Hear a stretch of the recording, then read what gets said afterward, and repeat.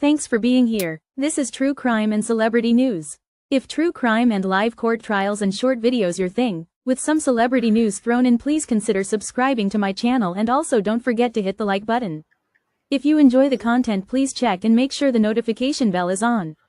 Have a wonderful day and see you in the next live. Good morning, true crime friends. How are we today? Hope everyone is having a wonderful morning. I am here today. I'm here. I'm not feeling the best, but I'm here. This is the Georgia versus Edrick Faust case. We're on day 4. Today is Thursday, February 5th. It's 10:38. Yes, I'm a little late. Sorry. We will get that taken care of soon. I didn't feel very good, so I slept. There was a rough day yesterday in the courtroom. I'm hoping that they got it taken care of. Seems like they did. I was watching a little of it this morning, and it seems like they were, from what I watched, they were getting along. I don't know. I guess I feel the same way as some people do, that the judge is kind of being a little unfair, in my opinion, to the defense team. And we know the state don't like the defense. Like that right there, we know that just by the way they're acting. But that's okay. They're not supposed to like each other. They're in a trial together. I looked for updates on Nancy, Savannah's mom, the host of the Today Show. Didn't see any real updates except for yesterday they put the caution tape back up around her house and did some more investigating. Never seen that in all my years of watching true crime. I've never seen them return a house, return property, and then go back and claim it again. Kind of weird. So don't know what's going on there. Savannah and her brother and sister put out a video yesterday. I guess in regards to the alleged ransom note. I guess they got till Monday to get it paid. So in Bitcoins. So I don't know. I will keep updating myself on it and letting everyone know. Also, go over to Facebook. There's a group called The Verdict Watch. It's a great group of people. We've got 5,000 members. Well, I don't. They do. I just help in the group, monitor the comments and stuff like that. The link is in the description. Also, please tell them Ronnie sent you so I can know who's being sent by who. I think that's about it for today. I guess we can get started. I will be cutting in every few minutes for fair use. And I'm slowly figuring out what's going on with why I didn't get monetized. So I'm slowly figuring that out, and hopefully I can get it together and reapply. But I want to make sure it's right this time, because they can ban the channel from ever being monetized if you do it again and get not accepted. So want to make sure. And I didn't know that when I pushed, when I got my AdSense numbers, I just put them in, then all of a sudden it just goes to be looked at to see if you can qualify. And I didn't realize that. So, but anyways, let's get it started. And while I listen, I'll be looking up updates, and I will be doing things on my phone. So if you see me looking down all the time, that's why. All right, here we go. Thank you for being here. And also, don't forget to hit the thumbs up. If you don't like the live, hit the thumbs down. It's not a big deal. At least it can get it out there in the algorithm. Don't forget to share.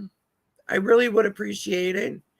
I don't get a lot of support. If one of my friends or someone I know was doing something like this, I would be there to support them 100% of the way. I do have a couple supporters. You know who you are. They asked me not to put their name out, and that's fine. I won't use their name. But yeah, and also comment. Let's talk about the case. All right, here we go.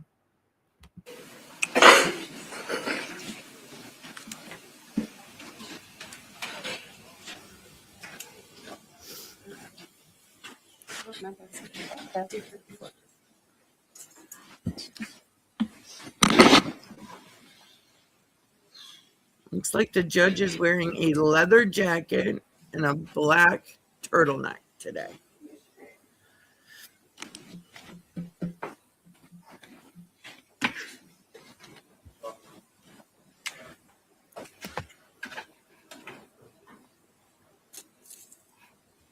All right, you may be seated. Thank you. Good morning, ladies and gentlemen. We're ready to resume the trial in the state of Georgia versus Edrick Faust, SU 24CR0547. Is the state ready to proceed? State's ready, Your Honor. Is the defense ready? Yes, ma'am. All right, thank you. State may call their witness, and we have a continuing witness, I believe, from yesterday. Is that correct? Ashley Hall. Thank you. If you could get Ashley Hall, please.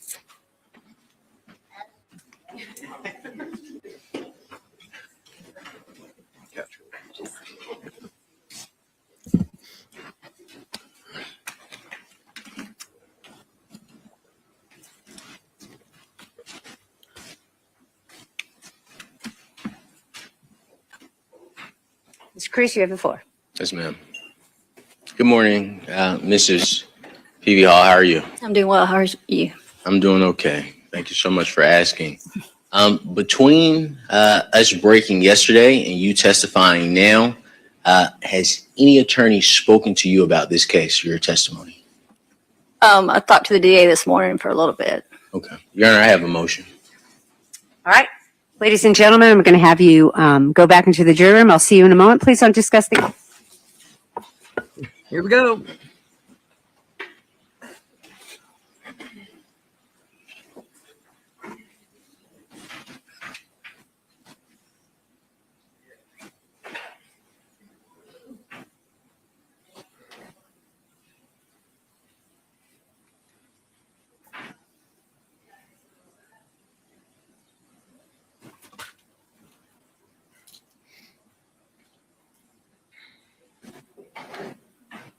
Y'all may be seated. Yes, sir. Sure. Before I get into the motion, may I ask Mrs. P.V. Hall some questions about the conversations that she had with these? Can you tell the Honorable Court about your discussions with the state? He was just reassuring me about coming in today and said I was okay from yesterday and just I keep telling the truth like I'm doing. Okay. Did he talk to you about your testimony in any way? He just said I did a good job. That's all. Okay. Did he say anything about how you should answer my questions? He did not. He just said just be truthful like I've been doing. Okay. Did he ask you to review anything? No. Okay. Excellent. And if I haven't asked you a specific question, just in general, well, specifically, who spoke to you? Let me ask that question. Chris did. Okay. And what did Mr. Bowden say exactly? Objection, asked and answered. Sustained. Sure. Based on what Mrs. P.V. Hall has stated, the only thing I would request at this time, Your Honor, is just to instruct the state that once a witness is under oath, neither party, myself or the state, is to speak with them in any manner until they finish their testimony or before the testimony starts. Thank you. Any response from the state? I'm not aware of any rule that prohibits that. So, I don't know what the basis is. Well, I agree with the state. There isn't any rule that prohibits what you have elicited from this witness. I think both parties realize they can't talk to a witness about their testimony in any specifics in that way. That has not been shown, so I'm not going to give that instruction. I think both parties are aware of the law. All right. Thank you. If you'll bring the jury back out, please. Thank you.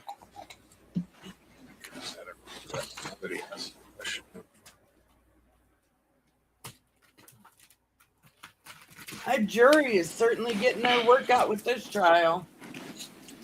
Going back and forth, back and forth. Why don't they just sit back there and just put a TV so they can hear, so they don't have to, and they can just shut the TV off?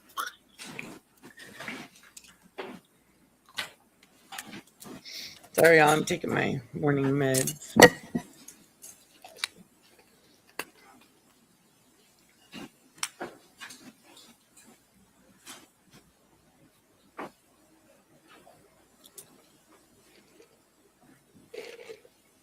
All right, you all may be seated. Thank you. Mr. Cruz, you have the floor. Yes, ma'am. Mrs. Peavy Hall, I believe we left off yesterday just discussing how Ms. Baker was with intimate details about her life. I believe we left off yesterday. I think the last question that I asked you is that when you're speaking to law enforcement, you say that there are certain things that Ms. Baker wouldn't share with anyone. Is that correct?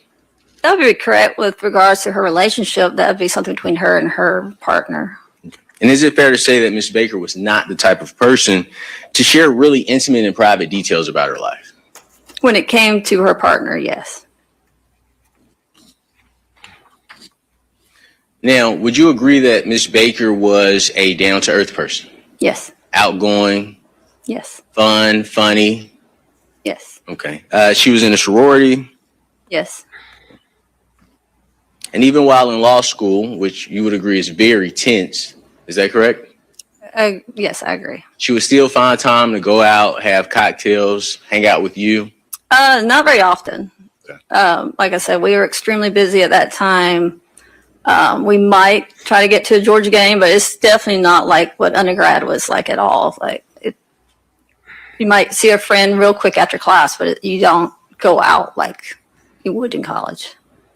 I believe your exact statement to law enforcement was you leave class, get a cocktail, then go home and study. Is that fair? Not every day, but sometimes. Ms. Baker also had a friend circle. Were you aware of her friend circle? Yes. Okay. And there were times when Ms. Baker would go out with a gentleman by the name of Steve, who was an attorney? Well, she would go out with the law office, and Steve was part of that. Okay. And Ms. Lauren Sherling as well? Yes. Compensation questions, press 1. For physical therapy billing, press 2. Had Ms. Baker spoken with you about Steve the lawyer? She did. Mr. Cruz, why is that relevant? Just discussing her friend group, Your Honor. All right, I'm going to overrule the motion and allow you to continue, Mr. Cruz. Yes, ma'am.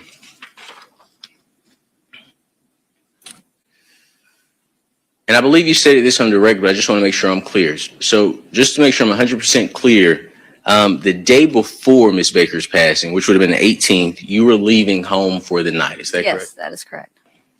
And you informed Ms. Baker that you would not be home that night. Is that right? I did.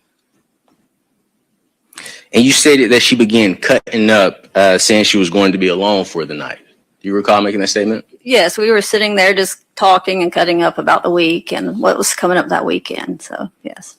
Is it fair to say that Ms. Baker being home alone that night was a big deal to her?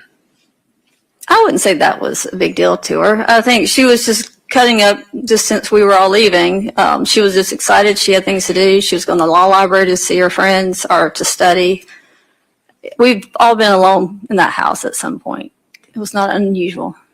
Is it true that you heard Ms. Baker ask Chris to come over that night after finding out that she was going to be home alone? She asked, but she knew with his job that it was probably not likely. And so she was not surprised when he could not do it. Okay. Thank you. After Ms. Baker's passing, you returned to the Deer Park home to gather your belongings. I did. And when you returned home, none of your jewelry was missing. Nothing was missing in mine. No. Your drawers had not been rummaged through? Nothing. Only the stuff you can tell from the firefighters. Yes, ma'am. And is it fair to say that you had numerous items of value in your bedroom? Yes. Ms. Peavy, do you remember the layout of your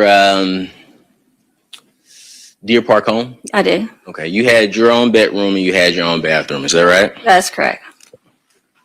And you and Tara, it's probably clear, so forgive me, I just want to make it clear for the record, but you and Tara did not share the same bathroom. We did not share the same bathroom. You had your own toilet, shower, and bathtub. Correct. But her bathroom did have the door open to the main room. Say that again? Her bathroom had the door open to the main room. So she could actually go walk through. through her room and then go in her bathroom. Yes. On January 25th, 2001, Mr. Melton came to your home. Do you remember that? Again, this was 25 years ago. If I'm sure it happened. And would you agree Ms. Baker was killed on January 19th, 2001? I would agree to that, yes. So you would not disagree that Mr. Melton was at your home within a week of Ms. Baker? No, I would not disagree to that, no.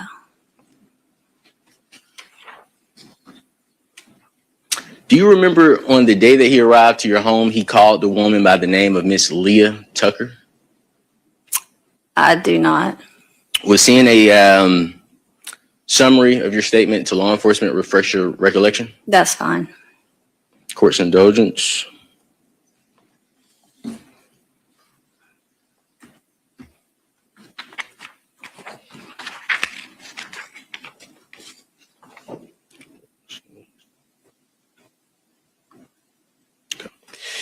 So I'm showing you what is going to be marked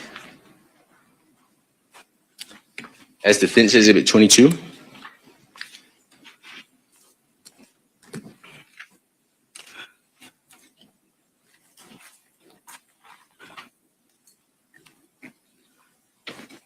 I'm showing you this for the purposes of refreshing your recollection. If you would, please look at page 2, paragraph 2, sentence 2 and 3. Okay. Your Honor, I just would ask Mr. Cruz to show me the exhibit before he shows it to the witness. All right, that's appropriate.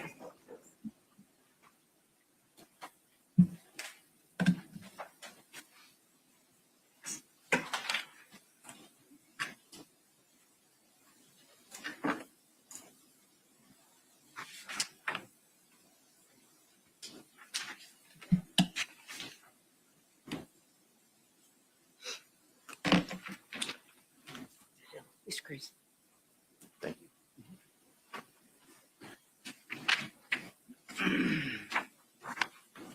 And again, Mrs. P.V. Hall, page 2, paragraph 2, sentence 2 through 3. You can just read it silently, okay? Okay. Sorry, I had a phone call.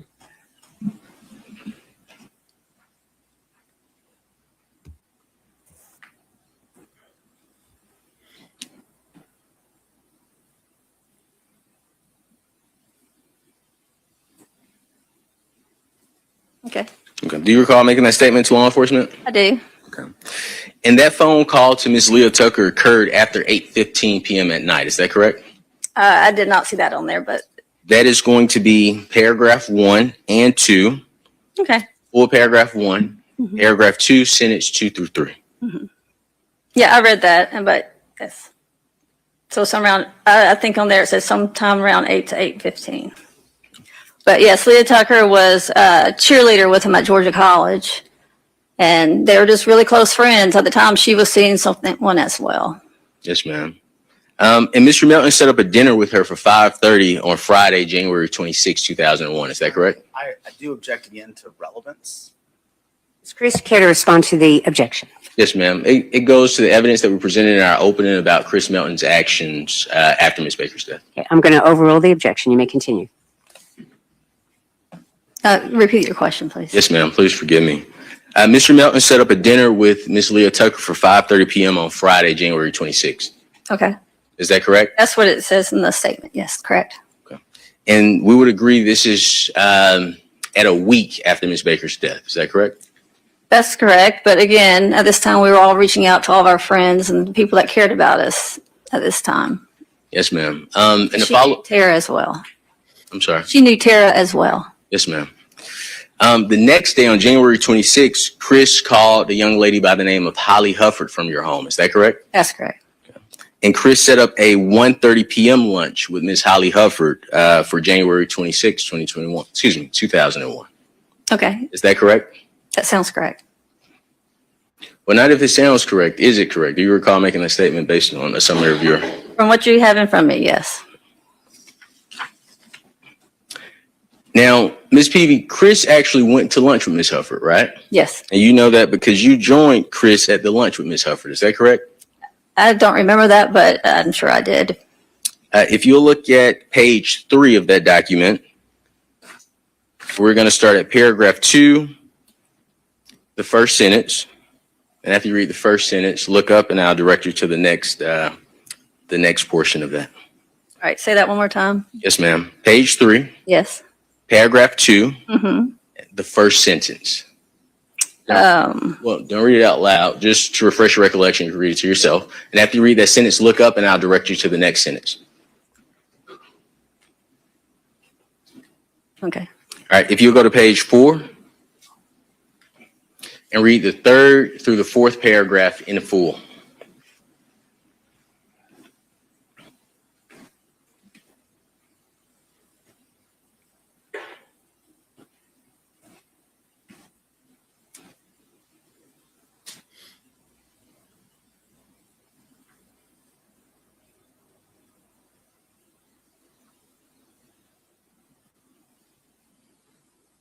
Okay. All right, is it correct that you joined Chris at lunch with Ms. Hufford? Yes, it says that my husband, Chris Hall, and I joined him. Yes, ma'am. And during the lunch, you told law enforcement that Chris was flirting with Ms. Hufford. Is that correct? Chris was very flirty to anyone he spoke to. That was just his personality type. So is that a yes or a no? I guess that was a yes, but he didn't mean it in any way that you would call being flirty. That was his personality. Well, not what I mean. Were your words that? Yes, those were my words. And during lunch, Chris was also gently rubbing Hufford's lower back. He might have been. Again, this is 25 years ago. Sure. Would reading the summary of your statement refresh your recollection? Probably would. If you'll go to page 5 and starting at the last paragraph to the top of page 6. So start at page 5. Last paragraph, read that paragraph to the top of page 6.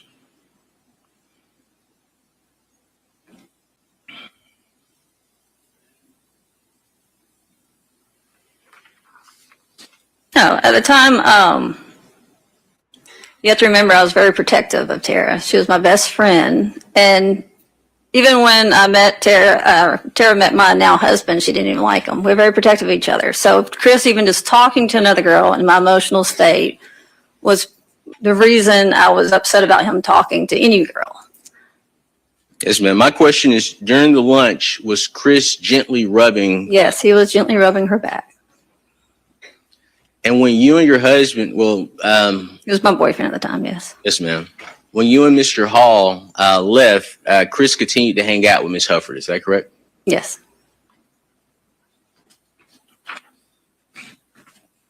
May I approach you to retrieve that exhibit? Yes. Is that okay? And I still have free reign, Your Honor? Yeah. Thank you.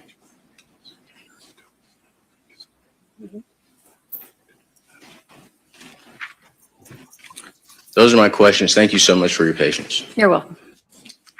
Any redirect, Mr. Bolden? Very, very briefly. Go ahead. Ms. Hall, there are a couple things I neglected to ask you yesterday. Okay. Are you aware generally with how the fire started at 160 Fawn Drive? Yes, I am. They actually had me walk the scene that next day or the day. And with walking, I noticed by the oven there were some fibers. It looked to be from, we realized it was from, I had a cream chenille blanket that was on the back of the chair that was next to Tara's door. And they had used that to start the fire on the oven. And we still saw. I also neglected yesterday afternoon to ask you about the clock in Tara's room. Were you familiar with that clock? Yes, it's a new clock, but it looked like an antique. It was a little, I guess, like a wooden stand clock with just a little clock face. And to the best of your knowledge or recollection, was that clock functional? Yes, it was brand new. Even she likes things that looked old, but this was a brand new object. Then my last question, Ms. Hall, is do you remember in the days following the fire and Tara's death, providing samples of your hair to law enforcement? Yes, I mean, we would do anything they asked us just to make sure they could proceed and find out who did this to our friend. Thank you, ma'am. That's all I have. Any recross, Mr. Cruz? No, ma'am. May this witness be excused. I'd ask that she be excused. All right. And is she under subpoena from you, Mr. Cruz? I believe so. So I would ask that she remains on call. All right. But you're okay with her leaving today? No objection to that. Correct. Once we have 24-hour notice. All right. Thank you. You are free to go. If you are under subpoena with the defense, then you are still under subpoena. But you may leave now. Thank you. You may call your next witness.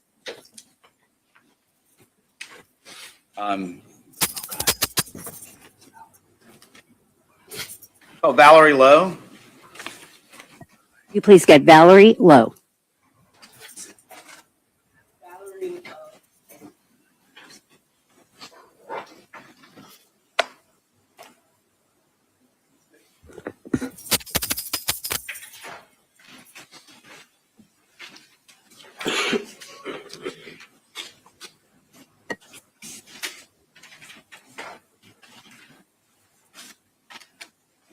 Good morning, ma'am. Good morning. Can I have you raise your right hand, please? Do you swear or affirm that your testimony in the matter pending before the court shall be the truth, the whole truth, and nothing but the truth, so help you God? Yes. And if you could just be sure to speak into that microphone so that we can hear you. If I can't hear you, I'm afraid the jurors might not be able to. Okay. Ma'am, if you could start out by stating and spelling your name for the record. Valerie Lang Lowe, VALERY LANGLOWE. And ma'am, what do you do for a living? I'm a district administrator in a school district. I want to take you back to August of 2000. What were you doing at that time? I was student teaching at Oconee County High School. Were you in college? I was. Where were you in college? University of Georgia. Beginning that August of 2000, did you move into a new residence? We did, yes. And what was that residence? We lived in Deer Park on Fulham Drive. Who were your roommates there? Tara Baker and Ashley Peavy. How did you come to know Tara? I had met Tara probably sometime the year before. Ashley and I lived together the year before, and so I met Tara through Ashley. And can you describe, I guess, what it was like to get to know Tara as a roommate, as opposed to a friend or an acquaintance? We all got along very well, and I mean, we were all very busy, either in grad school or finishing up college at the time, and we were just all busy. So we all got along fine, and everybody kind of did their own schedules. Okay. And if I didn't clarify this earlier, in that fall semester 2000, did you graduate that December? I did graduate in December. And then did you start a graduate program in January? I did. I had started my master's degree. If you could please, ma'am, describe what you observed about Tara as it relates to the fall semester. My schedule was different in the fall because I got up early to go for student teaching. So I was gone a lot. I know she had started law school, and so her schedule, she was busy. So we really, we were home in the evenings together, but we again, everybody had their schedule, and we were extremely busy, all of us, that particular semester especially. During the fall, would Tara occasionally spend the night at her boyfriend's house? Yes. And by boyfriend, do you mean Chris Melton? Yes. Would there be times when Chris would spend the night over at Fawn Drive? I don't recall.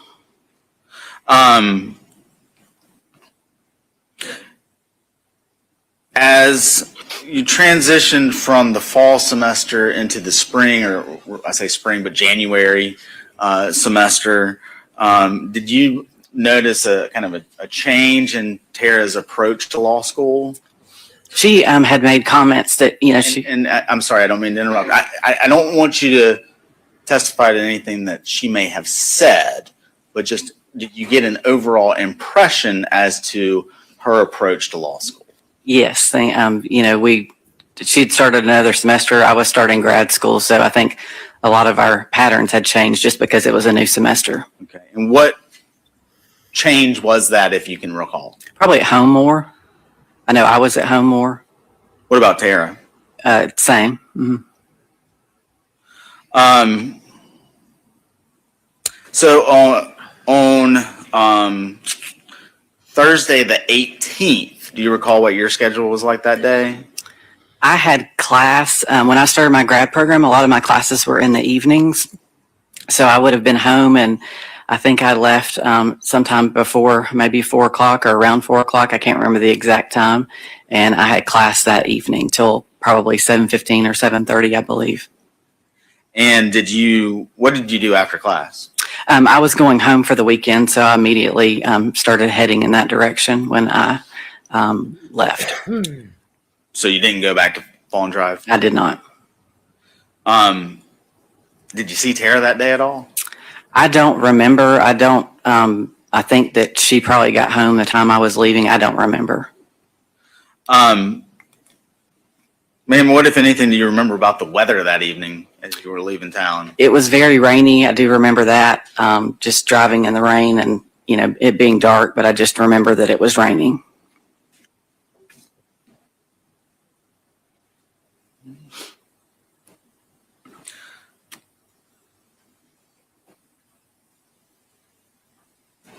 I want to talk about kind of the relationship between the three of you in that house.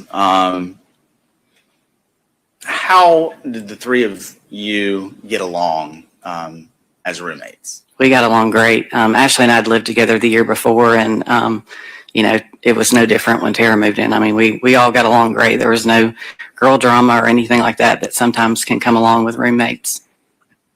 Were you careful to look out for one another? Yeah, we were all safety conscious about, things being, locked and, that kind of thing. I've always been that way. Did all of you have boyfriends at the time? Yes. Did anybody give an apartment key or a house key to their boyfriend? I have no knowledge of that. Why would that have been? I don't think that they would have ever been at the house. There would be a time. Any response to the objection? I'll rephrase the question. All right, I'll sustain it. Let you rephrase if you choose to. Based on the relationship that the three of you had, you, Ashley, and Tara, would you have given a key to your boyfriend at the time? No. Why not? There would have been no reason for him to have been at the house if I would not have been there. Based on your impression of the relationship, again, that you shared with Ashley and Tara, was that consistent throughout the house? I would assume yes.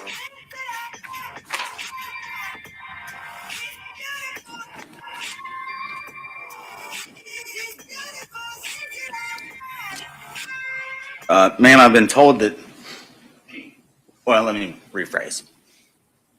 Were you the one that would keep the house clean? Yes. Can you describe that a little bit?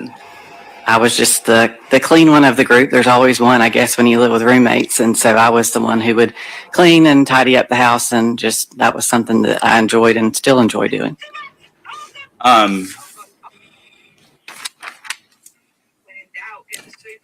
Do you remember, or if you recall, in the days after Tara's death, do you recall hearing about certain parts of the house being wiped down or anything like that?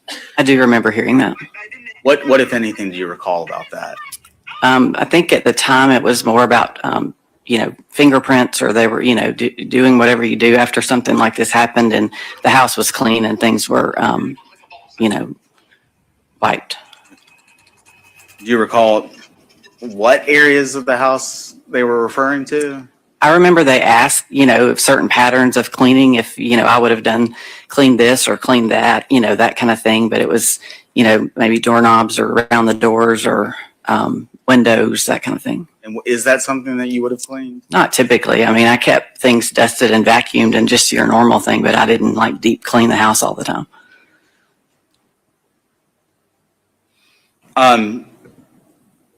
Dr. Lowe, we'll talk a little bit about your observations of Tara's relationship with Mr. Melton. Is that something that she would have confided to you about? No, we didn't have that kind of relationship. I was private, and I would have never. I mean, we didn't talk about that kind of thing. Did you ever personally observe any arguments between Tara and Chris? I did not. Did you ever hear Tara arguing on the phone with him? I did not.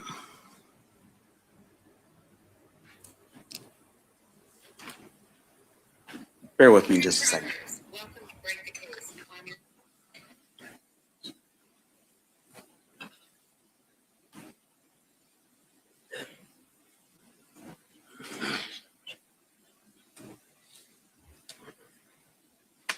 Dr. Lowe, those are all the questions I have. Mr. Cruz may have some questions for you. Thank you, ma'am. Thank you. Cross-examination.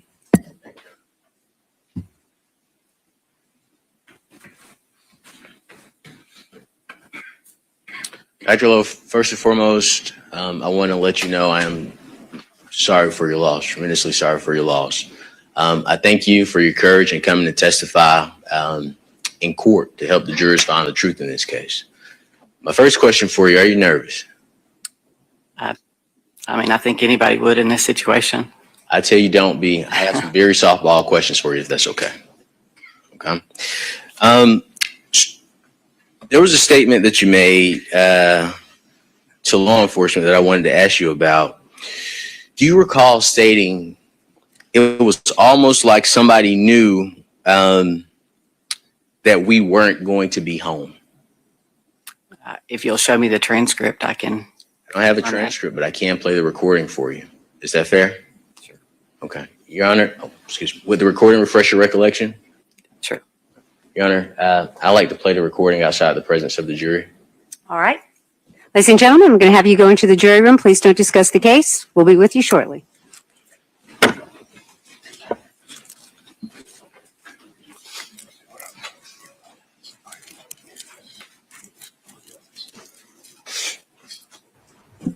Oh boy, here we go. Twice they've been called back to the jury room.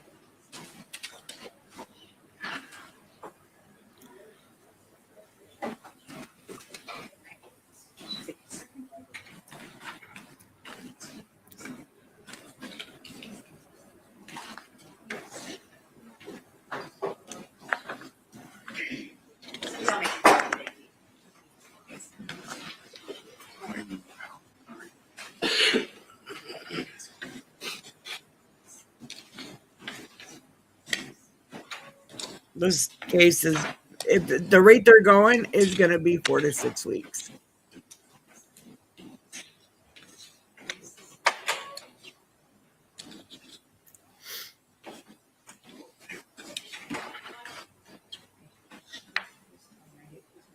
All right, counsel, we're going to take just a brief recess. We're having a computer issue with Ms. Satterfield's equipment. Yes, So if you just hang tight for a moment. Yes, ma'am. And actually,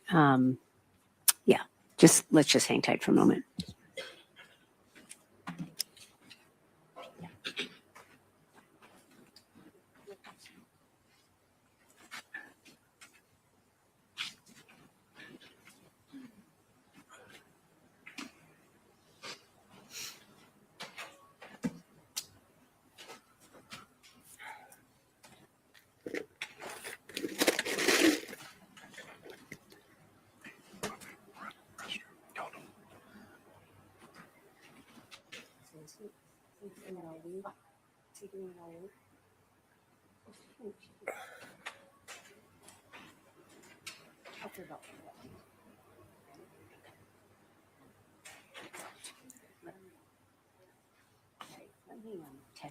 This is wild.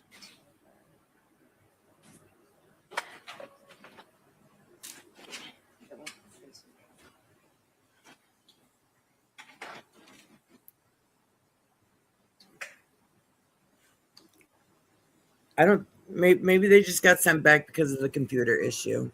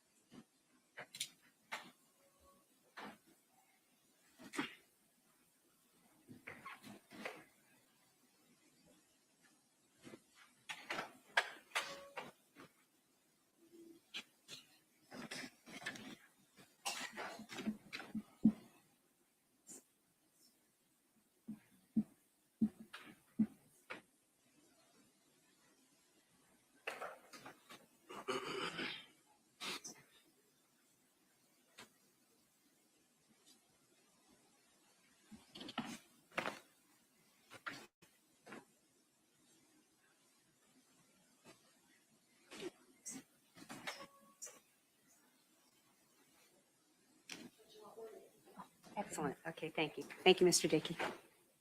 Appreciate it. All right, back on the record. Mr. Cruz, go ahead. Yes, ma'am. And if I may, Your Honor, a lot of my questions come from this recording, so I'd just like to play that pertinent part so we won't have to send the jury in and out.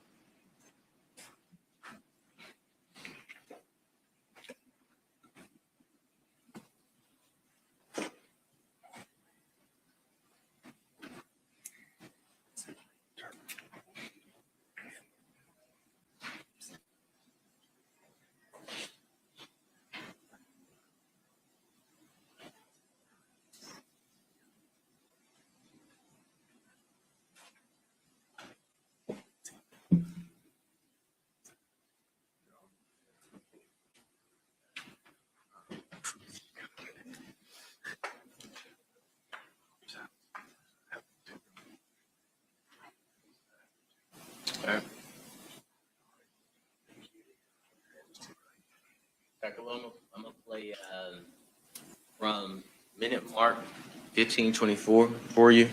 And just to save the jury time and respect honorable court's time until minute mark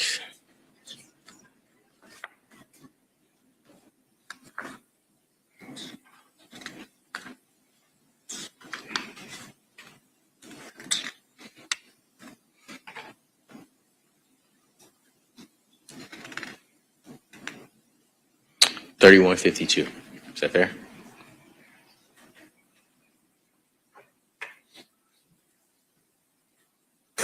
No, the only thing that and this is probably in some of the notes from way back when, I think like New Year's, like I always came home for breaks and stuff, like I'm a little homebody, but we went to,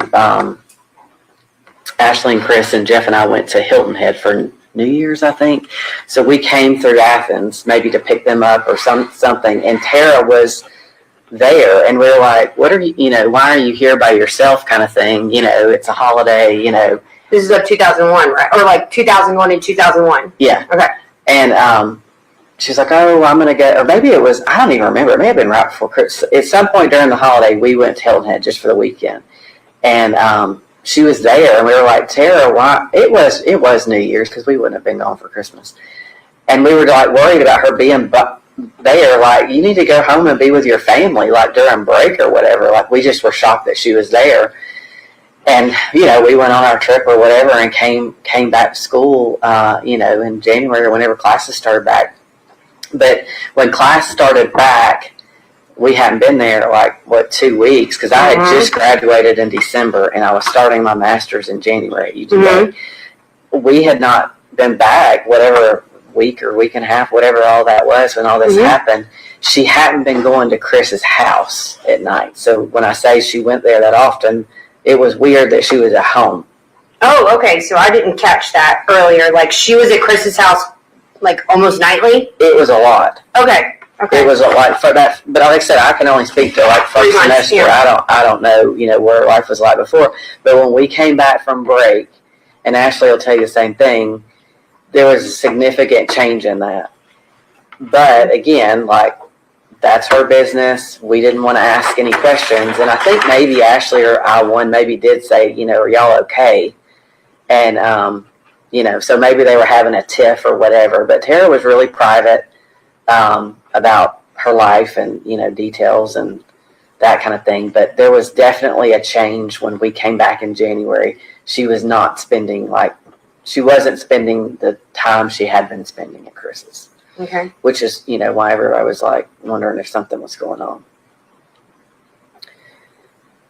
But we, like I said, we didn't pry, we didn't ask, that was her business. We just said her, basically just checking on her. And Ashley, she may have exposed Ashley we had a tiff or a fight or whatever. Yeah. But it was like a noticeable shift. Definitely. Is that fair to say? I don't want to put words in your mouth. No, it was definitely a shift. And like I said, you can go back to the notes of when all that, and I'm sure that I'll have to go. we said the same thing because it was just, like I said, I can't remember a lot of things, but I remember the details of a lot of this that were just very vivid to me that something wasn't right. And she was a very private person. Yeah, she was, she wasn't one to overshare what's happening in life. And maybe to Ashley, maybe she confided in her more because, they were friends for a long time. Mm-hmm. Okay. Were you aware of any of her sexual life with? I'm going to fast forward it, please, to get to the next portion that I'm going to ask you questions about, okay?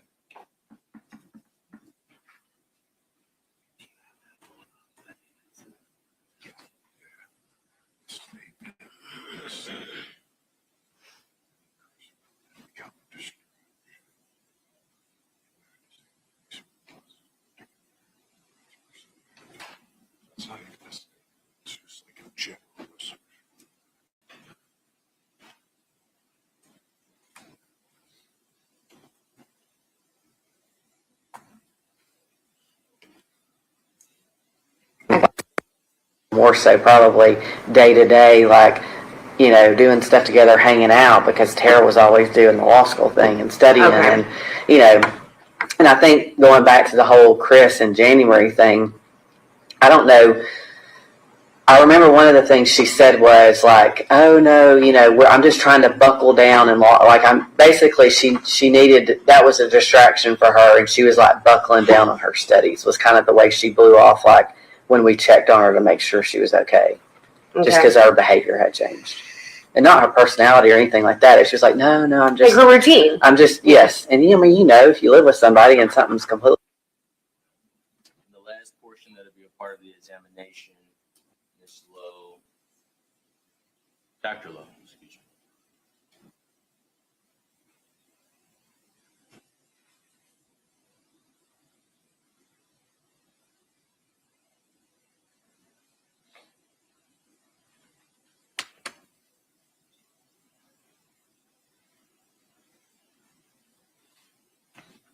Thing, and she was I don't see anything that's missing from your stuff. Everything looks just like you left it. It was in perfect shape, nothing's gone. I even had there's big jars you throw in money and change, and I even had that in my if somebody if they were coming there to rob us, they would have. I had expensive jewelry, I had purses, I had they could have taken a ton of stuff, but nothing. Do you recognize your voice? Yes. Is there a election? Yes, those are my statements. Thank you. Thank you, Your Honor. Your Honor, Yes. Trying to make good use of everybody's time. Yes. I think this is probably a good time to address Mr. Cruz's residual hearsay motion. All right. I would say that the state does not oppose him asking what I do. All right, let me get the residual hearsay motion, though, that you're talking about, because there were 3 that were filed. So.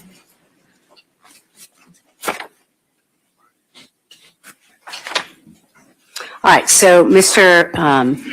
Bolden, you're talking about the pending motion that the defense filed on January 20th with regard to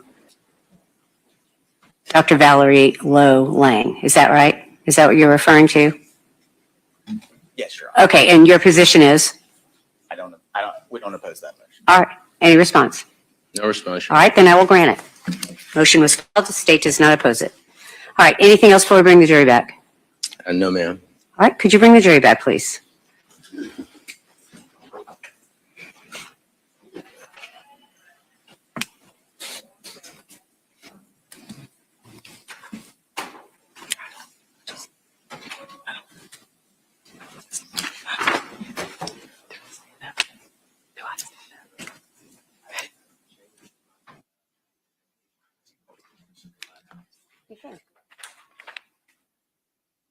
He just wants to see the motion. I have written at the top of it my order, but you can show that to the state. Mr. Allen, Michelle, you can take a look at it if you want. We'll make a copy if either one of you want it. All right, thank you. Oh, that's fine. Just gonna get in there and start talking to them, ask them if this side's approach. Will you at least let us know what you're gonna be talking about? Okay, thanks.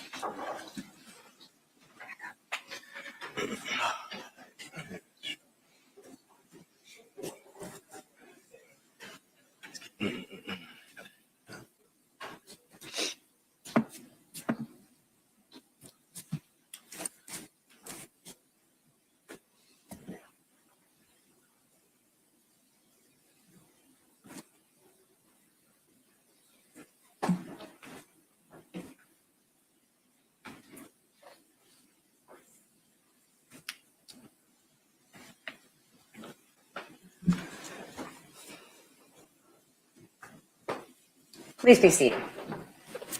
Mr. Cruz. Yes, ma'am. Dr. Lowe, you would agree with the statement that the day that Ms. Baker was killed, it was almost like someone knew that you and Ashley weren't going to be home. Is that correct? Those are my statements. I can't hear you. Those are my statements, yes. Yes, ma'am. Can you pull the mic up? Thank you. And the reason you said that is because it was rare for both you and Ashley not to be home. Is that correct? That's correct.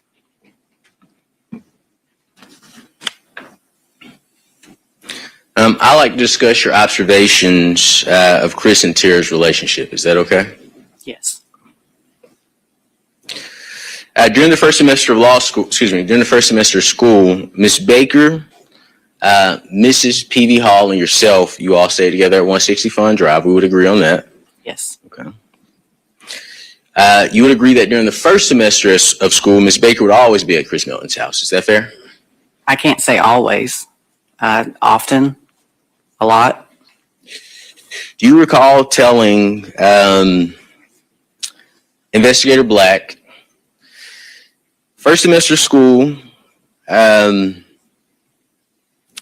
she would always be at Chris Melton's house all the time, like every night. It seemed like she was never at home. And then when we got back for second semester, Tara wasn't doing that anymore. That's concurrent with what we just heard, yes. Well, no, that wasn't on what we just heard. Right, That's a separate. Okay. Yes. But you agree with that statement? Yes. And you would have no reason to disagree that the first semester of school entailed August of 2000 and December of 2000. Correct. All right. Let's talk about second semester. Okay, second semester for the purposes of our conversation, would have been January 2001 until May 2001. Was that fair to say? Yes. Now, on New Year's Day of 2001, do you recall stopping back by your house at 160 Fun Drive? I don't remember exactly. This has been 25 years ago which day we stopped by, but we did stop through Athens. Based on the recording that you heard, do you recall stating on New Year's Day 2001, you were on the way to Hilton Head Beach? It was you, Mrs. Ashley P.V. Hall, Chris Hall, and your significant other. Do you recall making that statement? Yes.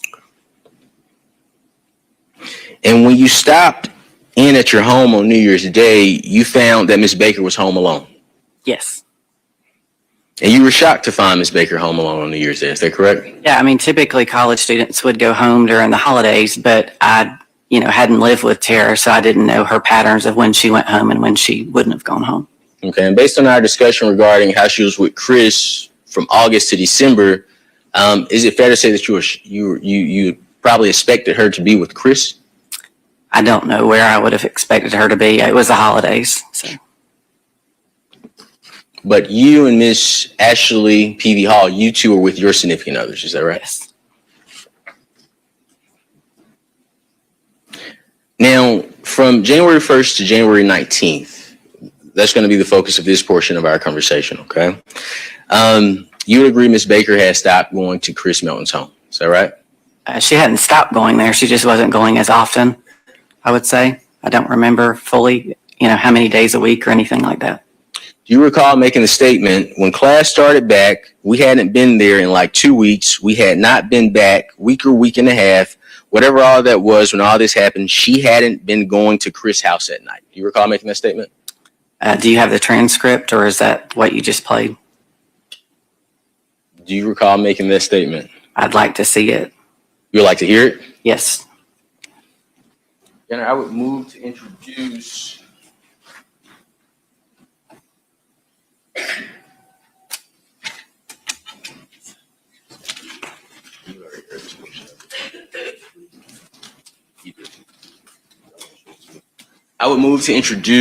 minute mark 1632 through 1651 of Defense Exhibit 22, which is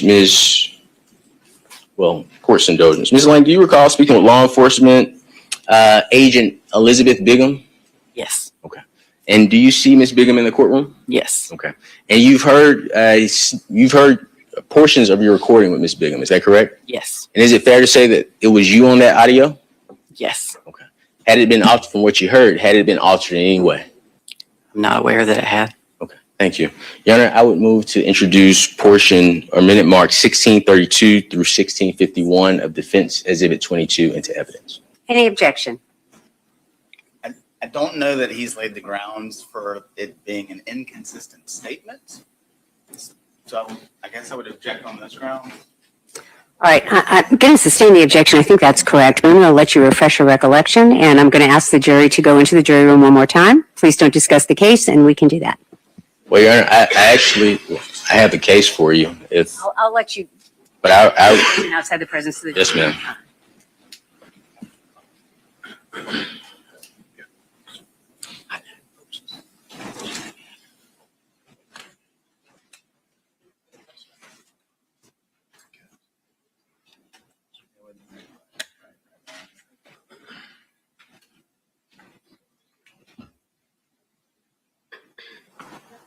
Y'all may be seated. So, Mr. Cruz, you can tell me whatever you want to, and that's fine. But it sounded like she was offering to have her memory refreshed, which you had already done, and you can do that again if you choose to. But if you want to make a different argument, go ahead. I'll follow the Honorable Court's order. I'll just put the case law on the record if the Honorable Court will allow me.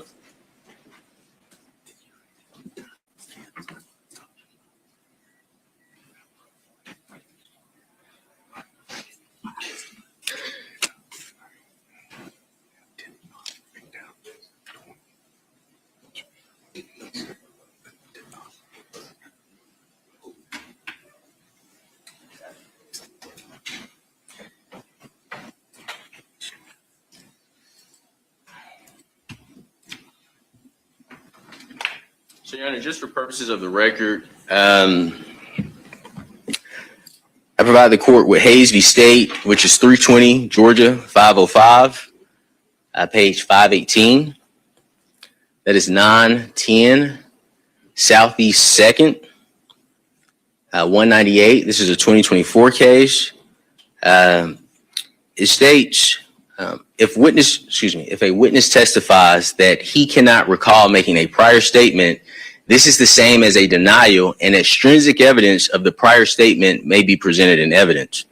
In support of that proposition, I also cite Scuniers, which is S as in smile, C as in car, O as in orange, N as in nice, Y as in yellow, E as in eggnog, I as in rhinoceros, and S as in sailor. v. State, 318, Georgia, 855, 901 Southeast 2nd, 170. That's a 2024 case. Also, Murdoch v. State, which is 299, Georgia, 177.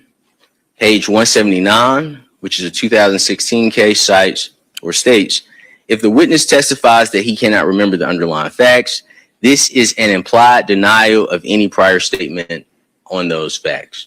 So I just wanted to put that on the record, Your Honor. All right, thank you. I think at this point, Mr. Cruz, I'll let you refresh your recollection. The understanding of the court from this witness is not necessarily that there's no memory of any statement being made, but the specific question that you asked. You can go ahead and refresh your recollection. If that doesn't satisfy you in your questioning, we'll go ahead and talk about sort of the next steps, and you can renew your motion. Yes, ma'am. All right, go ahead. Thank you, Your Honor.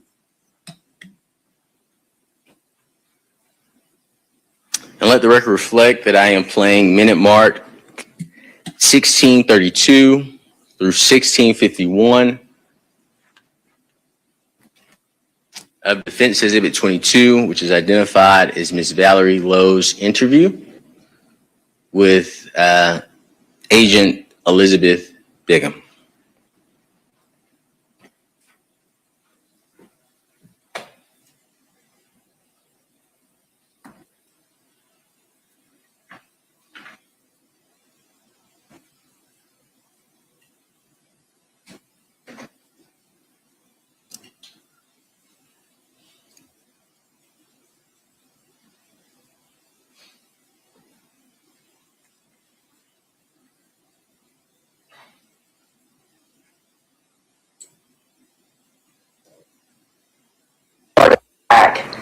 We hadn't been there like, 2 weeks, because I had just graduated in December and I was starting my master's in January.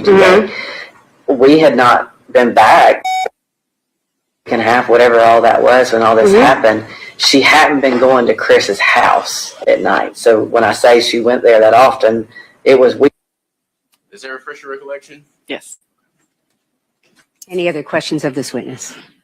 I know, ma'am. All right, any other motions we need to take up before the jury comes back in?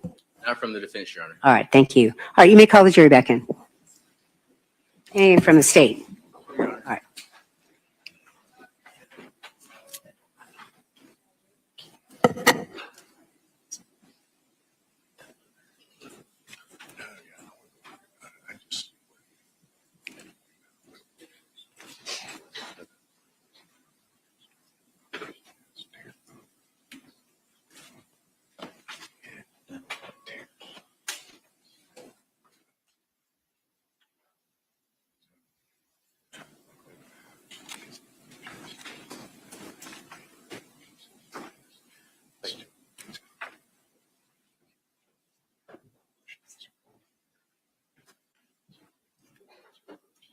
Y'all may be seated. Mr. Cruz, you have the floor. Thank you, Your Honor. Now, during the month of January 2001, Ms. Baker had stopped going to Chris' home. Is that correct? Yes, I don't know how many days a week or anything like that, but she was not going as often. My question specifically is, during the month of 2001, Ms. Baker had stopped going to Chris' home. Is that a yes or a no? Yes.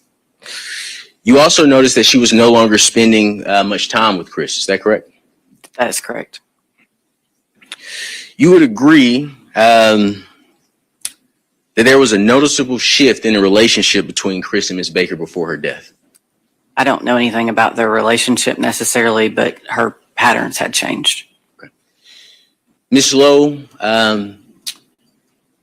you recall speaking with Agent Bigham in regards to the shift in Ms. Baker's relationship? Do you remember that conversation? I do. Okay, so this isn't the first time you've been asked that question about the shift in Ms. Baker's and Chris Melton's relationship. Is that correct? That is correct. In your statement to Elizabeth Bigham, when she asked you, but it was like a noticeable shift, you said it was definitely a shift. Is that correct? That's correct. Okay. Let me ask you this.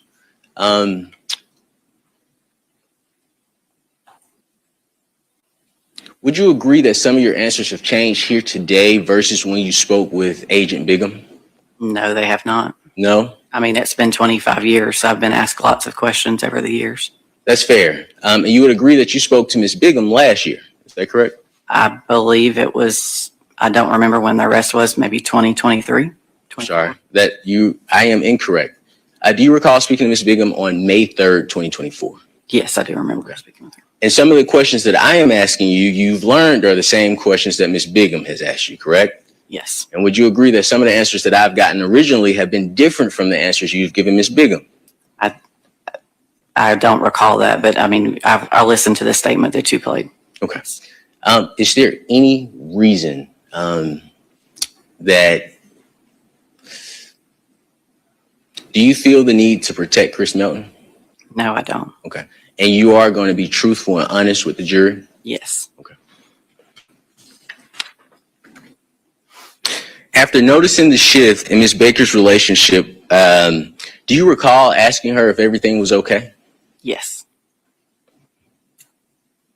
And based on Ms. Baker's response, it is fair to say that your takeaway was that Chris was no longer a focus for Ms. Baker. Her focus was on school. Is it fair to say that her relationship with Chris was a distraction for her? Yes. Her focus was on school. Now, we've agreed that on January 1st or New Year's Day, Ms. Baker was home alone. Is that correct? Yes. Okay. And January 19, 2001, she was killed. Is that correct? Yes. And I like to put this in context for the jury, okay? We agree that 3 people stayed at 160 Fun Drive. We've already discussed that. We agree on that, correct? Yes. Okay. And although Ms. Single may or may not have been single, I want us to assume that she's with Chris Melton, okay? Can you repeat that? Sure. We're going to assume for this conversation that Ms. Baker is still with Chris Melton on January 19th, okay? Yes. You were dating Jeffrey Hall. Yes. Okay, so we have 3 roommates. We have Jeffrey Hall. Ashley Peavy was dating Chris Hall. Mm-hmm. Okay, so we have Chris Hall. So we have Miss Baker. We have you. We have Mrs. Peavy Hall. I want to make sure I get her name right. We have Chris Hall. We have Jeffrey Hall, and we have Chris Melton. So at any given time, there could be 6 people in that house. Is that right? Correct. Okay. And even with the single car in the driveway, there could still be at least 2 people in the house. Is that right? Correct. If someone had somebody there. Okay. Well, boyfriend, girlfriend, couple. Is that fair? Mm-hmm. Okay. Based on the number of people that could be in the house at any given time, is it fair to say that it seems as if the person that killed Miss Baker was certain that she would be home alone? Sustained. Your statement to law enforcement was that it was like someone knew that she was going to be home alone. Is that I'm going to overrule that objection. Can you repeat that? Absolutely. Your statement to law enforcement was that it was like someone knew she would be home alone. Is that correct? I did make that statement, yes. Now let's talk about the items that you had in your room, okay? You had a jar full of change and money in your room. Is that right? Correct. That was not taken? No, sir. Okay. You had a lot of purses in your room, correct? Correct. Those were not taken. Is No, that sir. right? And you also had expensive jewelry in your room. Is that correct? That's correct. And that also was not taken. No, sir. Right? No, sir. Now, I'm sorry, I didn't mean to cut you off. Go ahead. No. I think you were answering. I spoke. I said while you were no, sir. speaking. I'm sorry. I said no, sir. And all of this was in the open in your room, correct? Yes, sir. But none of your property was missing from the home and everything looked exactly how you left it. I did not go to the house, but yes, everything was still there. Yes, ma'am.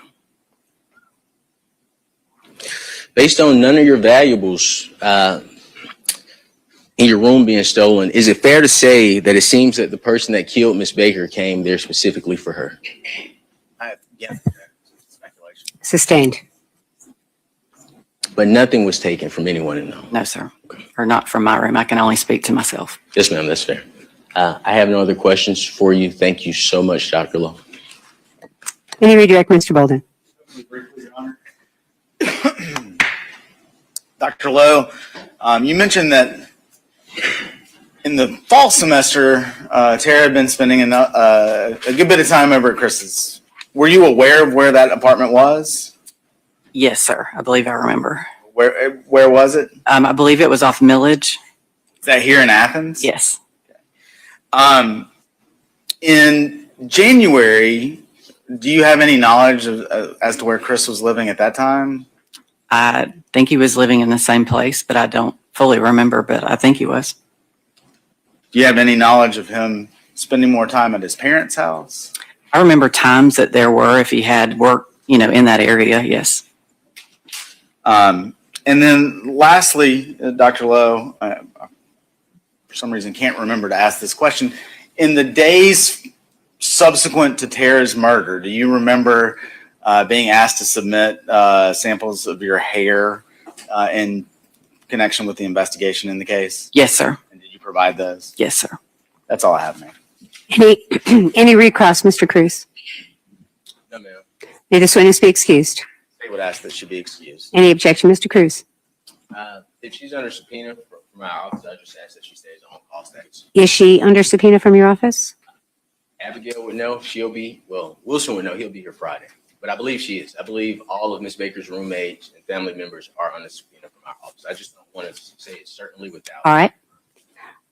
You are free to go for today if you are under subpoena. It's unclear to the court whether you are. You are? Okay, thank you. You are still under that subpoena, but you are free to go. Thank you. Thank you. You may call your next witness. Do we ask the witness if she has been? I mean, she would. She just stated she was. Okay, I didn't hear She that. did just, Your Honor. I'm sorry. sorry. She did. You are free to go, ma'am. You may call your next witness. Reynolds McLean? Could you get Reynolds McLean?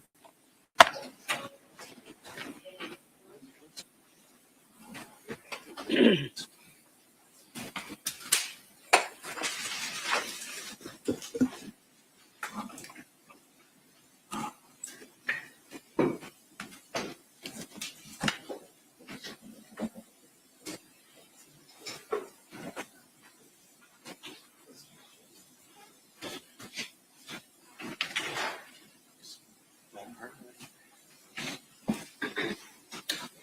Honor, I am going to use the Elmo with All right.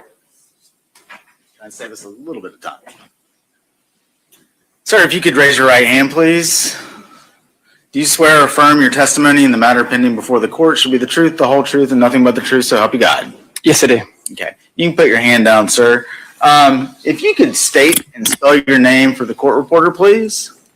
Reynolds McLean, REYNLDS MCLEAN. And Mr. McLean, I want to take you back to January of 2001. What were you doing at that time, sir? I was here in college, University of Georgia. Okay. And where were you living that year, that school year, August 2000 through 2001?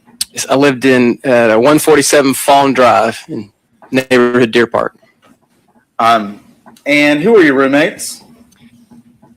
Jay Anderson, Matt Owens, John Roberts, and Richard Kevin Ford. Kind of a full house, I guess. Okay. So I'm going to show you, and hopefully you can see this on the screen down to your right, sir. This has been previously admitted as State's Exhibit 37. Do you recognize that to be kind of an aerial shot of Deer Park as it existed in 2001? Yes, I do. And so the screen, you can actually touch it and circle the residence where you were living at the time, if you recognize it.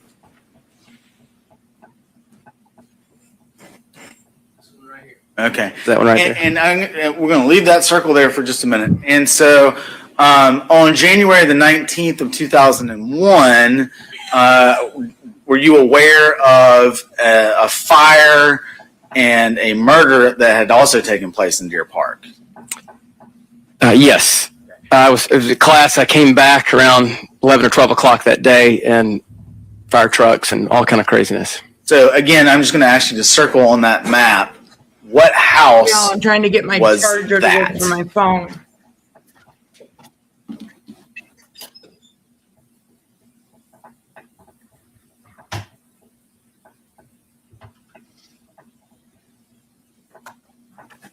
Okay, it's working. Gotcha. So was that basically directly across the street? Yes, sir. Do you recall anything out of the ordinary occurring in the early morning hours of January 19th, 2001? Yes. That morning, I remember waking up. It was oddly hot in my room that morning in the house. I lived on the second story. Went over to the window to get some fresh air, and I saw someone walking down the road. I'm going to stop you right there. Do you remember about what time this was? Around 8 o'clock in the morning. So 8 o'clock in the morning, you look out the window, you see somebody. Describe exactly what you saw. I remember seeing somebody walking. If you're looking out my window down at the house across the street, they were walking left or right to left, so sort of east. And let's just clarify. So would that have been, again, you can kind of use your finger to draw a line in the direction that you saw the person walking. So would that have been away from Cooper Road towards the back of the neighborhood? That's correct. All right, I'm gonna stop. Let you pick back up on this individual that you saw. So yeah, they were just walking down the road. They were on the closer side of the road, the opposite side of the road, closer to the house across the street side of the road. I remember them walking at a normal pace. The person had on an orange shirt of some sort. It's the memory that stands out. Male, female? Yeah, male, young male. White, African American? African American. You remember anything else about that person's description? No, I think they had on some sort of brownish khaki colored type of pants. They looked to the left and the right. They were walking, and that was it. I'm going to try and, Your Honor, if you could maybe clear the screen. I'm going to zoom in, Mr. McLean, just because I think this is important. Maybe a little too much. So I think we've already established that the house with the tarp on it is 160 Fawn Drive. I think that. So again, maybe just with a little dot or something, where was this individual when you first saw them? Right about here. Okay. I'm sorry. Am I seeing? Okay. I see it now. And after you first saw that individual, what did you do next? I saw them walking for a second. It stood out because it was just early in the morning. They clearly weren't trying to exercise or anything like that. They weren't wearing exercise clothes. It just stood out to me. So then I went in my bedroom 2-3 steps away. I had, it was in college, so I had milk cartons as I was using to hold my clothes, and I grabbed some boxers and a t-shirt, took 2 steps back, looked back out the window to sort of see what was going on, and then the individual's gone. And so I looked down. I was on the. If you're facing the house that I lived in, sort of the opposite direction, I was on the right side of the house, and so I looked out my window and looked down to the left as far as I could, down to the right as far as I could. Just looked down the road, couldn't see anybody. And so then they were gone. When you say you look to the left and the right, you mean up and down Fawn Drive? Yes. Okay. And to be clear, you didn't see that individual the second time? No, they were gone. Based on your observations, what, if any, explanation did you have as to where that person may have gone? I think the only explanation is, if they were walking, it had to have gone between the houses. Take a left or a right off of Fawn Drive, going between the houses.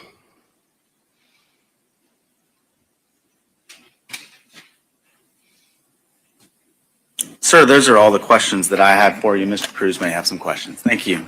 Cross-examination. Good morning, Mr. McClain. Good morning. My name is Amai Cruz. I have the privilege and honor of representing Mr. Faust. I just have a couple of questions for you. Is it okay if I ask them? Yeah, absolutely. All right, thank you. I believe we established that you lived across the street from Miss Baker at the time of the fire at her home. Is that correct? Yes, sir. Okay. And you also spoke with law enforcement on January 19, 2001 as well, correct? Yes, sir. Okay. So this is the same date that you saw the individual walking? Yes, So that would have been fresh in your memory at the time that you spoke to law enforcement? I believe so. And I believe I heard you correctly. You stated it was around 8 a.m. when you saw this individual? I believe so, yes. And he was walking east on Fawn Drive? That's correct. And I think you're saying he was going down this way? Or going towards the back of the neighborhood? Yes, that's a good description. If east is the back of the neighborhood, that's the direction he was going. Yes, sir. And you described the black male as wearing a bright orange short sleeve t-shirt, khaki tight pants, maybe dark brown, unknown shoes, and no hat. Is that accurate? I mean, that's it. That's what I remember, yes. You stated that this individual appeared to be between the ages of 17 through 23, correct? Correct. This individual had short hair. Is that correct? If that's what I said at the time, but yes, that would be correct. I ask you this. Do you remember what you said at the time? You don't have to take my word for it. Do you remember? I don't remember hair. But there are other things that I remember, but if at the time I said that was the type of hair they had, then I was truthful with that statement. Sure. Court's indulgence, Your Honor.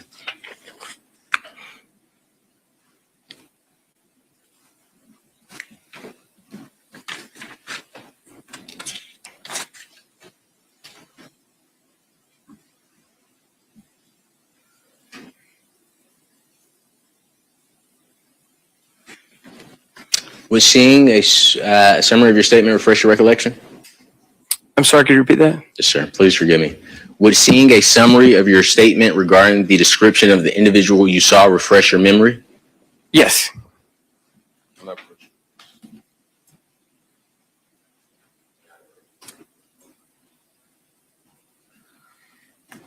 If you look at page 4 of 7, paragraph 2, sentence number 4. Okay. I haven't seen what Mr. Cruz just handed the witness. No,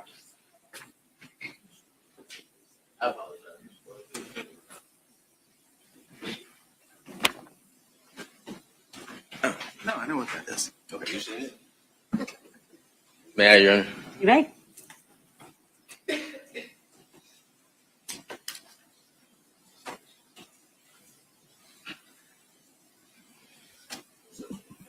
Okay.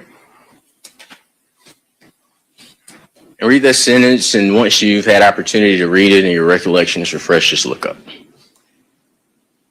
McLean described the black male wearing a bright. You don't have to read it aloud. Oh, okay. I'm sorry. I'll ask you some questions on that. Okay. Yeah. Yes. Yeah, sir.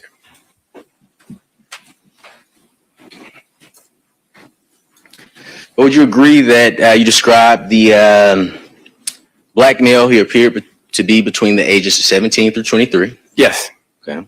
Short hair. Yes. Okay. And a medium dark complexion. Yes.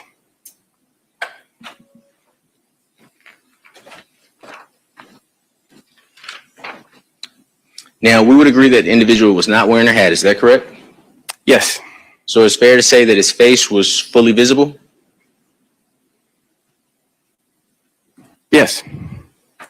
And you said that he was walking at a normal pace. Yes. And when you saw him, he was walking in the roadway. Is that right? That's correct. And the roadway was open and visible. That's correct. You would agree that he was also wearing a bright red or orange shirt, which made him easily observable. Is that correct? Yes. And there was nothing that you can recall about his appearance that would prevent recognition. No. And there's a Walmart on the opposite side of Deer Park. Do you remember that? Yes. Okay. Was it common for people to walk through Deer Park to cut through to go to that Walmart in your memory? I don't feel like I could answer that statement. I never walked to the Walmart. That is fair. Thank you so much for your time. Those are my questions. Okay. Any redirect? Very, very briefly, Your Honor. Mr. Cruz just asked you a question about this individual wearing a red or orange shirt. What is your recollection as to the color of the shirt? It was orange. Mr. Cruz, anything else, sir? No, ma'am. Thank you for your time. May this witness be excused. Ask that he be excused, Your Honor. All right, you are free to go, sir. Any objection, Mr. Cruz, sir? No, ma'am. All right, you're free to go. Thank you. Can we have 10 minutes, Your Honor? We may have a 10-minute recess. Yes. We'll be back on the record at 10 to 11. I'll let you all have a restroom break. If you'll go into the jury room, of course, don't discuss the case. We will be with you shortly. Thank you. We'll be in recess for 10 minutes.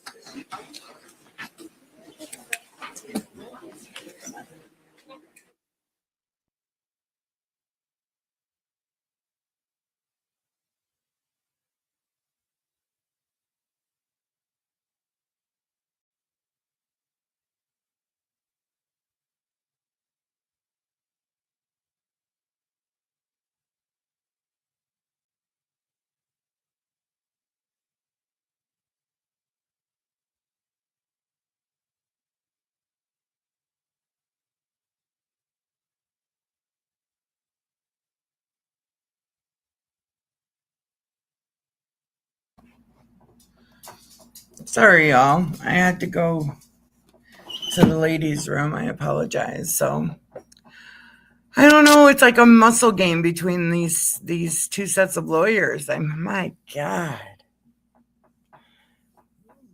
They send the jury now 3 times. 3 times to the back. If I was the defense or the defense attorney, I seriously, he did ask for a new judge on the case, but she said no. Kind of like the RICO case with the rappers. They need to figure something out because, I mean, this is just ongoing. This is going to take forever at this rate. Right? All in my opinion.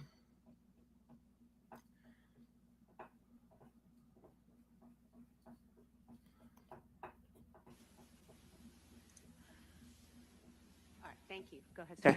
Thank you, Judge. Just briefly, after Ms. P.V. Hall stepped down from the witness stand, she indicated to our office that she had not, in fact, received a subpoena from the defense. Okay.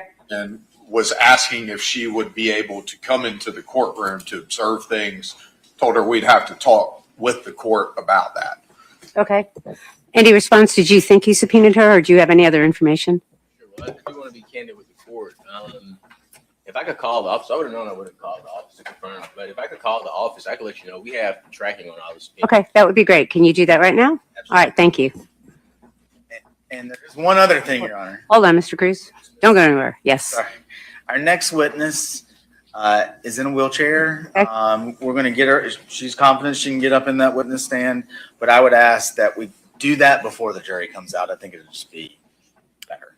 Well, sure. I don't have any problem with that, but I do want to make sure that this is a person that can't. Are you suggesting that this person can get out of the wheelchair and climb up the steps? Told me she can. Well, I don't know that that's necessarily necessary. I mean, she can certainly testify in front of the witness stand and things of that nature. I mean, I really don't want anyone to risk getting hurt.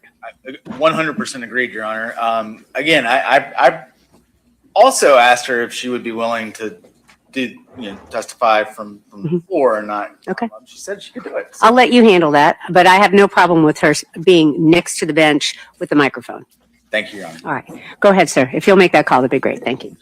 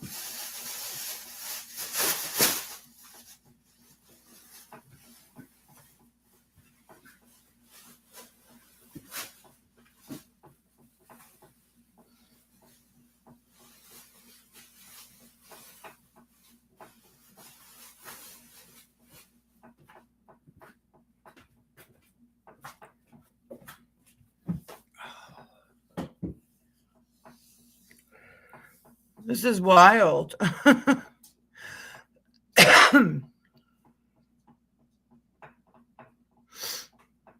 suppose we could fast forward through that.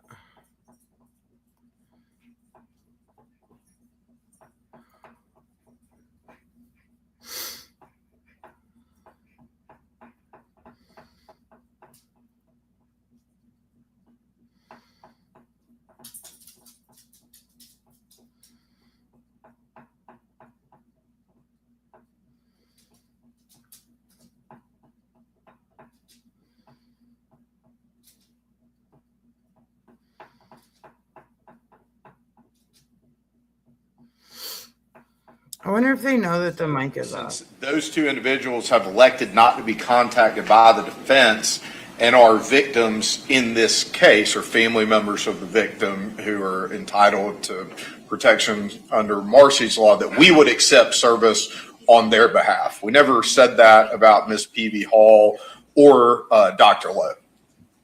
Okay. And Mr. Yelman-Chili, can you tell the court what it is that Ms. Peavy Hall said to you about the subpoena? This is secondhand, Your Honor. I'll just preface it by saying that. But she, after she left the courtroom or on her way out of the courtroom, talking with some of the members of our victim witness assistance team, that she had not received a subpoena from the defense, and therefore she was wondering if she was able to come into the courtroom to view the proceedings. All right. Thank you. Mr. Cruz, anything else, sir? We can send down to the court the tracking information if the court would like, just to protect the record. All right. Thank you. Mr. Yelman-Chili, I'm going to ask you to ask your victim witness advocates to get the information from Ms. Peavy Hall as exactly what she understands about this whole subpoena issue. If she relays to your staff, and then relays to you, which will relay to the court, that she has not received a subpoena from the defense, she may be in the courtroom. So that'll be the order. All right. Oh my God. You may go ahead and call your next witness. Yes, sir. This is wild.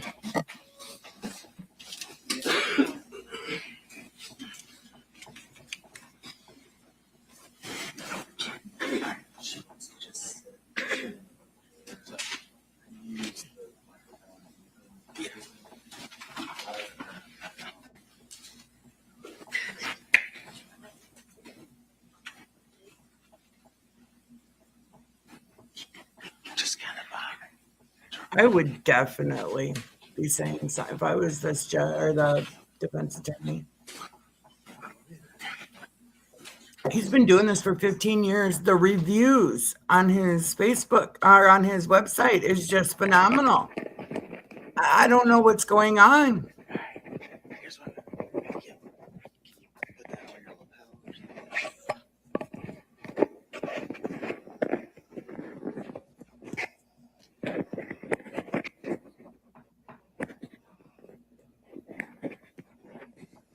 All right, and Mr. Bolden, are you ready for the jury? I know you're working on the microphone, but ready for the jury? Yes, Your Honor. All right, Mr. Cruz, you ready for the jury? All right, thank you. You may bring the jury in.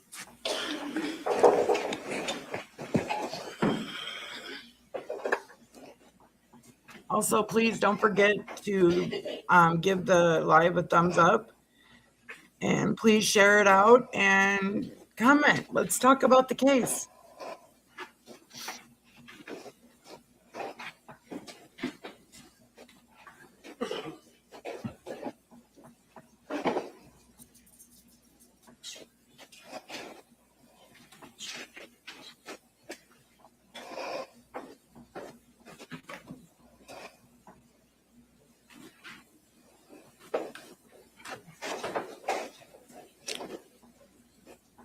You can go ahead, Mr. Bolden.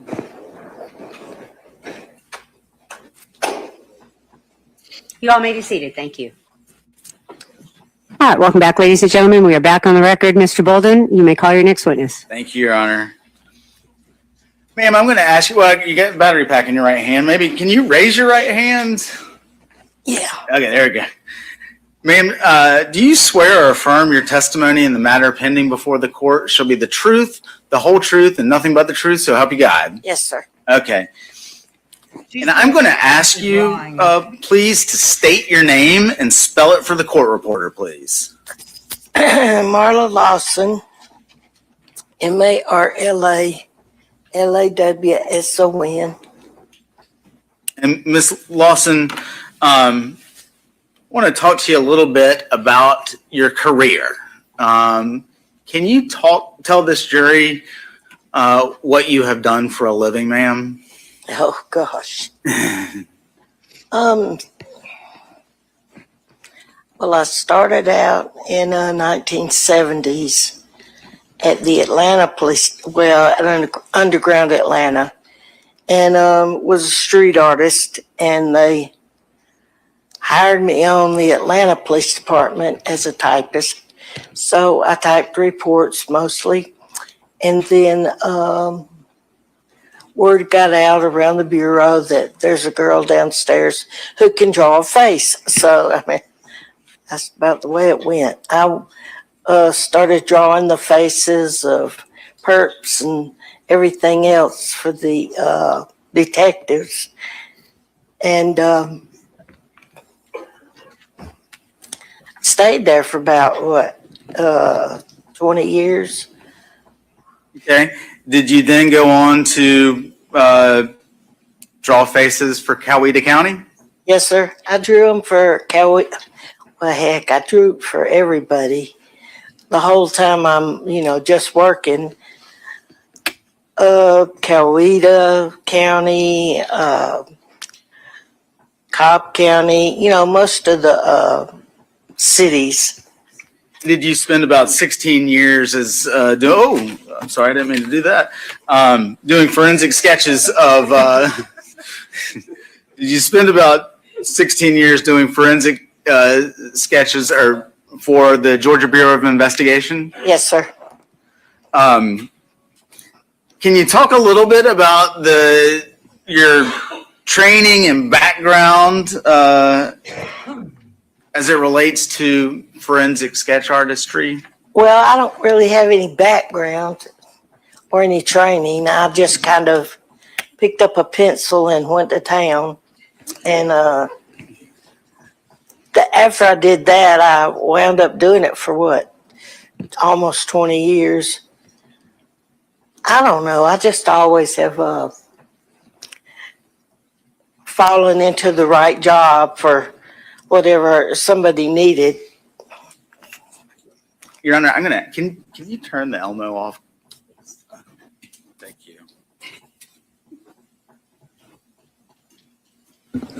While you were working as a sketch artist, did you attend courses Yes, sir. related to that? Yeah, I took all the courses that there were at the, trying to think where. All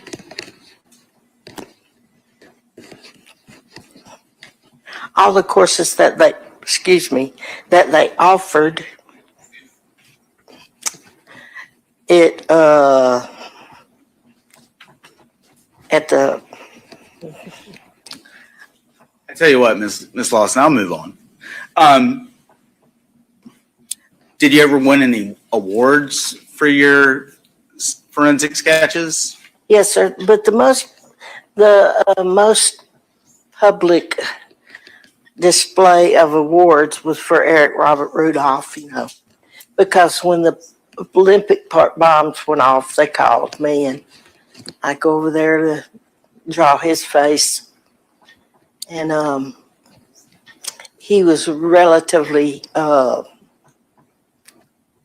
famous, I guess you'd say. So I understand, did you draw a forensic sketch related to the 1996 Atlanta Olympic Yes, sir. bombing? And most high-profile cases in between, they would call me. I mean, I was at GBI, but You would work for other agencies? yes. I got you. Okay. Over the course of your career, do you have any idea how many forensic drawings you would have completed? Good Lord. No, I would estimate 1,000. Have you ever been asked to come into court and testify about your sketches before? Yes, sir. Yeah, have any idea how many times? Probably no. Ms. Lawson, I want to talk a little bit about the process of creating a composite drawing. Okay. And so kind of walk through that with me. How do you first meet with the individual that you're questioning and then go through that process if you can? Okay. The detectives interview the witnesses and the victims and everybody, and they bring them to me, and I would show them a big, huge stack of old mugshots and photos of suspects and just old photos that I have in a big case that I dragged from pillar to post way back when. And I would tell them as they're looking at the photos, pick out anything that reminds them of the person, eyes, nose, shape of the face, teeth, hair, anything, pull it to the side and we would talk about it. And the average person would probably pull out 15 photos, and I would just draw it together into one face and hold it up, and they would help me change everything on it until we get it as far looking like the person that they remember, as they could. And I get them to rate it when we're done on a scale of 1 to 10. And as far as 10 being him and 1 not. So we just make corrections along the way, and How long does this process take on average? it probably takes 45 minutes per person. And you mentioned kind of the ranking at the end. Is there a number by which you say, okay, like we're going to stop, or can you kind of describe that for me? Yeah, I tell them to pick out a number between 1 and 10 as far as it looking like the person that we sketched. And they usually pull out, I guess, 3 photos for that too. By this time that I've got them accustomed to digging through the photos. And we try not to quit working on the sketch until at least we get an 8 on a scale of 1 to 10. I mean, if the person were to give you a impression or a number that was less than 8, you would keep working. Is that fair to say? Yeah, because in my opinion, anything below an 8, it's not worth circulating. But anything above an 8 or an 8 is a pretty good recollection of their memory. Ms. Lawson, as you sit here today, do you have any recollection about coming to Athens, Clark County to assist in an investigation back in January of 2001? No. Yes, I do. I don't remember drawing the 3 composites that I supposedly had to draw, but have you had a chance to look at them though? I haven't even seen them. Okay. Well, I'm just going to, if I can approach you. Okay. Ms. Lawson, we've got States 99 and States 100. States 99. Uh-huh. And what I want to point out there, ma'am, is do you recognize what's on the lapel of this individual? Yes, sir. What's that? My name. I got you. And then on States 100, I didn't see one there. Well, you get busy and you get in a hurry, and Okay. you might not get them signed, or you might get them signed. I mean, I'm kind of haphazard. All right. Give me just 1 second, Ms. Lawson. I want to make sure I didn't miss anything.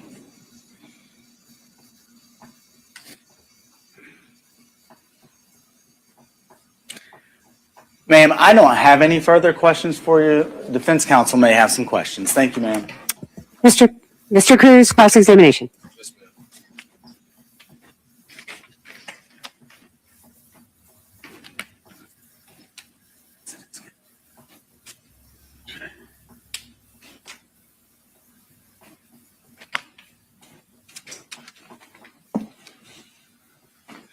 Good morning, Ms. Lawson. How are you?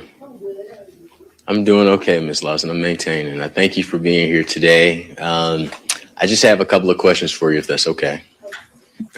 I'd like to show you a couple of composite sketches that you did in relation to sightings in this case. I'm going to mark those exhibits as Defense Exhibit 23 and Defense Exhibit 24.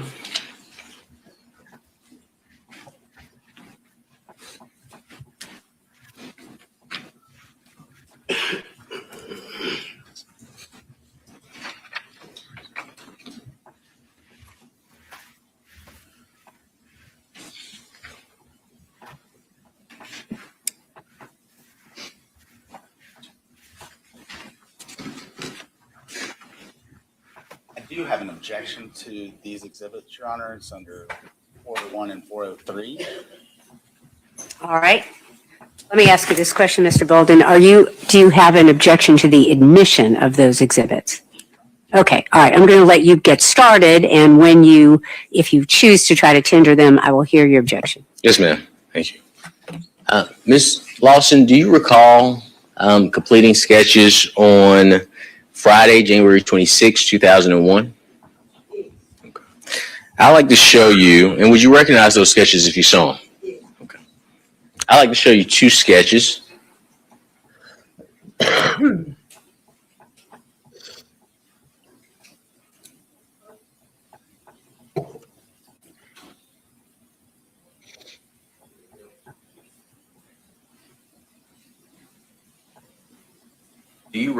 And let the record reflect that I've shown Ms. Lawson Defense Exhibit 23 and Defense Exhibit 24. Do you recognize Defense Exhibit 23 and Defense Exhibit 24? Yes, sir. Okay, and these are sketches that you did for Athens, Clarke County on January 26, 2001? They appear to be. Yes, ma'am. Do they appear to be altered in any way? They don't look like it, do they? No, ma'am, not to my knowledge.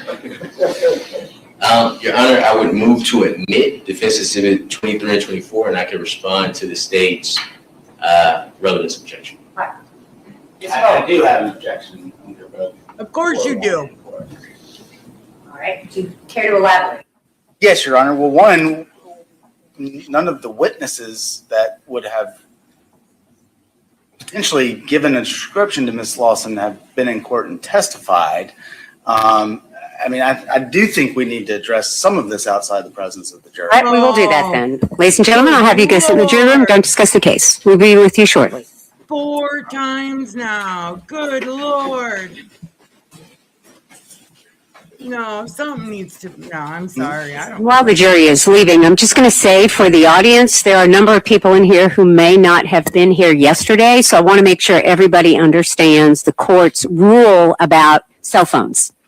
With the exception of the media, who has permission to have cell phones, with the exception, of course, of counsel and their staff, and with the exception of law enforcement and attorneys who are working in this building today, with those exceptions, everyone else is not permitted to have their cell phone out and in use. So if you have a cell phone, just make sure it's tucked away and turned off. Obviously, we don't want it going off. Thank you very much. All right, y'all may be seated. Go ahead, Mr. Bolden. Your Honor, what Mr. Cruz is attempting to introduce through Ms. Lawson, she did provide, I'm not denying that those are sketches that she made at Athens Clarke County Police Department back in January of 2001 in relation to this case. What I would say, Your Honor, is that those sketches are from witnesses who describe seeing an individual in Deer Park days before January the 19th. That is, if Mr. Cruz asserts otherwise, he's mistaken. So these are not relevant. And so not only are they not relevant, any potential, just, the fact that there were people that came to the police department and that gave descriptions to Ms. Lawson on that day in connection with this case is relevant under 401. And I think that the state's argument would really stop there. But even if there was some sort of probative value of that evidence, that it would be substantially outweighed by the risk of confusing the jury, because at this point we don't know who gave those descriptions and things like that. So these are not admissible in the state's view under both 401 and 403. All right, Mr. Cruz, any response? Yes, ma'am. Under OCGA section 24-4-401, the term relevant evidence means evidence having, and I emphasize the language any, or the word any, but any tendency to make the existence of a fact that is of consequence to the determination of the action more probable or less probable than it would be without the evidence. And as the Honorable Court is aware, the threshold for relevant evidence is extremely low.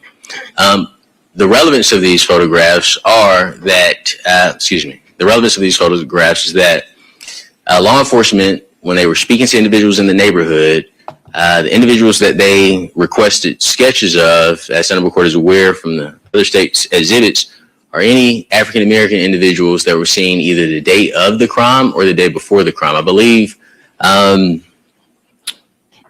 say this, and Mr. Bowden has something to counter that, but one was December 18th, which I believe is, not December, please forgive me, January 18th, which was the day before the murder, but law enforcement found it relevant, and Ms. Lawson completed a sketch. The other one was an individual they did see in this one on January 19th. So the evidence is relevant to the issue of, on one hand, we have a young lady saying, hey, I see a guy running. She tells law enforcement that no sketches requested of that individual. However, law enforcement did request sketches of African-American individuals that was seen the day before, as well as African-American individuals that was seen not even at the scene, but the day of the fire taking place. Those are the individuals that they chose. So that's in response to the relevance objection by the state. And I know sometimes I confuse my words. Did I explain that wrong to the Honorable Court? Did I confuse the Honorable Court in any way? I'm not confused. Yes, ma'am. In regards to confusing the jury, I made it clear in my opening that law enforcement dropped the ball a couple of times. And this is a part of that. We have law enforcement getting sketches from January 18th. We have law enforcement getting sketches from a person, I think he was at the corner of Cooper Road, which is this individual, and Fawn Drive. But yet we have a young lady who explained to law enforcement that, hey, I saw this guy running. And law enforcement did not ask Ms. Lawson or that individual to complete a sketch. So that would be my response to the 401 objection, as well as the 403 objection, Your Honor. All right, thank you, Mr. Cruz. Yes, sir. So I would also point out, Your Honor, that the state did file a motion. SODY motion is what we've been referring to it as throughout all the pretrial hearings and as we've gotten into the case. And, you know, the law is very clear that Mr. Cruz has to proffer that in advance for exactly this moment.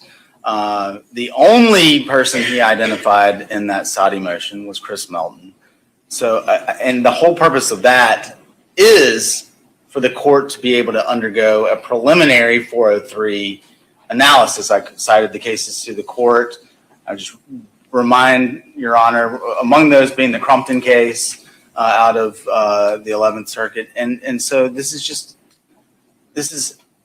there is a substantial risk. Any probative value is substantially outweighed. And I'm not saying that there isn't a probative value, to be very clear, Your Honor, but any arguable probative value is substantially outweighed by the risk of confusing this jury. And I just don't think it's admissible. Thank you. Anything further, Mr. Cruz?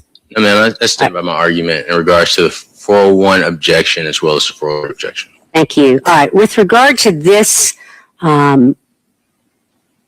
offer of these two sketches, at this moment in time, I don't find them to be relevant. Yes, ma'am. The evidence has been described as being related to a sighting of someone not on the date in question, and also the other one not in the vicinity of the incident in question. So I'm going to grant your motion. I will say this: should the evidence, as it goes forward, tend to establish relevancy, we can revisit this issue. But for now, I'm going to grant your motion. I do also find in granting your motion, Mr. Bolden, that you have made a proper argument over 403. I think at this point, given the description, Mr. Cruz, that you have provided about where those two sketches came from, it is certainly falls under the description in 403 of confusion of the issues. And so I'm going to grant your motion at this time. May I ask the Honorable Court? I know we have Court's Exhibit 1, which was the PowerPoint. I don't know if the Honorable Court issued a ruling on that, but which was the PowerPoint from the state. I asked the Honorable Court to admit as Court's Exhibit 1. Can we admit Defense 23 and 24 as Court's Exhibit 2 and Court's Exhibit 3 for the purposes of the record? No. Yes, ma'am. All right. You may bring the jury out. Thank you. I'm sorry. Yes. I just thought maybe the issue with Ms. P.V. Hall, we could address it now. Or do you Go ahead. No, go ahead, since the jury's not here. I'm not going to say the address again Sure. on the record, and I don't think it went out on the broadcast, but I do want to let the court know that my understanding, after having spoken with our Director of Victim Services, is that that is the correct address for Ms. P.V. Hall, that she has not received a subpoena. Right. She began checking because she was notified by Dr. Lowe when Dr. Lowe received hers, but she is unaware of any subpoena that was mailed via, I guess, certified mail. All right. Thank you. Mr. Cruz, any comment? You want to speak to the staff that Mr. Yelmanchelli talked about? I do not. As I mentioned to the Honorable Court, I think you made your ruling on the subpoena issue, which I would abide by, of course. I'll just I'll perfect the record with a copy of the certified tracking and return receipt information. All right. Thank you, sir. You may certainly do that. I'm going to allow Ms. Ashley Peavy to remain in the courtroom if she chooses. All right. Will you bring the jury in, please? Thank you.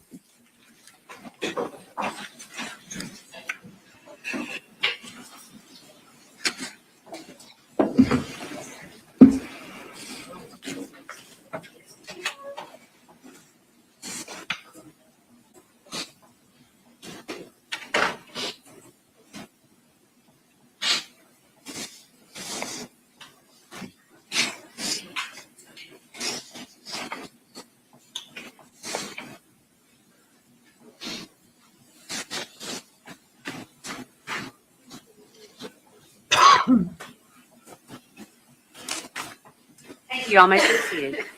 Mr. Cruz, you have the floor. Thank you, Your Honor.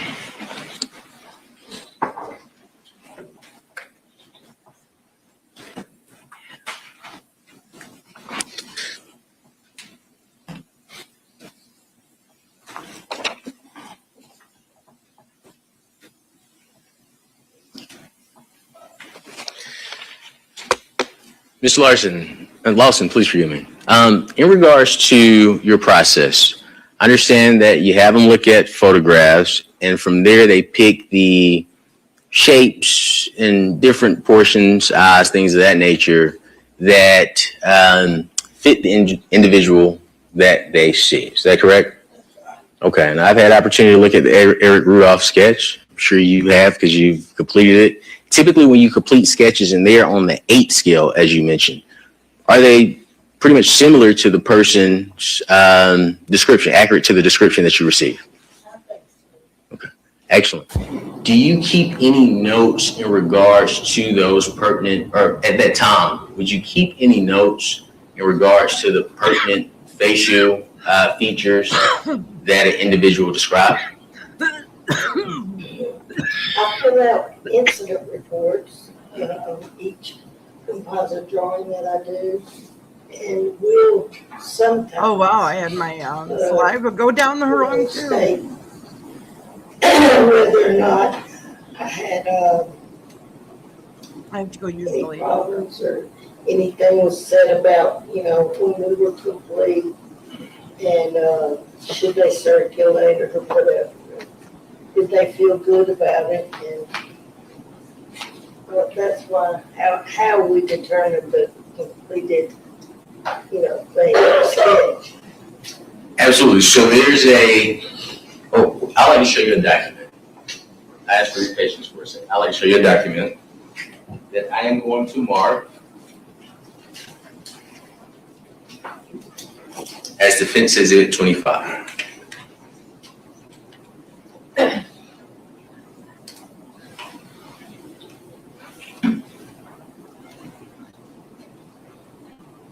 Let the record reflect that I am showing the state what has been marked as Defense Exhibit 25.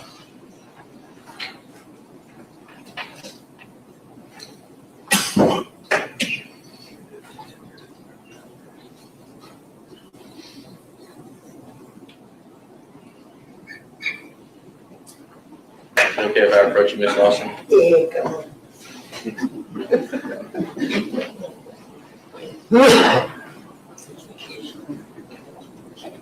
Okay.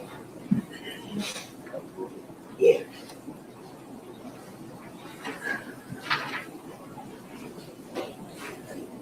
All right, in regards to Defense Exhibit 25, is that the document that you're speaking of when you say report, or is it a separate document? That's the document. This is the document. Okay, excellent.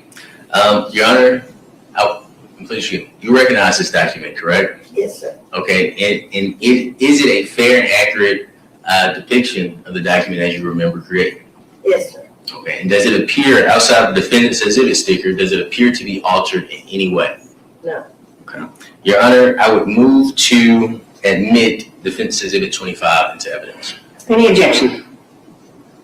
Generally, no. I think that based on the court's ruling just a few minutes ago, parts of it would have to be redacted. So All right. subject to that redaction, I don't have any objection. All right, Mr. Cruz, you want to be heard on Mr. Bolden's comment, redaction.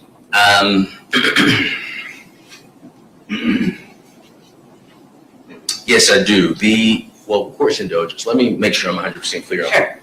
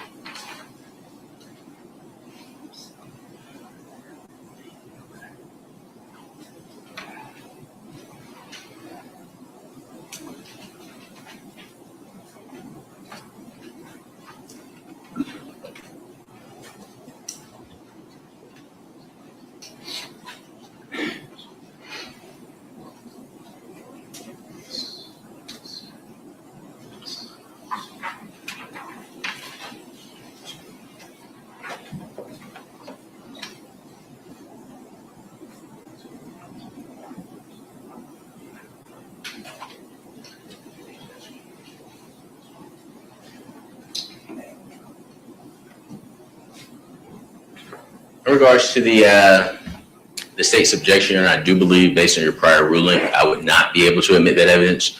So I don't have any objection. All right, so I just want to make sure we're clear that the state doesn't have any objection over the admission, except for certain portions that need to be redacted based on my ruling, and you agree with that?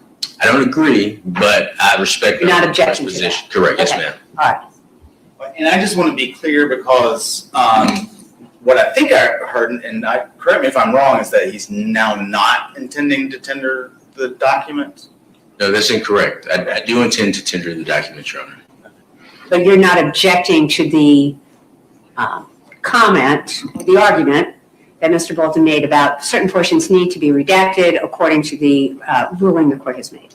Correct. All right, then I will admit it with that understanding, and it can't be certainly circulated to the jury until I take a look at that document and we all agree what needs to be redacted, but I will admit it. Go ahead. So in regards to, and I may need to give you this, in regards to suspect number 1, the composite reconstruction notes, would you agree that you put that the male was black? Is that fair? He was 18 through 21 years of age. If you could just answer with your voice, yes or no? Yes. Thank you very much. Thank you. He has an orange shirt. Is that correct? Yes. Medium brown complexion. Is that right? Yes. Short 2-inch afro. Is that correct? Yes. I need to ask you a question about something. Personal. May.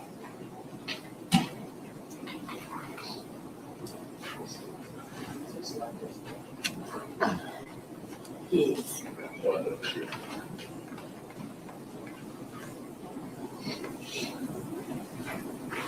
And slight mustache. Is that correct? That's right. Okay. And I'd like to show you what has been marked as defense, state exhibit 99.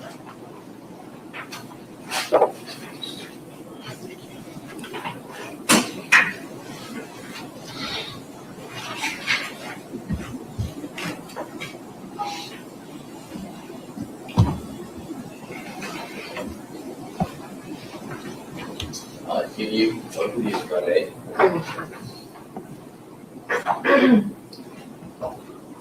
gonna have to share that one.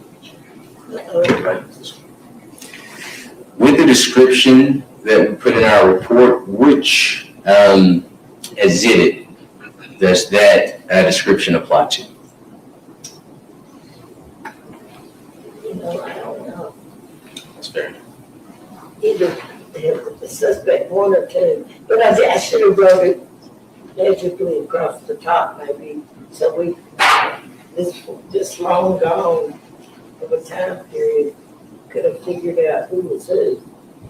Yes, ma'am.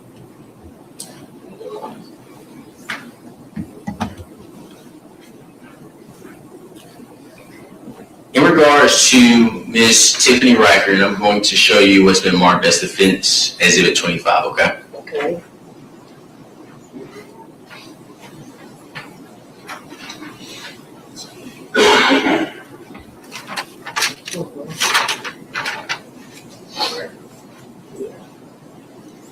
In regards to Miss Tiffany Riker, we don't have a description that she provided. Is that correct?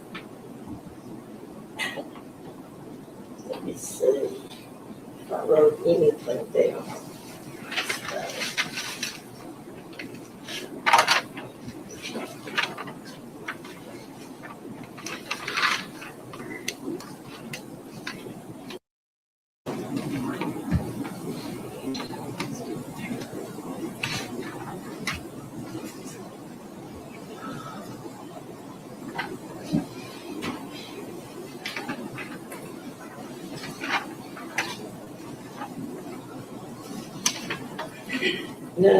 No, but the suspect 2 was listed. This is what we're getting into.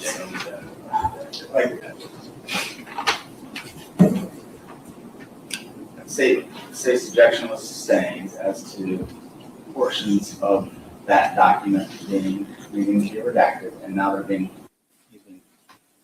Ms. Lawson's been questioned about the parts to be All right, redacted. let me see counsel on the bench with the exhibit, please.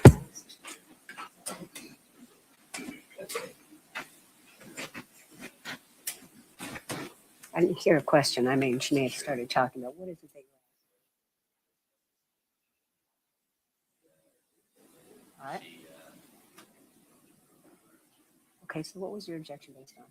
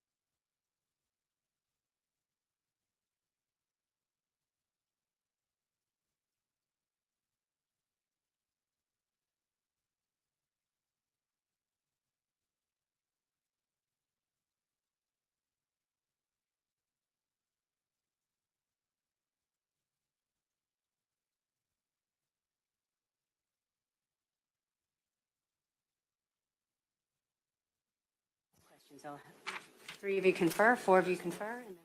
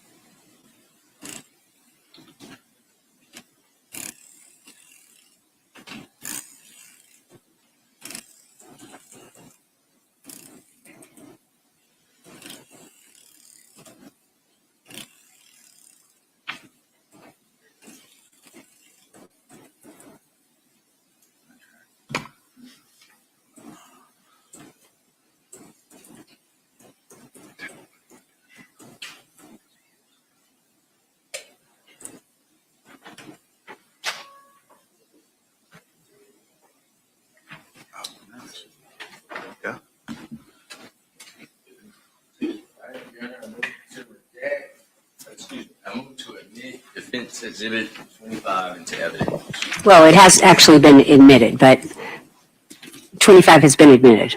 Yes, Mr. Bolden, it's been admitted. I'll certainly let you now use the redacted, according to the court's ruling, Exhibit 25. You may proceed.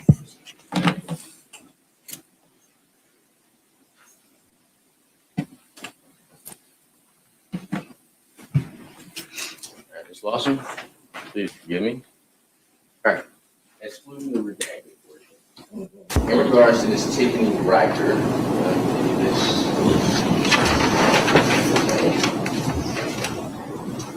in regards to your description of Miss Tiffany Riker, would you agree that we don't have a description of the composite sketch completed for Miss Riker? I don't see it, yeah. Yes, ma'am. And in regards to the 1 through 10 scale, on the document Defense Exhibit 25, we don't have a notation of whether it was a 8, 9, or 10. No. Sometimes I don't write it on the originals because nobody knows what it means. That's fair.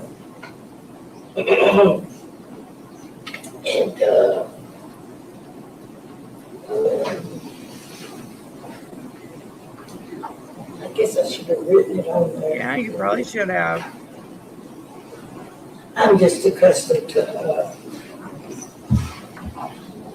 being fly by night, I guess. It's okay. So I take that back. Yeah.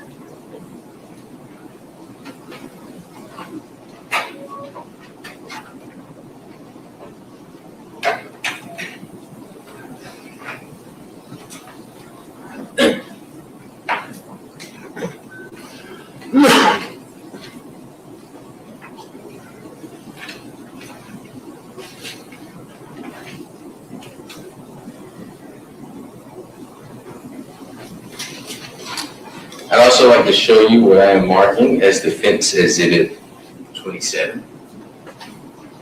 And let the record reflect that I am showing the state what has been marked as Defense Exhibit 27.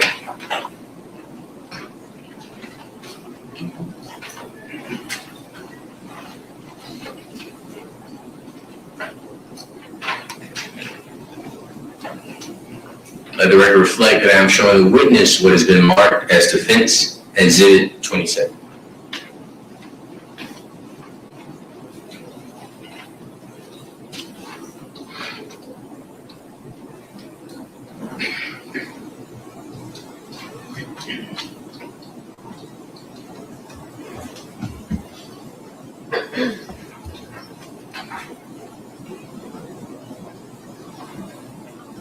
May I ask you some questions about Defense Exhibit 27? Mm-hmm. Do you recognize Defense Exhibit 27? Yeah. That's one of my old forms. And what do you recognize Defense Exhibit 27 as? Well, homicide, arson, and what we drew. Is it Athens, yeah. Yes, ma'am. Is it fair that is it fair to label it as a summary of the work that you were doing in regards to the date and who asked you to come here? Yes. Okay. Outside of the defendant's exhibit sticker, has it been altered in any way?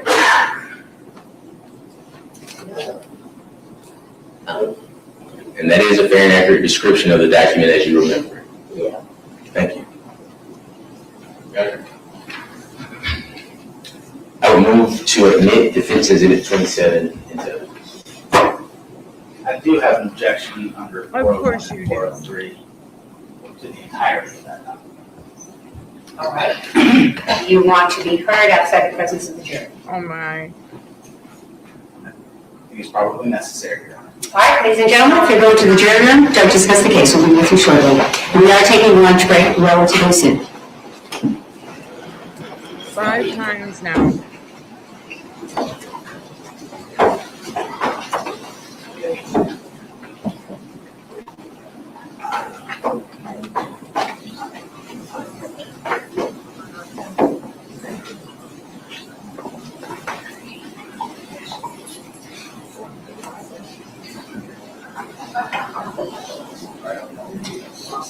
This is wild.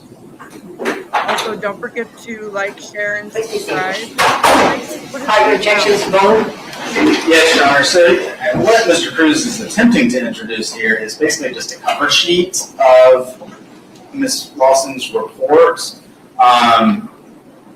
And I don't see how that has any tendency to make the existence of any fact that is of consequence to the determination of the action more probable or less probable. She's already testified to her kind of notes relating to how she generated the sketch. And I with the relevant or irrelevant portions redacted, I don't see any issue there.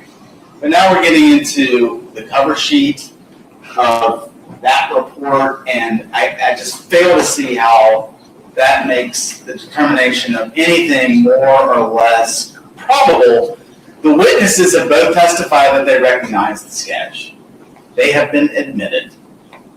And I don't see why that would pass 401 muster. That's me. That's I would also say that whatever conceivable relevant probative value that Mr. Cruz might argue is once again substantially outweighed by the risk of confusing the jury, because there's reference to these other suspects, which we all agree, or he doesn't agree, but which I have asked the court, and the court sustained my objection relevant to that, is also on that cover sheet as well. So first of all, under 401, it's not relevant. Second of all, under 403, whatever relevance it has is substantially outweighed by the risk of confusing the jury. All right, thank you. Mr. Cruz. Sure. They're not already. So in regards to the state's 401 argument, relevance, the relevance of this document is twofold. One, the testimony has shown that these individuals saw 3 different people walking through the Deer Park neighborhood. Okay. Ms. Lawson stated during her testimony that the date that she spoke with these individuals was January 26, 2001. So that testimony has been elicited. It's also in this document as well, just stating on Friday, January 26, forensic artist Lawson traveled to the Athens Clark County Police Department, so on and so forth. So that's one. Secondly, Your Honor, I believe based on, and this is not an evidence, but just for the purposes of speaking to the Honorable Court, I believe her sketches are very accurate. I looked at the Eric Rudolph sketch. I believe the individuals in those sketches are the individuals that gave the information saw. So I'm just putting in place that she did it on February 26th, and to bolster and I know it may be the wrong word, but to bolster the accuracy of the sketches. That's all, Your Honor. Okay, well, that's an improper use of, evidence. First of all, bolster is probably not the word you needed to use. Correct. I agree with you on that. Support that. I know what you're saying, but bolstering is not And then proper use of it. But I guess not. Can I see the exhibit? I'm Yes, not ma'am. really sure what we're talking about. May I approach? Yes, of course. Oh my God. Thank you.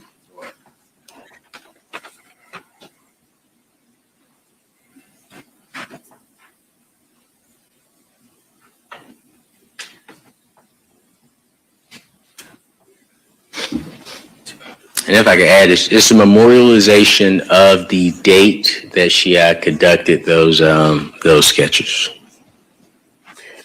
Thank you. Mr. Cruz, can you respond to Mr. Bolden's argument that the reason that 403 is implicated is Sure. the reference to, I'm assuming you're saying the phrase composite sketches of 3 suspects. Is that what you're referring to, Mr. Bolden? Yes, and I think it is, I'm sorry, Your Honor. And composite sketches of the suspects. I mean, 3 is that what you're saying? suspects. Okay. Says Okay. the word suspects, plural, is mentioned twice in this document. And it's- Okay. And you're saying because there were only 2 witnesses who have been identified as producing testimony to this witness to produce sketches that the 3 suspects violates 403. Correct. All right. Okay. I just want to make sure I understood your argument. Can you respond to that, Mr. Cruz? Sure. Which portion of 403 are we, do I need to address? Well, I would say in general, certainly, but I mean, the state's argument to the court was that it was confusion of the issues. Sure. And that was substantially outweighed by. Sure. Goes without, as the number court is aware, the issue that the jury has to decide is whether or not Mr. Faust is guilty of the charges in the indictment. I know that, but with regard to that specific argument on this document about the 3 suspects, can you tailor your argument to that? Sure. It's general. We have stated that there were 3 different individuals, actually 4. The state's evidence, they introduced Mr. Matt Owens yesterday. He said he saw a black male with a white shirt and jeans. They introduced evidence from Miss Tiffany Schroeder. She gave a description of the individual that she saw as well. They also introduced evidence from Miss Karen Williams. She gave a description of the individual that she saw. So we do actually have 3. We have 4, but I'll stop at those 3. We do have 3 individuals that have stated that they saw a black male walking in the neighborhood. And we can also add 4 with the witness that came in today and mentioned the individual that he saw walking down the street as well. So I don't think it would confuse the jury because they've already heard evidence of multiple individuals in the neighborhood, Your Honor. All right, thank you. All right, so that gives me a better explanation of where you are coming from, Mr. Cruz. So this is sort of a 2-part moment. The state's argument that this violates 403, I think, is accurate. I'm going to grant your motion because it's in relation to this witness. Regardless of what you've just mentioned, and I will talk about that because Yes, I don't mean to suggest that is, I don't mean to be flippant in that way, but Yes, I want to talk about your specific argument. With regard to this witness has been identified as the person who made the 2 sketches that are in evidence, And so the state's argument that this cover letter, and I don't find it to be relevant, but regarding 403, the state's argument that this cover letter violates 403 is appropriate because it refers to 3 different sketches. It, in this particular moment with this witness, does certainly create confusion of the issues. Yes, ma'am.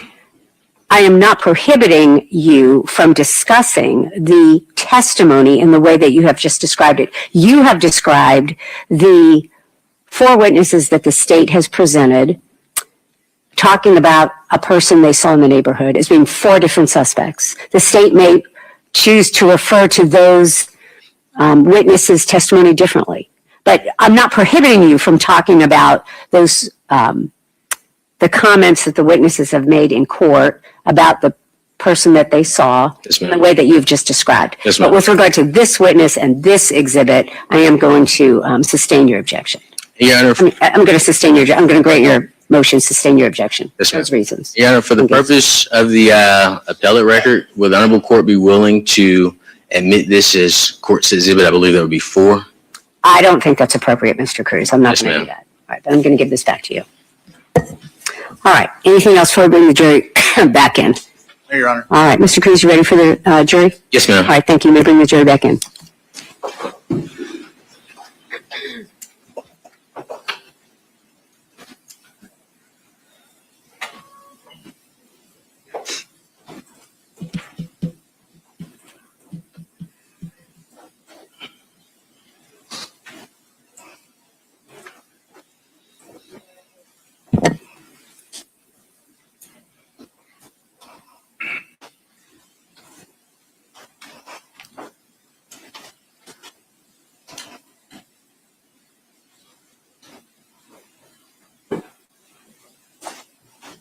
You all may be seated. Thank you.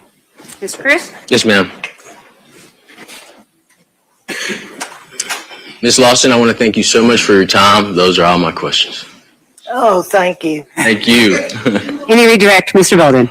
May this witness be excused. Mr. Cruz, any objection? No, ma'am. All right. Thank you. You are excused from any further service. Mr. Bolden, did you care to call the next witness? Is this a witness that we can call and then take a lunch break? We could, Your Honor. All right. Very good. Well, Wait, just, yeah, we can. all right. We're going to do that. And who is your next witness that you care to call? Kylie Traub? Could you please get Kylie Traub?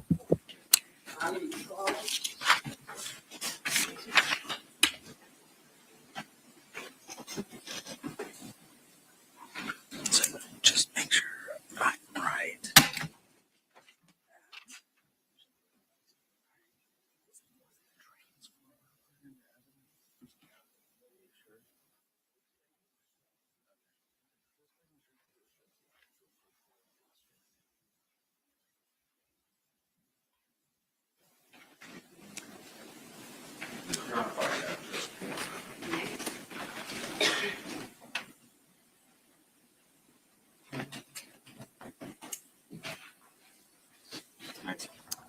Sorry, I had to go get. Ma'am, if you could raise your right hand, please. Do you swear or affirm your testimony in the matter pending before the court shall be the truth, the whole truth, and nothing but the truth, so help you God?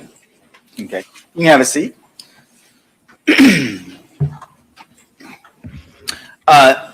Ma'am, if you could state your name and spell it for the record, please. My name is Kylie Traub, Kyleetraub. Ma'am, how are you employed?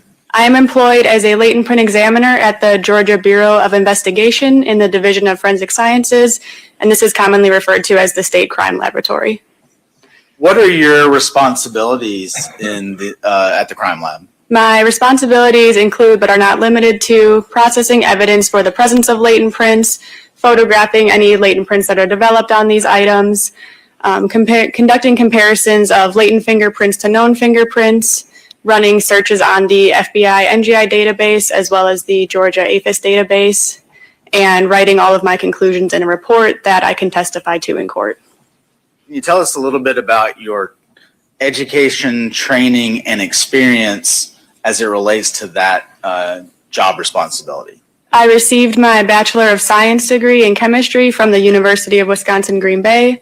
I then completed the 20-week National Latent Print Examiner Training Academy in Meridian, Mississippi, as well as the Latent Print Processing and Latent Print Examination training programs at the GBI.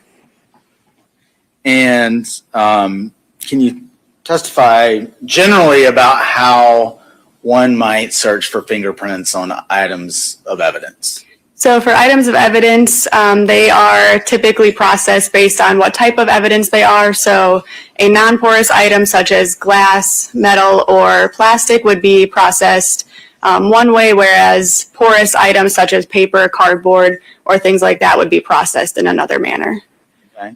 And why would that be the case? Why would there be a difference in the way that they're tested? The difference is due to the non-porous items, your glass, metals, and plastics. These items are normally smooth and shiny surfaces, so a fingerprint could be easily wiped off. It's not going to be absorbed into that surface. So we are trying to preserve those as best as possible.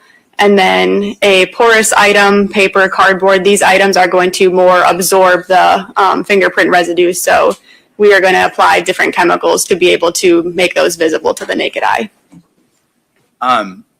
Have you had the opportunity to come to court to testify before about latent print processing at the GBI crime lab? Yes, I have. Approximately how many times? Approximately, I believe 7 times.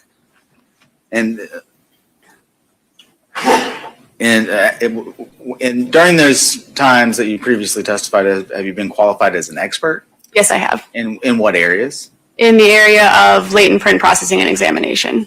At this time, Your Honor, I would move to tender Ms. Traub as an expert in latent print processing. Any objection, Mr. Cruz? No, ma'am. This witness is admitted as an expert in latent print processing. Go ahead. Thank you, Your Honor. Ms. Traub, did you have the opportunity to test certain items of evidence for the presence of or lack of presence of latent prints in connection with the case involving a victim by the name of Tara Baker? Yes, I did. Okay. And if you are aware, were certain items tested back in 2001? Yes, some of the items that I tested were previously tested. And what would be your reason for then going back and retesting them? We have some new chemicals that we did not have in the past that we have access to now to conduct more testing. Are you aware of what the results were back in 2001? I do not know exactly what processes were applied, but I do know what the results were, yes. What were those? Those were negative results. Does that mean there were no prints? That means there were either no prints that were potentially suitable for comparison or, yes, no prints at all.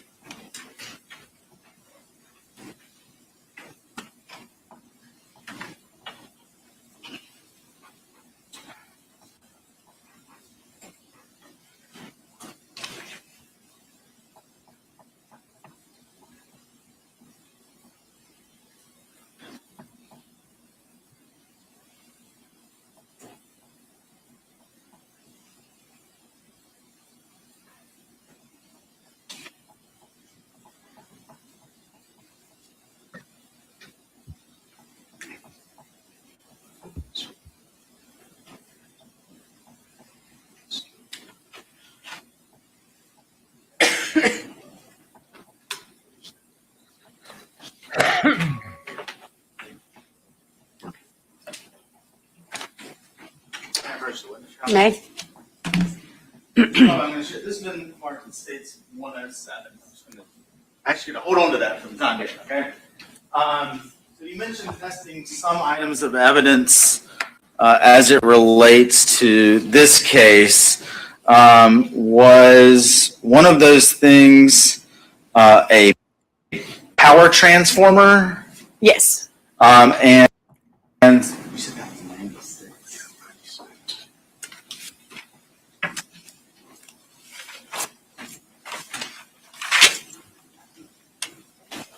all right. So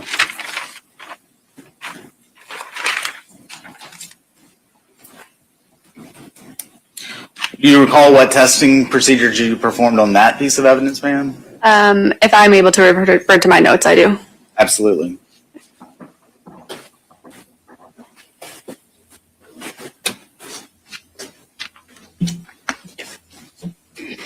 For the power transformer, I would have conducted a visual examination where I look at the item of evidence as it was received to see if there are any visible latent prints.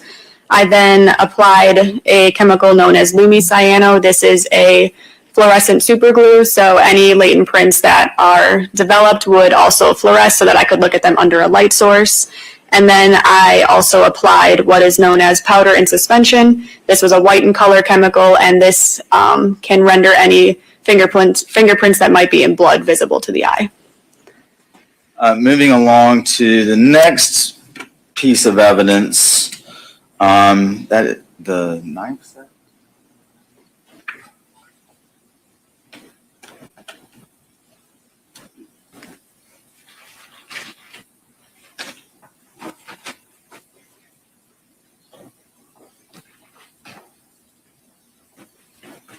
The knife block, referred to as, I'm going to use the crime lab's number, item 13. Yes. Do you recall performing testing on that piece of evidence? Yes, I do. And what testing did you perform on it? For the knife block, I also started with a visual examination. This was followed by lumicyano, again, the fluorescent superglue. I then applied DFO and anhydrine. These are chemicals that are used for porous processing. Since the knife block was made of wood, it would absorb fingerprint residue. So I applied those chemicals to look for that type of evidence. Okay. Next, I want to talk about item 14, using the crime lab number. Is that some stove knobs? That is correct. Can you describe the testing you conducted on the stove knobs? On the stove knobs, I conducted my visual examination followed by the lumicyano. Okay. And then lastly, on states 15. I'm sorry. Crime lab 15. Yes. States 94. Excuse me. What item of evidence was that? This item of evidence was a knife.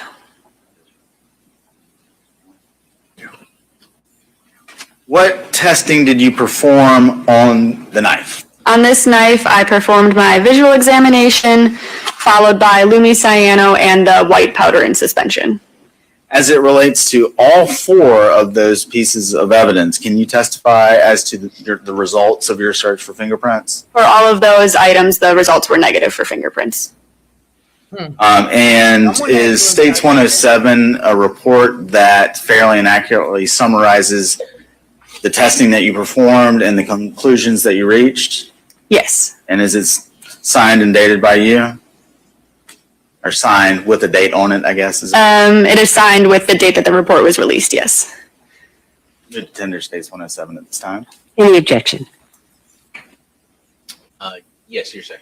Oh, of course. Any response to the hearsay objection, Mr. Bolden? No, Your Honor. Okay, I will admit it over objection. Ma'am, those are all the questions I have. Defense counsel may have some questions. Thank you. Mr. Cruz, I don't have any questions for you. Thank you for your service. Thank you. may this witness be excused, Mr. Bolden? Why wouldn't you? Any objection by the defense?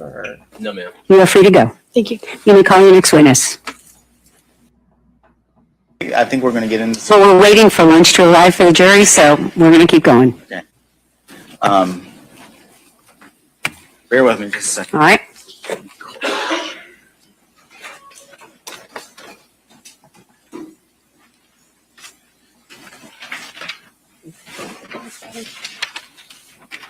I gotta find out.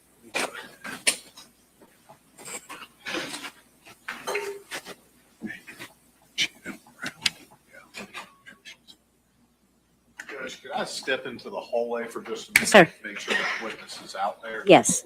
Witness. All right?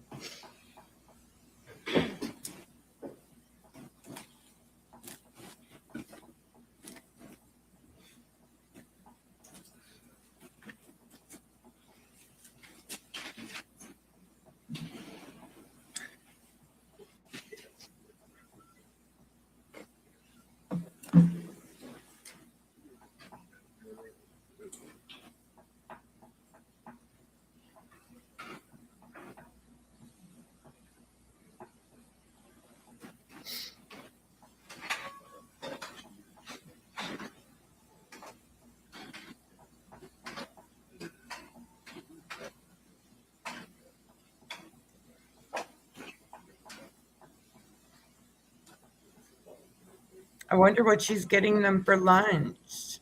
Maybe spaghetti.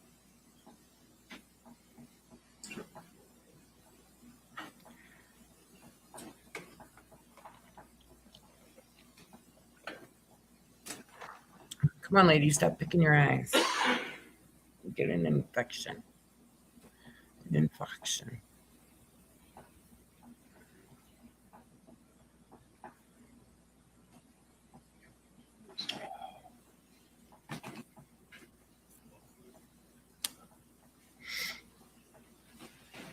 Okay.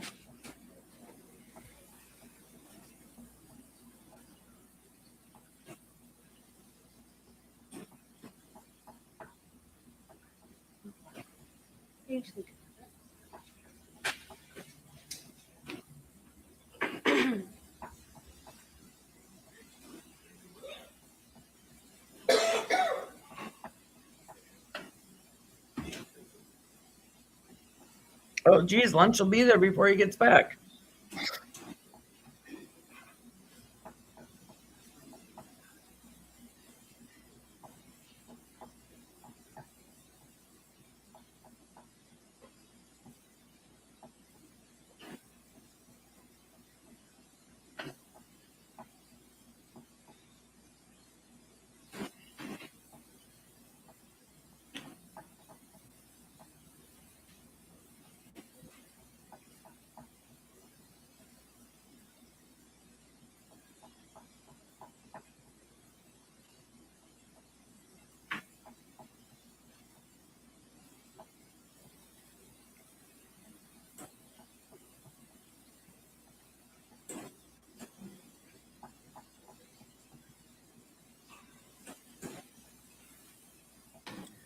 Develop some wrist.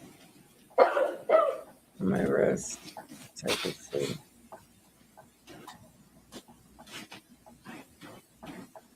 Have that looked at too while I'm at the doctor. I get them. I have them here too. Your Honor. Yes. One here. While Mr. Yalamanchili is tracking down that witness, I did just get a text from our another witness that the state could put up, and I'm comfortable doing that while he tries to run that person down. That's perfectly fine with the court. I mean, it's your case. John Newton? Could you get John Newton? Thank you.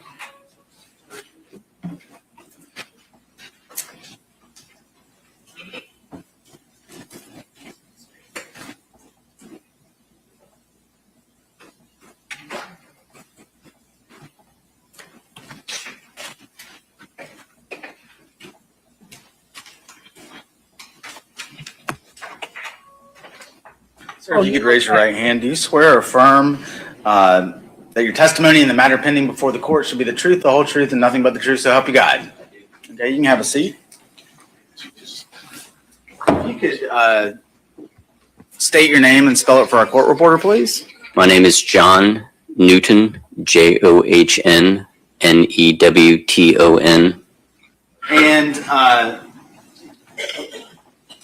Mr. Newton, going to refer you back to 2001. Where were you employed at that time, sir? I worked for the Athens Clarke County Police Department. How long did you work for the Athens Clarke County Police Department? 12 years. Okay. And during that time, were you a post-certified peace officer in the state of Georgia? Yes, sir. And what is that? What does post-certification mean? Post is the standards council that creates the standards for police officers for what it means to be, I guess, to be an accredited police officer in good standing. Basically, a sworn officer, is that fair to say? Yes, sir. And did you work anywhere else in law enforcement after Athens Clarke County? After? No, sir. Okay.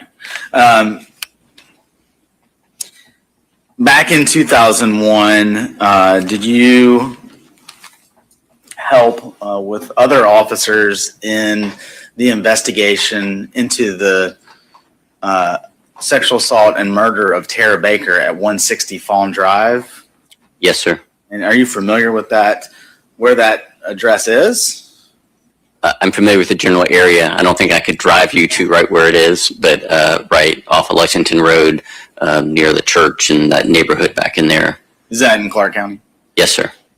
Now, I know you had a lot of involvement in that case, but I want to focus on just a few very specific things.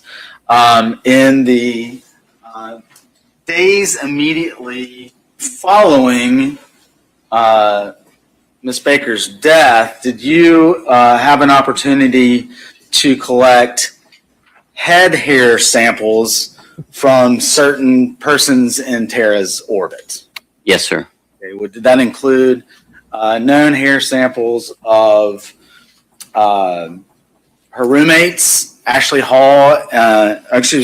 Peavy and Valerie Lang? I believe so, but off the top of my head, I couldn't tell you. Like, I would have to like look at my report. Would that help refresh your recollection? Yes, sir. That would be wonderful.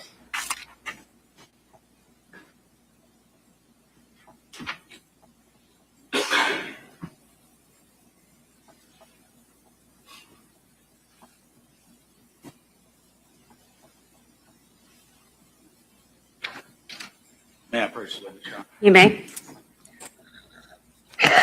Thank you.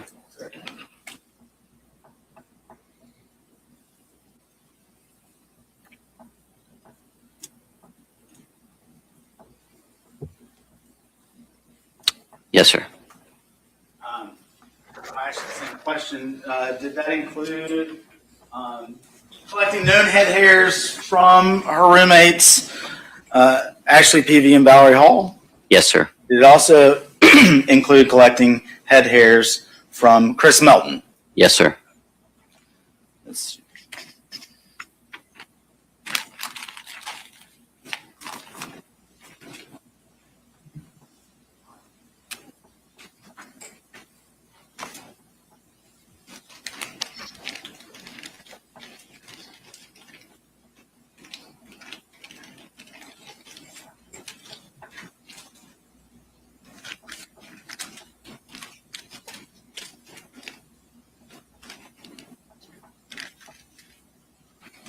Can I approach the witness? You may.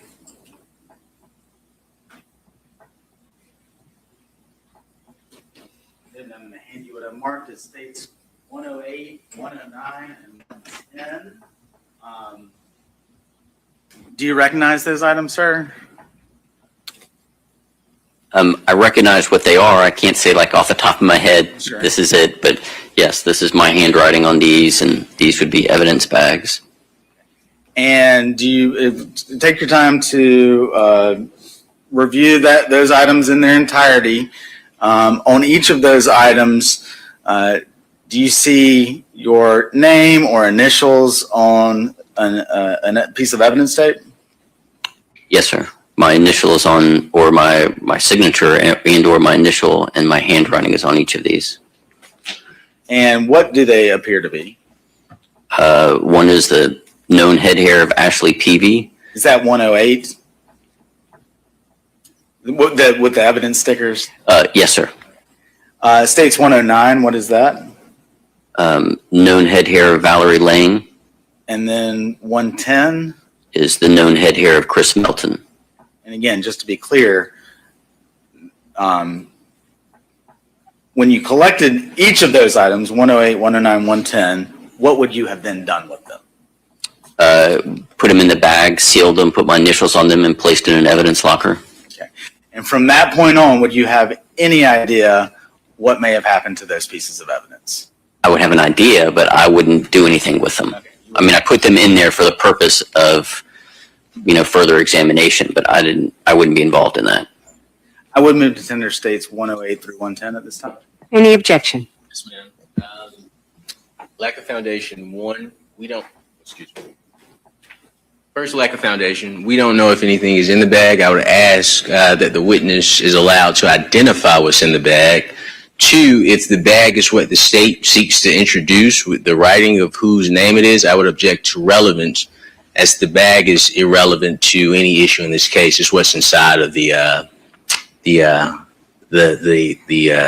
envelopes. So those are my two objections, Your Honor. Thank you, Mr. Cruz. Mr. Bowman, you care to respond before I make a ruling? No, Your Honor. All right. The foundation has been laid for the purpose of admission of evidence. I'm going to admit them over objection. Of course it is.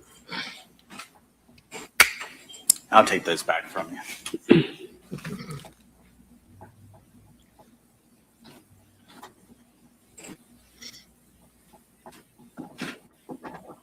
And then at some point later, in your participation, that's hard to say, in this investigation, did you have the opportunity to once again meet with Chris Melton in an attempt to obtain his pubic hair samples? Oh, wow. Yes, sir. Okay. And as you sit here today, 25 years later, do you remember exactly when that might have been? Not without looking at my report, sir.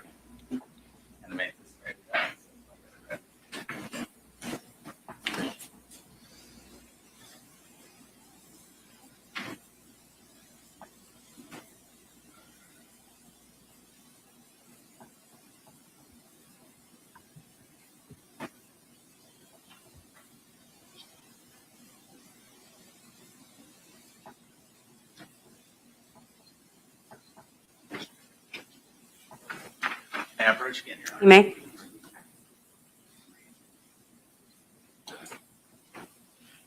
Take a minute and see if that helps refresh your recollection.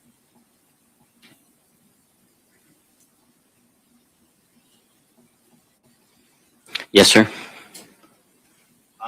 Having had the chance to review what I just said, does that help refresh your recollection as to when you would have attempted, or when you would have collected known pubic hairs, Chris Melton? Yes, sir. It was on February 27th of 2001. Where did that take place? This is the GBI office in Gainesville.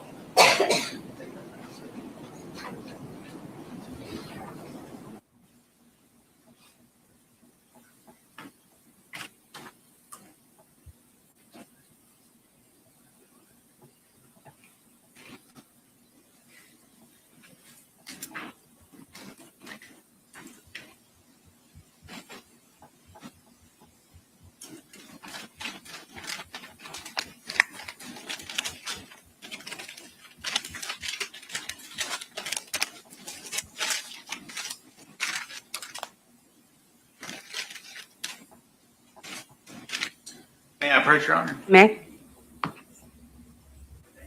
One last thing,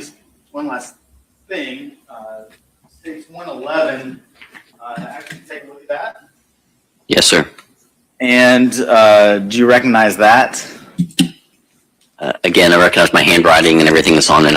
Right. It's a evidence bag with my handwriting and my initials and the date of February 27th, 2001. Does it have markings that would indicate what? I'm sorry. It's the known pubic hair of Chris Melton. I moved to tender states 111. Any objection, Mr. Cruz? Yes, ma'am. Lack of foundation to the item that's in the bag, and Rule 401 is irrelevant to the state is intending to just introduce the bag. Mr. Bolden, any response? Your Honor,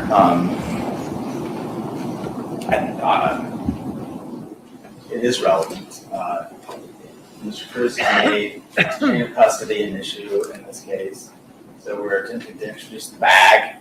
The state will then go on to introduce what the contents of the bag. And so this is the necessary first step, so I think it is relevant. I'm going to admit it over objection. Of course you are. And again, kind of like before, Mr. Newton, when you collected those, how would you have them packaged them in item states exhibit 111? Right. We would take the evidence, put it in the bag, seal the bag, and put it in an evidence locker. And understanding, as before, you might have some idea about what happens from that point forward. Did you have any further involvement with states exhibit 111? I did not.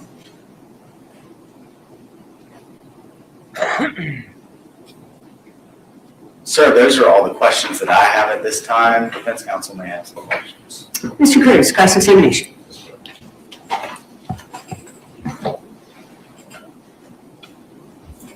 Good afternoon, Mr. Newton. Good afternoon, Mr. Cruz. I did not know you would be testifying this fast, so forgive me. I did not know that either. I have a couple of questions for you. Is it okay? Yes, sir. Thank you. On January 21st, 2001, do you recall capturing pictures of Mr. Chris Melton's hands? I apologize, Mr. Cruz, but I do not. I probably wrote a report, and if I could look at the report, I could tell you.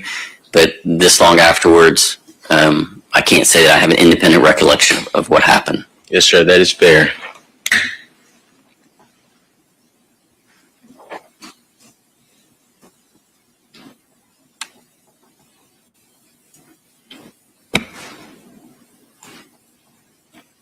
So what I would do, I'm going to provide you a copy of the report as well as the photographs to give you a Yes, sir. look over them. Is that okay? That's great, sir. Thank you. Perfect. I haven't seen them, Your Honors. I knew it.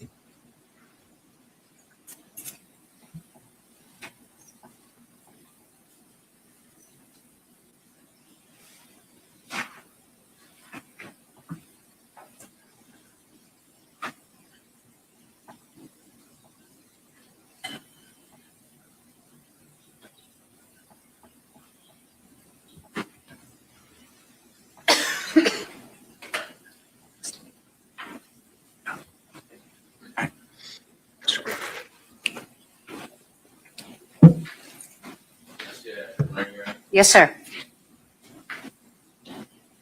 Thank you.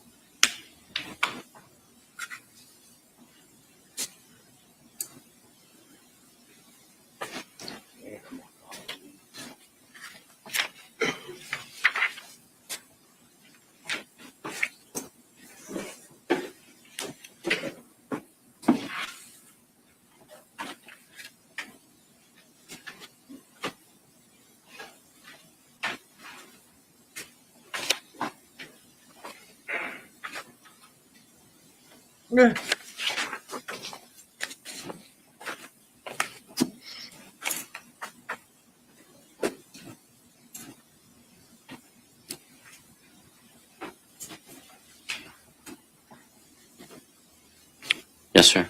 Do you recognize those photographs? I'm not sure the appropriate way to answer this. I recognize what the photographs of and what this says. Do you by any chance have a report that I wrote with this? I may. Court's indulgence. But I recognize the photo log and what's listed here and, what the pictures are of. What are those pictures of? These are pictures of hands along with a ruler showing injuries to a hand. And can you? To fingers, back of the hand, like those sort of things. That's fair. And do you recognize that property sheet? This is my handwriting on this property sheet. And it's a property sheet that I filled out on January 21st, 2001. Okay. And it states photographs of Chris Melton's hands? The photo log states that, and then the sheet that says it, and then the evidence sheet says are pictures of Chris Melton. But you're right, the photo log shows what each specific photo was of. Sure. And that's the report I was looking for. I realized I gave it to you. So yes, that is the cover sheet, and the following photos would be what was included in the discovery. Yes, sir. But that's it. Do those photos appear to be a fair and accurate depiction of the photographs that you took of Mr. Melton's hands? Yes, sir. Okay. Do those photographs appear to be altered in any way? They do not appear to be altered to me, no, sir.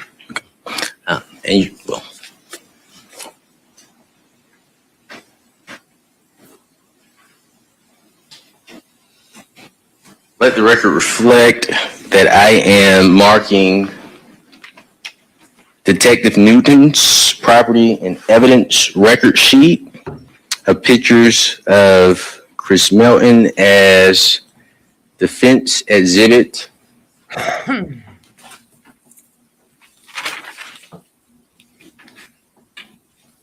28. That's what I have. I think that's right, Mr. Cruz. Yes, ma'am. Thank you, Your Honor.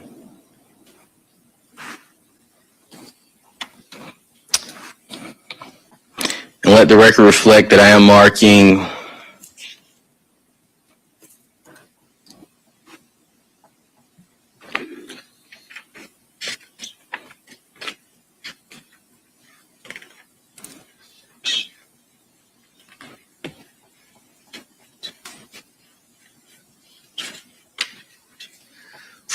photographs of Chris Melton's hands as defense exhibit 29.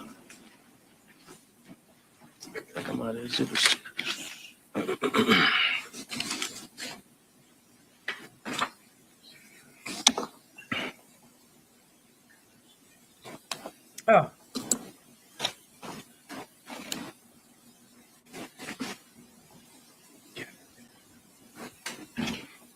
And Detective Newton, I have a few more questions for you in regards to the property form. I want to ensure I lay the proper foundation for that form. Yes, sir. Yes, sir. Thank you. Now, you testified that you recognize the document. Does it appear to have been altered in any way? No, sir. It does not appear to have been altered. And is it a fair and accurate, or is the document a fair and accurate copy of the document as you would remember it? Yes, sir. Okay, thank you. Your Honor, I would move to admit Defense Exhibit 28 and 29 into evidence. Any objection? They are admitted. I would ask for permission to publish Defense Exhibit 29 to the jury. Granted. Geez, we're moving along nicely now.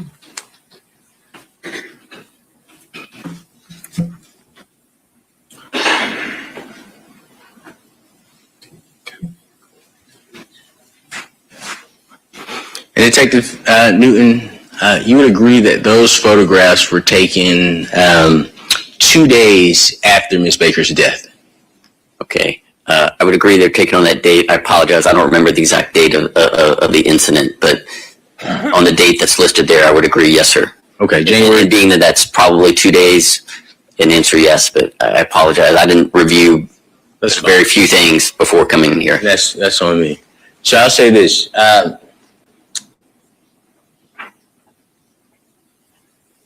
But the date on that would be the date that all that would have taken place. Yes, sir. That is January 21st, 2001. Yes, sir. Thank you.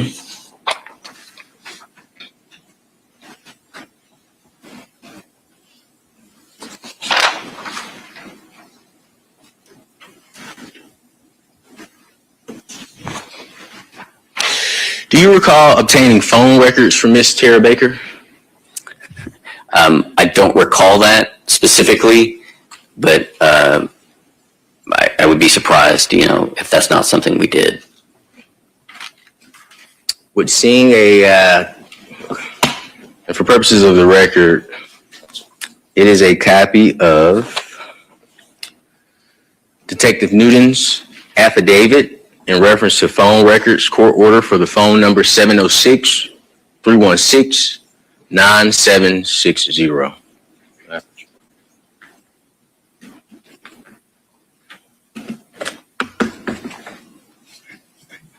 Your Honor, I would again ask that Mr. Cruz show me something before he tries to hand it to a witness. That's He correct. has been showing you.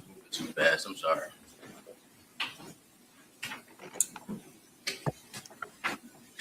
Yeah, I gotta go off camera for a little bit.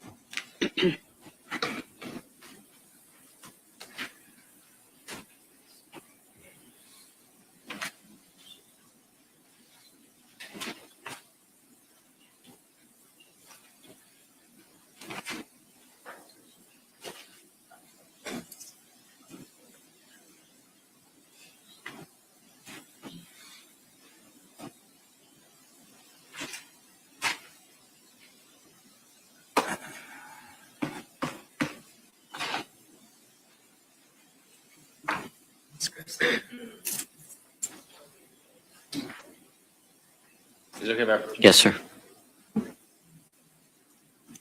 Thank you.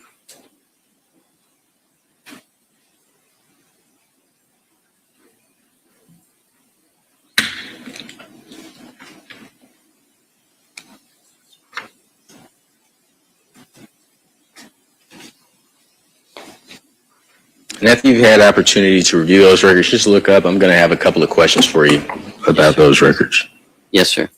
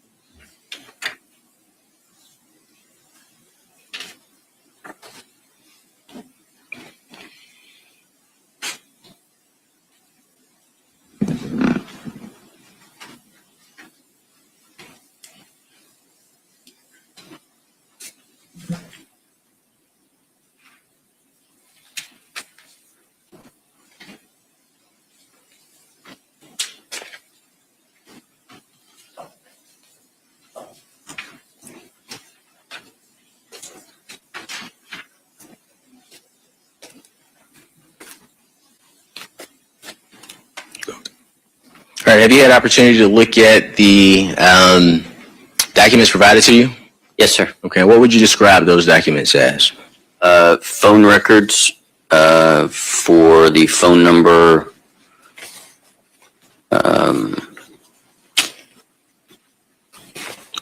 706-316-9760. So they show phone calls, time of duration, whether it's answered or not, carriers involved in some instances, and it has dates and times of the calls. Yes, sir. And would you have any reason to agree that those are Miss Tara Baker phone records? That's certainly what they appear to be.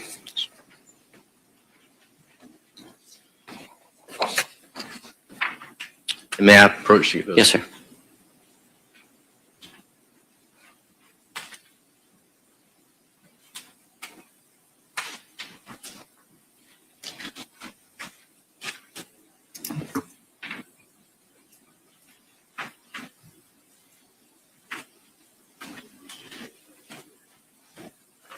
Thank you, sir.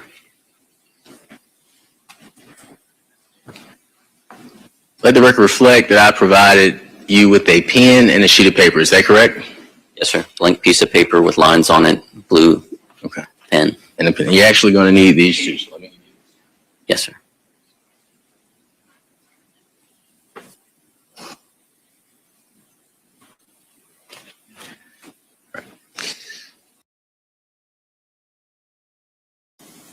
We've already agreed that those records that you have are Miss Baker's records, correct? Yes, sir.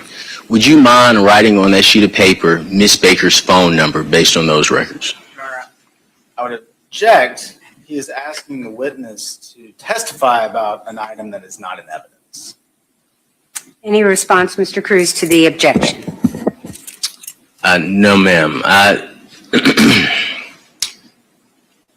This witness has personal knowledge of those items, so I would just ask that I have no response other than this witness has personal knowledge of. I mean, with regard to the evidentiary objection, Mr. Bolton Maine, he is correct. I'm going to sustain the objection. Yes, ma'am. Court's indulgence. Yes, sir.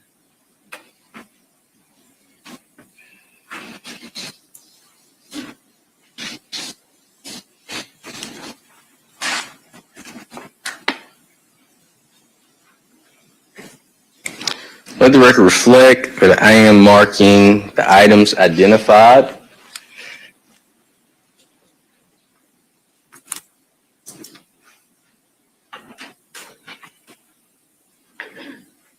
I know I've been calling you Mr. Newton. It just feels so natural to call you Detective Newton. Can I call you Detective Newton? Sure. Okay. The items, let the record reflect that I am marking as Defense Exhibit 29. You've done 29. I think you're on 30. I think that's right. Do you have that, Ms. Satterfield? Thank you. Yes, number 30. Let the record reflect that the items that Detective John Newton has identified as Ms. Baker's phone records have been marked as Defense Exhibit 30, and that's in regards to number 706-316-9760. Let the record reflect that I am showing the state what has been marked as number, Tara Baker phone records, Defense Exhibit 30.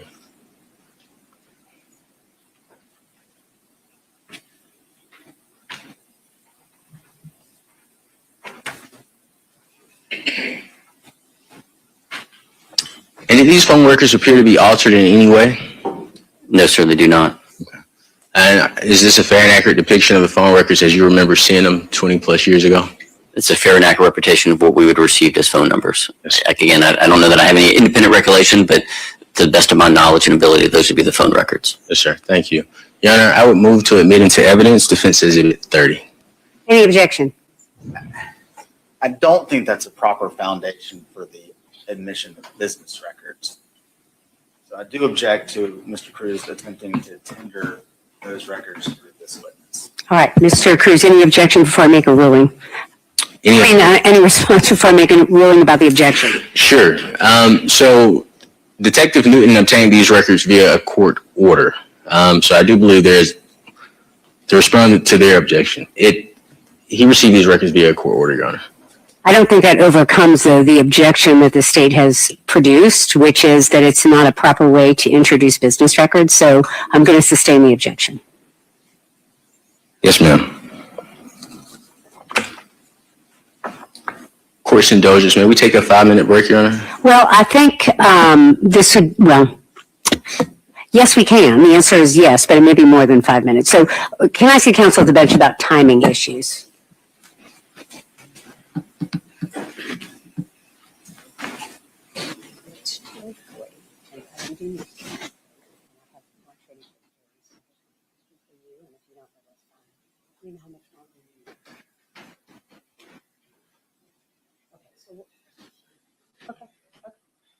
Okay, that's all right.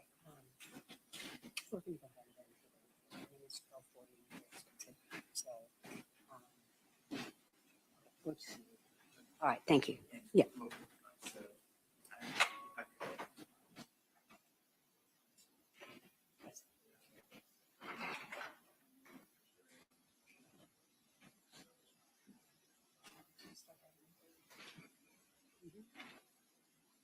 That answer?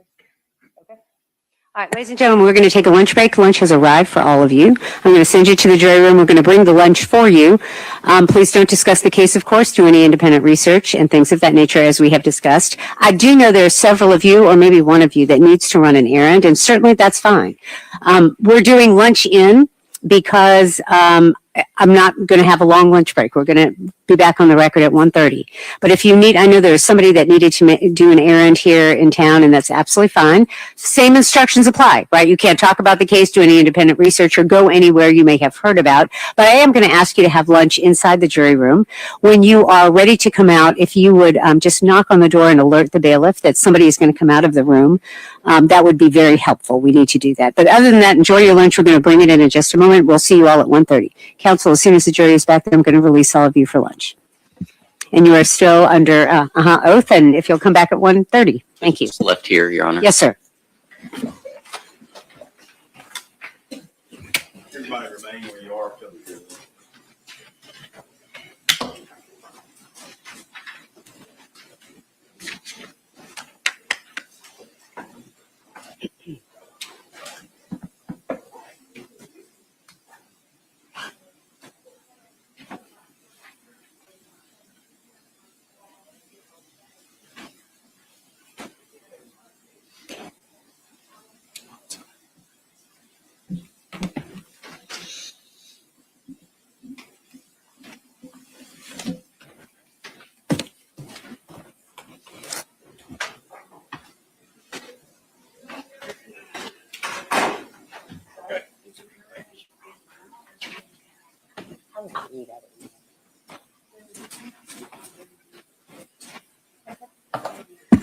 Well, do we have the one? Okay. All right, court is in, we are adjourned. We'll see you all at 1:30. Counsel, you may go certainly enjoy a break. Yes, ma'am. Do it, Justin.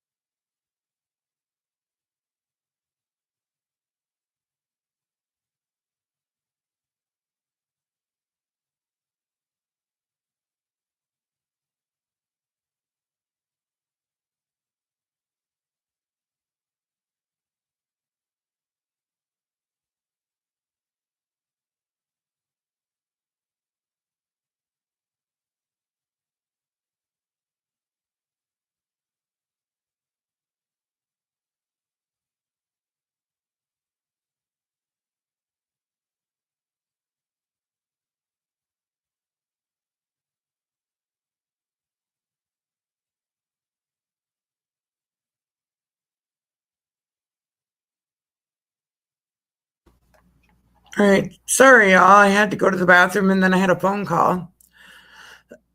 So I take it they're on lunch. The lunch must have arrived. Oh, there's been an update on the Nancy Guthrie case. Brian Etten said that there has been an arrest. Someone had sent out a ransom note that was trying to fraudulently get money off the family. So they've been arrested. The blood on the porch is Nancy's, the blood that was on the cement. And they do have, there was a picture, there was a thing on the photo of somebody on the video, but they can't get it to come up. That's about all there was. There was a press conference. I'll probably catch it later, or when I come out of the lunch, I'll watch it quick or listen to it and let you guys know what's going on. They won't say specific times. So, all right. Well, let's do this. Let's get back to our trial.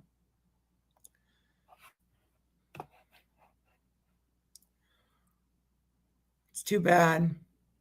Oh, they have till 5. The first one's 5 o'clock today that they have to have it's what the ransom note said, 5 o'clock today, or Monday's the second time.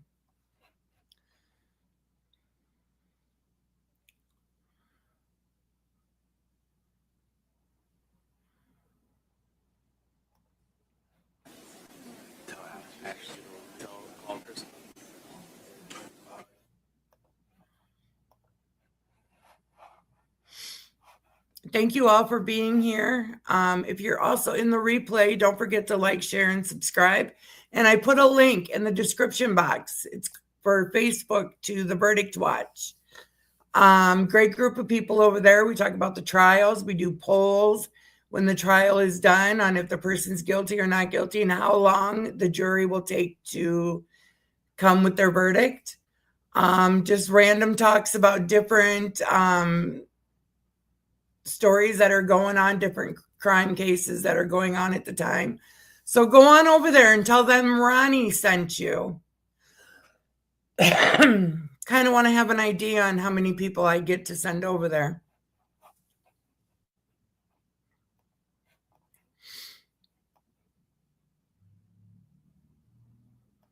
Griffith's testimony, if that could conclude the fact testimony before the jury for the day. All right, thank you. And I'll respond to that. And Ms. Cruz, do you want to say anything about that announcement? No, ma'am. All right, thank you. I mean, that sounds fine. I mean, it is almost 1:45. You may be surprised that we may not be finished until 5. It's not really that much longer, but that's fine. As soon as we're finished with your fact witnesses, we will go into the Daubert hearing. I think that makes sense. All right, anything else before we bring the jury up from the state? No, Your Honor. All right, Mr. Cruz, anything before we bring the jury out? No, ma'am. All right, thank you. You may bring the jury out.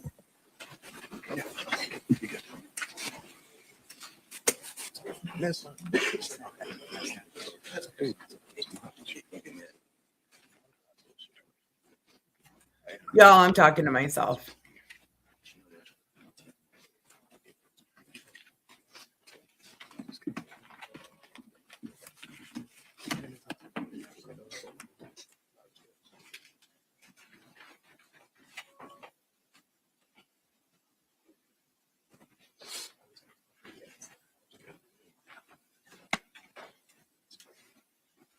Everyone, you may be seated. Thank you. Mr. Cruz, you have the floor.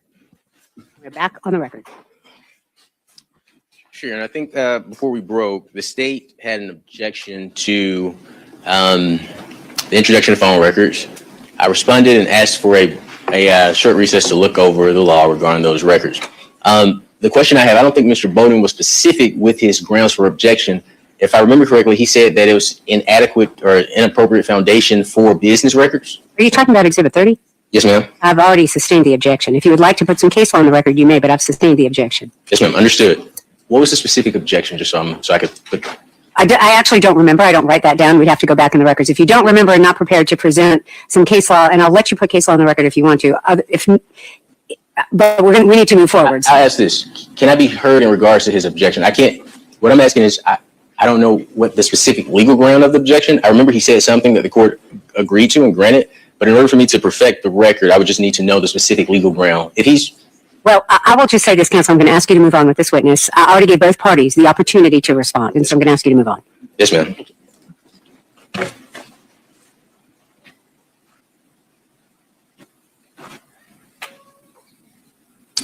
On March 12th, 2001, do you recall receiving a message from a female inmate at the Clark County Jail? No. No, sir, I do not.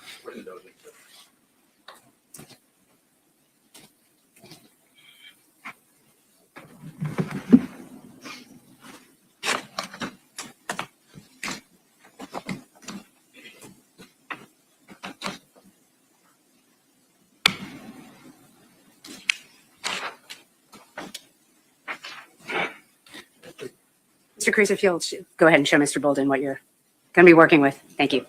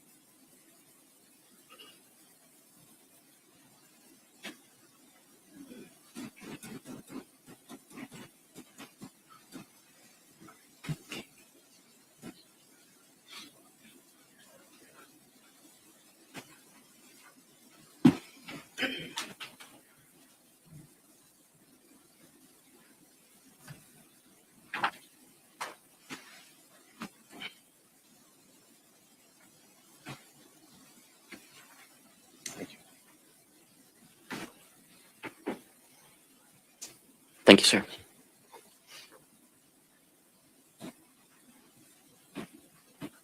And of that document that I provided you, the specific portion to read is paragraph 1, sentence 1.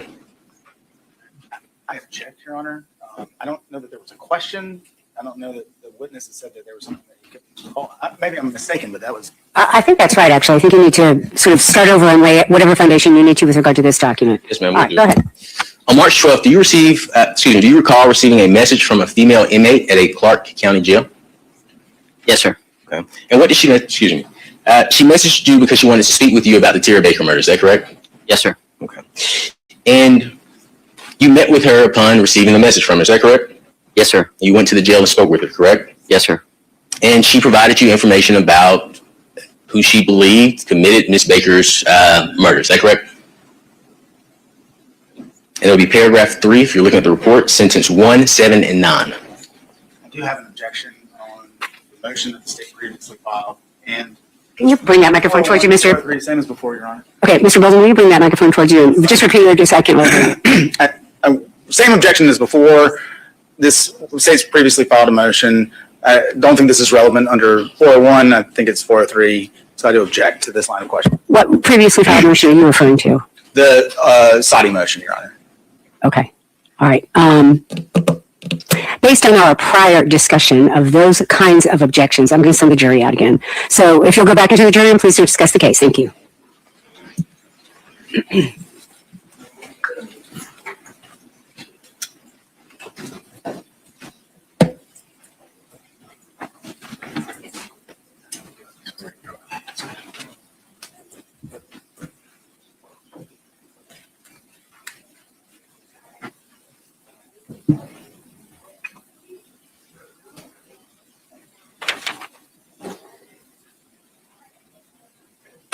Thank you. All right, y'all may be seated.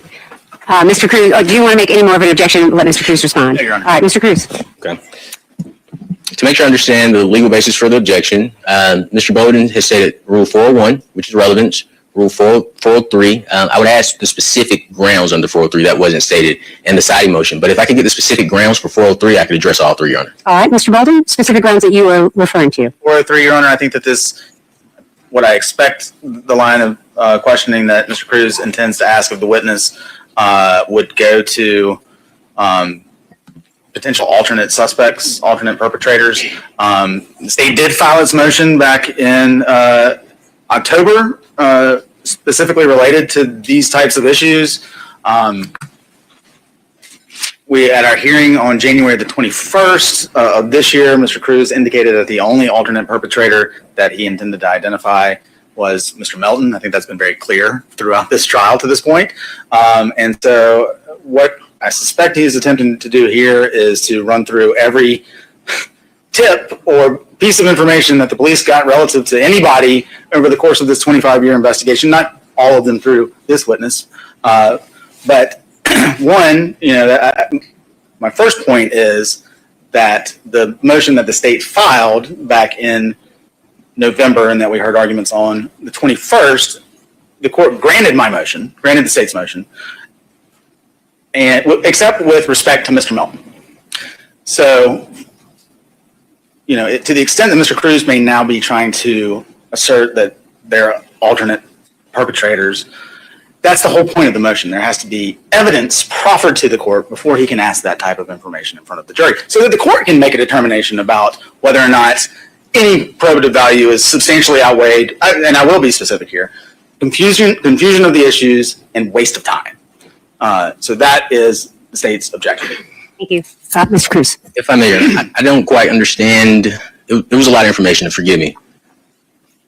I understand he mentioned something about Saudi. Can I get clarity on that, Your Honor? If you understood what Mr. Bowden was mentioning in regards to... Well, he was just, again, mentioning the hearings that we had about the 412 motion and the rulings. The rape shield statute? I'm sorry, not rape shield, Your Honor. The one that I'm specifically referring to, and it was captioned... That was also on the 21st. Right, and it was also filed by the state on the same day, which is state's motion in limine to require the defendant to proffer evidence linking other persons to the crime charged. That's the one I'm referring to. Okay. Go ahead, Mr. Cruz. So I address each objection piecemeal. All right.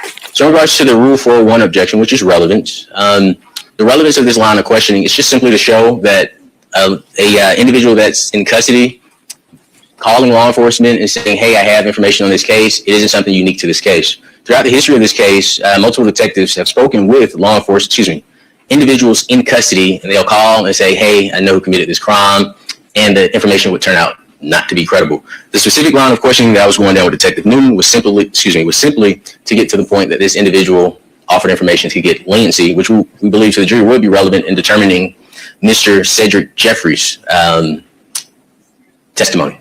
In regards to Rule 403, and I believe he said waste of time, as well as, if you don't mind, Your Honor, I have waste of time. There was one more that he mentioned. Confusion of the issue. Confusion of the issues. I'm listening. I'm looking for the motion while you're talking. Absolutely. That is fine, Your Honor. Do whatever you need to do. In regards to the waste of time, Your Honor, this evidence directly rebuts the state's evidence. They want to present to the jury Mr. Cedric Jeffries as a unique individual that's in custody, and they would like it to appear to the jury that he's the first in custody individual to come forward with tips on this case.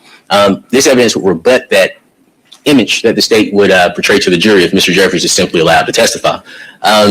So it isn't a waste of time. And as far as confusion of the issues, I'm not sure of an issue that could be confused by the Honorable Detective Newton simply stating, yes, someone in custody reached out to me 20-something years ago with information on the case. So that would be my proffer in regards to 403, or my response in regards to 403. In regards to the Saudi motion, and just for purposes of the record, I believe the appropriate term for that is third-party perpetrator or alternative suspect theory under Georgia law. That is not the purpose of this evidence. This individual, if I would have been allowed to go down, or if I'm allowed to go down that question with Honorable Detective Newton, the information turned out not to be credible. So it wouldn't implicate the alternative party theory or third-party perpetrator theory. Okay, so let me just ask you this question, and Mr. Bolden, I'll let you respond, and I'll let Mr. Cruz respond if you wanted to say something. But given what you've just stated, then why is this testimony relevant? Absolutely, Your Honor. Thank you for the opportunity to respond to that. So the reason this testimony is relevant is because the state intends to bring in an individual by the name of Mr. Cedric Jeffries, who is an individual that is currently serving a 105-month federal prison sentence. Right. The state intends to depict to the jury, which is their right because it's their case that they had the opportunity to present, that Mr. Jeffries is a uniquely situated inmate. So when Mr. Jeffries comes in, he'll testify, hey, I'm in custody, so forth and so on. Mr. Faust admitted this to me, and I'm hoping to get a benefit from the state. The reason this is relevant is because we're showing the jury also that Mr. Jeffries is not uniquely situated. Throughout the history of this case, individuals that are incarcerated have called seeking leniency.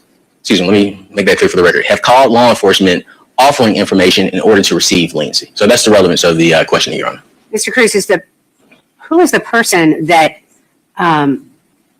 this witness went and talked to at the jail in Clark County? So, Your Honor, I did not intend to get into any names. I don't believe the name of the person is relevant. So it's not Cedric Jeffries.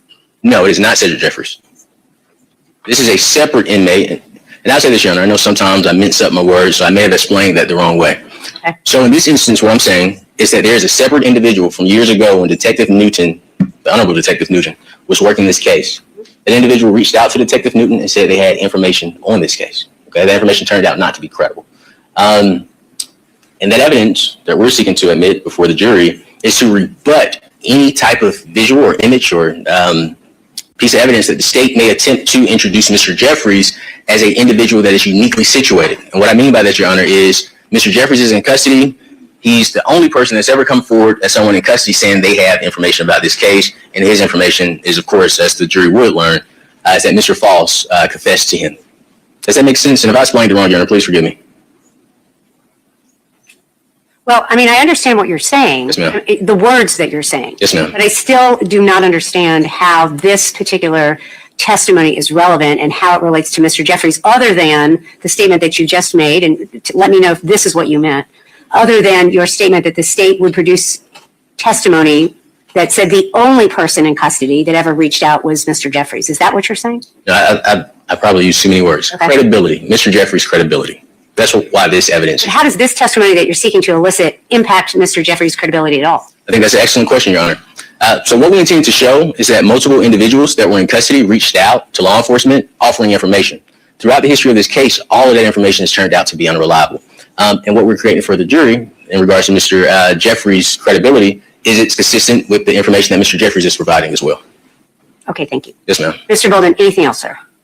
Unless the court has any specific questions about the way that I made the objection, I deny. Okay, I'm making a finding that this information is not relevant. Yes, ma'am. And that under 403, it would absolutely lead to confusion of the issues and misleading the jury. I'm not going to allow it. I'm going to ask you to move on. Yes, ma'am. Could you bring the jury in, please?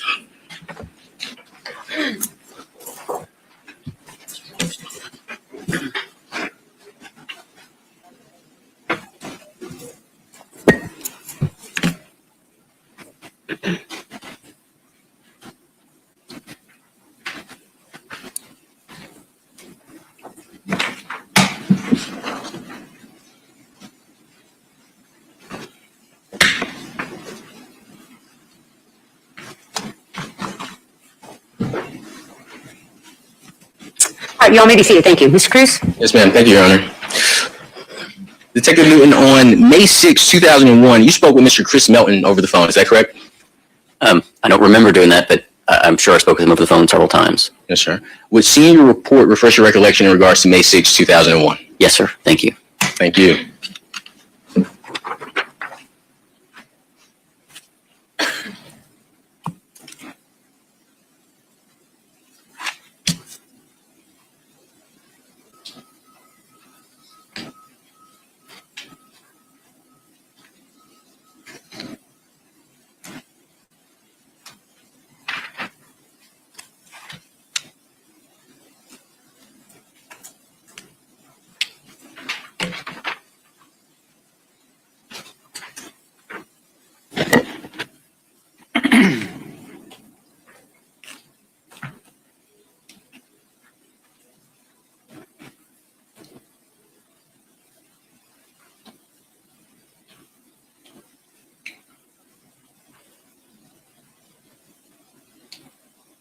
Let the record reflect that I'm showing the Honorable Detective Newton a copy of his May 6, 2001 report to refresh his recollection.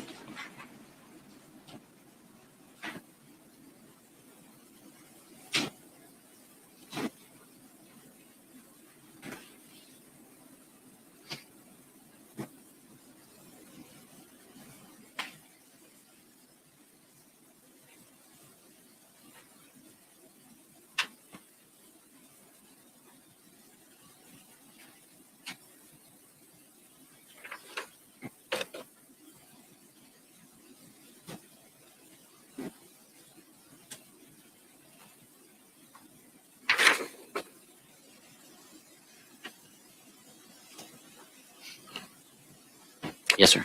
Is your memory refreshed in regards to May 6, 2001? Yes, sir. Is it okay if I grab that document? Yes, sir. All right, thank you. You don't have to. Just have it.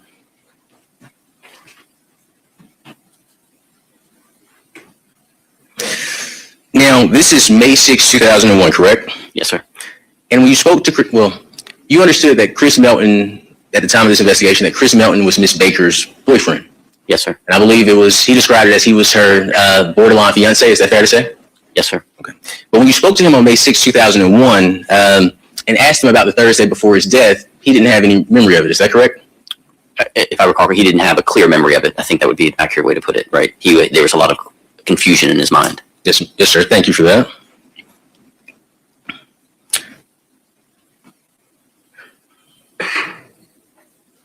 There was a discussion about going over Chris Melton's finances. Is that correct? Yes, sir. Okay. And were you aware that Chris Melton told law enforcement that he had received a check from a place called Nash Plumbing? He worked at Nash Plumbing, as I recall from that report. Excellent. Yes, sir. And the bank records would have shown whether or not he worked at Nash Plumbing, correct? That sounds very logical. Yes, sir. Okay. But Mr. Melton was not comfortable with you going over his finances, was he? That is correct. Okay. So based on your time in this investigation, you were never able to confirm whether or not Mr. Melton actually worked for Nash Plumbing. It's not in that report. I don't recall us doing that, sir. Thank you.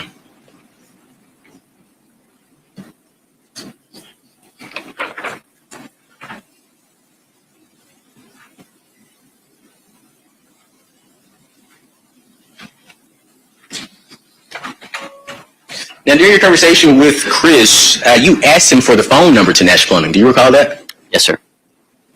And Chris told you he didn't have the number to Nash Plumbing. Is that correct? That is correct. Did you find that odd, considering that he said Nash Plumbing was his employer? I apologize. I don't remember finding it odd or not finding it Pause odd. for speculation, Your Honor. Overruled.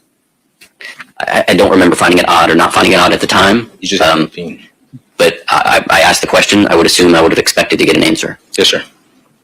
Chris Melton also could not provide an exact address for Nash Plumbing, could he? That is correct. The only information he could provide is that it is on 78 near Loganville and that it is a hole in the wall. Is that correct? That is correct. Do you ever recall going to Nash Plumbing? I do not recall, sir. Thank you so much, Honorable Detective Newton. I do not have any other questions for you. Thank you. Any redirect, Mr. Bolden? Your Honor. May this witness be excused. Ask that he be excused. Mr. Cruz, any objection? I still have him under subpoena, so I would just ask that, and for the witnesses, please forgive me for not bringing this up earlier. Mr. Yalamachili brought it to my attention. For the witnesses that are under subpoena, just to be respectful of their time, if I could give them 48 hours notice instead of 24 hours notice. Is that okay with the Honorable Court? I don't have any problem with that. I certainly think that's fair. Okay, as long as I'm aware, I'll give them 48 hours notice. Thank you. You're still under subpoena, sir, but you are free to go. Thank you. You may call your next witness. State calls Shannon Brown.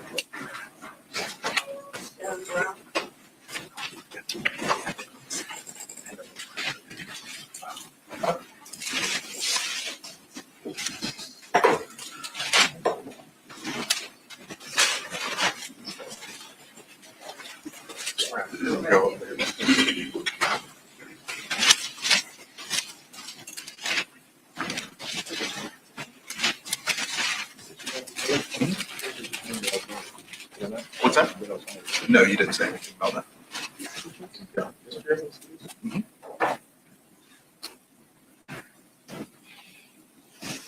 Will you raise your right hand, ma'am? Do you swear or affirm testimony you'll give to the court today will be the truth, the whole truth, and nothing but the truth, so help you God? Okay. All right. Would you please just state and spell your name for the record? It's Shannon Brown, SHANNON And ma'am, where are you currently employed? at the Athens Clark County Sheriff's Office. All right. And what, well, let me ask you this. Does the Athens Clark County Sheriff's Office keep known photos of individuals from certain times? We do. Yes, sir. I would object to this line of questioning. Okay. In regard, I would object under Rule 403. The evidence that the state is attempting to introduce, its probative value is substantially outweighed by its prejudicial impact or its undue prejudice. And I would also object under Rule 404B, OCGA 24-4-404B, as it gets into improper character evidence. All right, thank you. And anything specific with regard to 403, other than probative value outweighs? Probative value is outweighed. That's just, okay. All right, thank you. Mr. Yalamachili, any response? Excuse me, substantially outweighed. I understood, thank you. I think it'd probably be helpful for the court to see the exhibit. Okay. know what? We're going to do it again this way. Ladies and gentlemen, we're going to ask you to go into the jury room. Please don't discuss the case. I think it's best we do it that way, counsel. The jury room again? Come on. That's 7 times already today.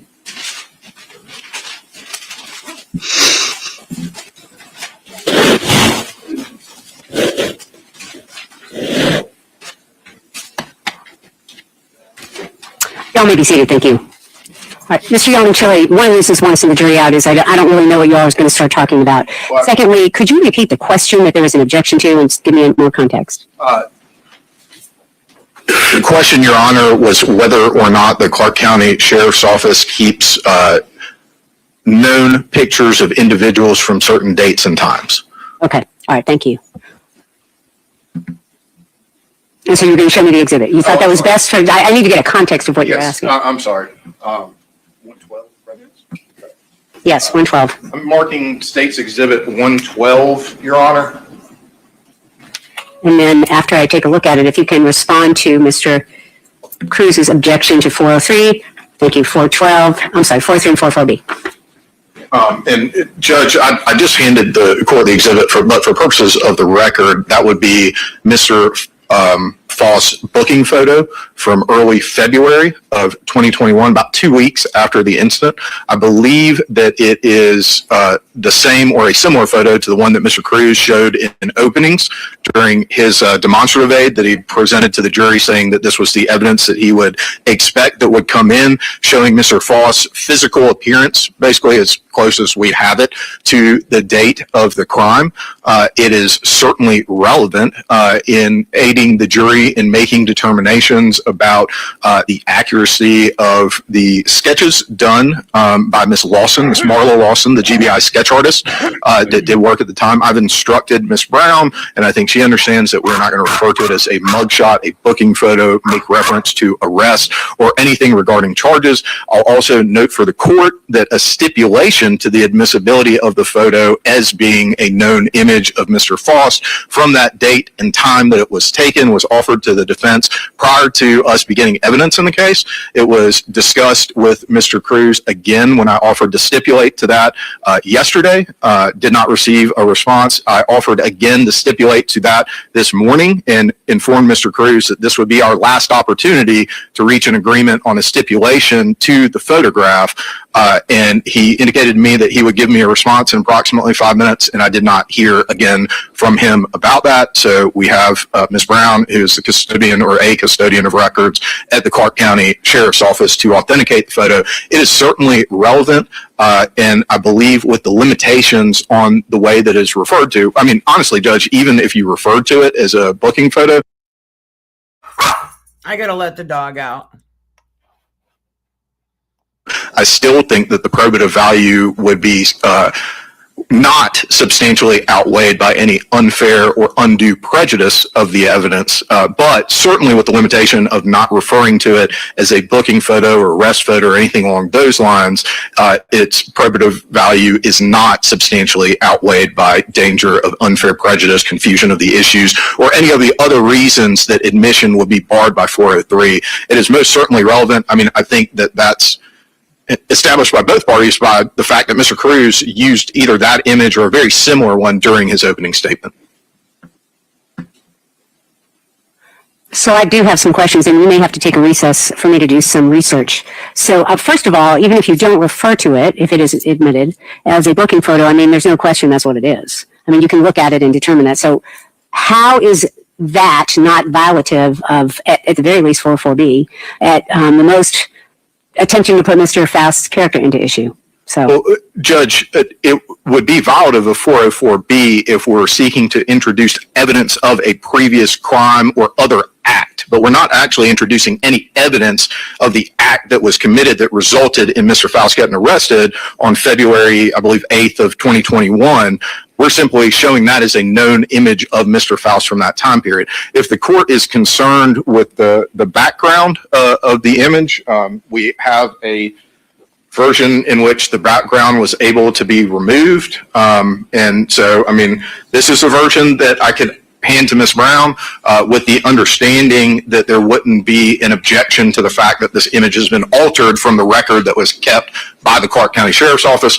We're certainly happy to do that, but I do believe that a known image, even if it is one that is generated as part of an arrest for a different incident than the one that Mr. Faust or any criminal defendant is on trial for, is admissible, especially under these circumstances where we're talking about 25 years later and everyone's appearance has changed substantially. It is especially important to establish Mr. Faust's appearance at the time. If this were a situation where, you know, a year had gone by or 18 months or something along those lines, then you may be in a different position unless there's some kind of special circumstance showing that the defendant's appearance has changed substantially since the time of the crime. But in this case, Judge, just the passage of time has led to a situation where Mr. Faust, Ms. Peavy Hall, Dr. Lowe, basically everybody that's come to testify in this case looks very different than they did at the time of the incident. So that's why it's relevant and necessary. Well, and I understand your relevance argument, and I think you've made an appropriate relevance argument,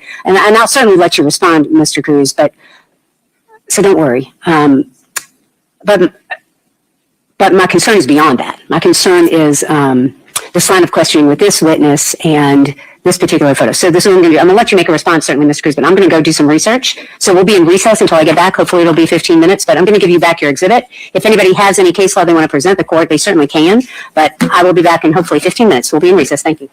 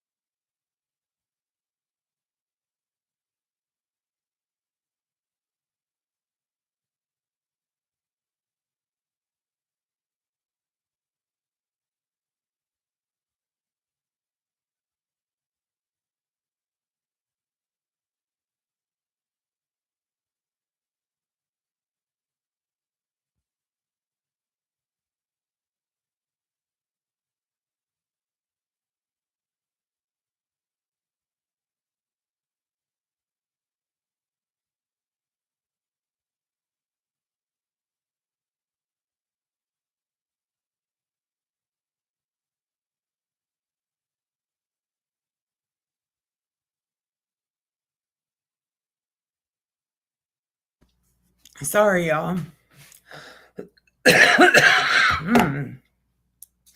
So I don't know. I'm confused. I have never, ever seen a case like this, ever, where they've constantly argued, bickered, jury's gone to the jury room 100 times. I don't know. I guess I'm just confused. Like, way confused about it.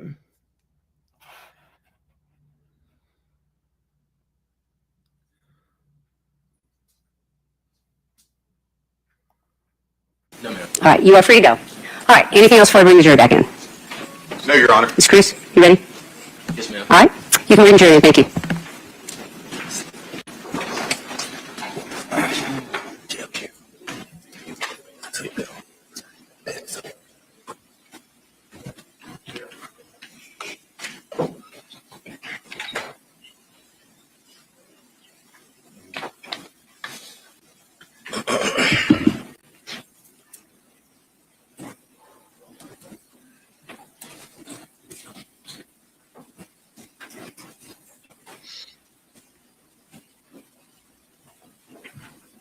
You all may be seated.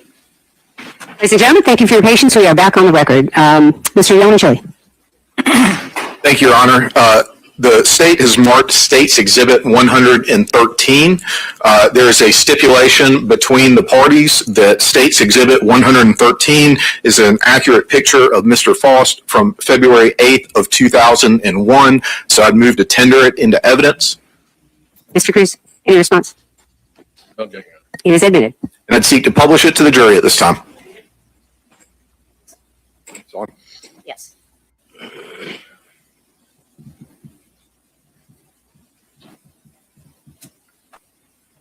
Thank you, Your Honor. All right, you may call your next witness. State calls Annie Kissler Rao. Could you get Annie Kissler Rao, please?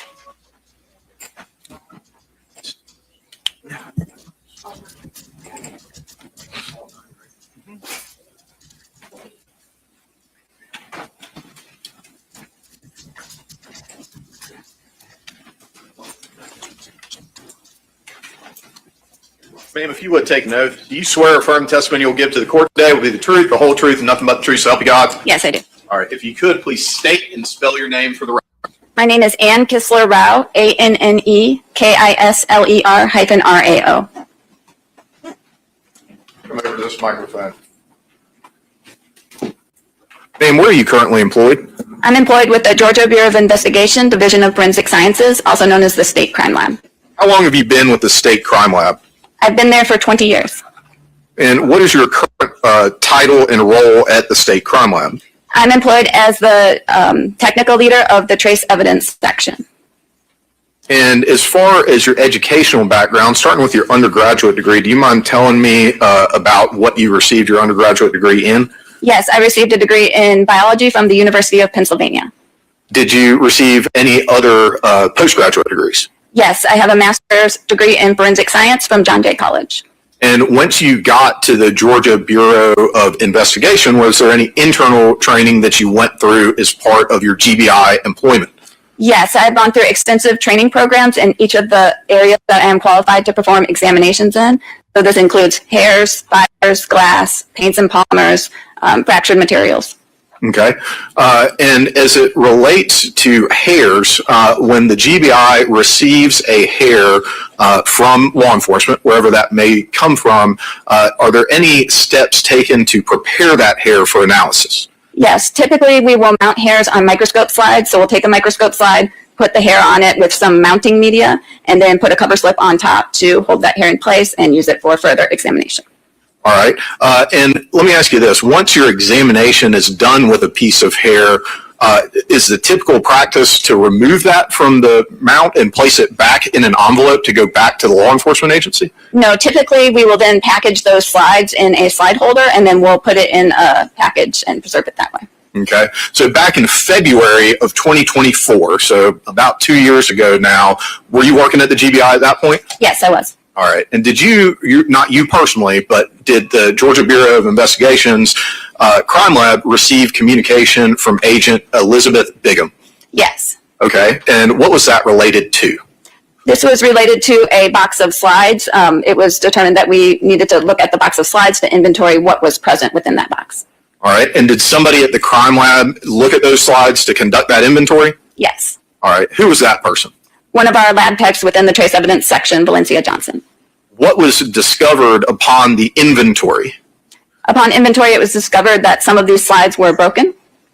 Okay, and so let me ask you a question about ways that things were packaged back in 2001 or the early 2000s as compared to the way things are packaged now. Okay, how were slides packaged back in the early 2000s?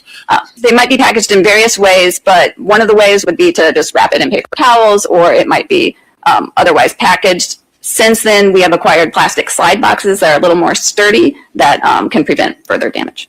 And so you mentioned preventing further damage. Have there been situations where the slide, in the old way of packaging things, not without the slide boxes you're talking about, gets damaged? Yes, that's possible. Okay. In this particular case, after the inventory was done, was there any damage to the slides? Yes, some of the slides within the box did have some damage. Okay. And so when a slide is damaged, what are your options at that point regarding remedying the damage?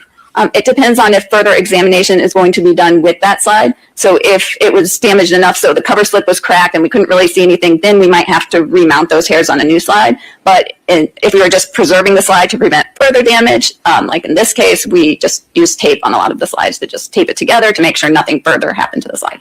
Okay. And were you involved in that process? Yes. Okay. Were you the only person involved in that process? No, 2 other hair examiners were also involved.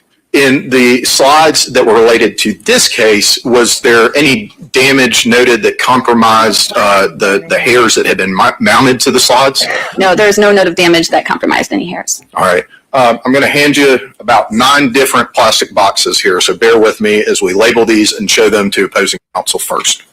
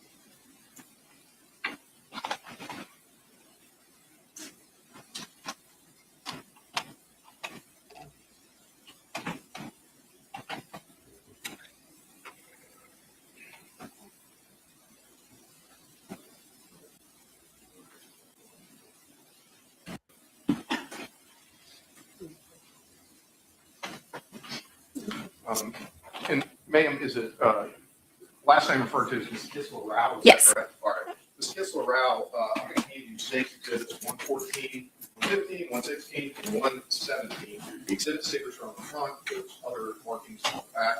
Will you look through those and then just let me know when you've had a chance to review all of that?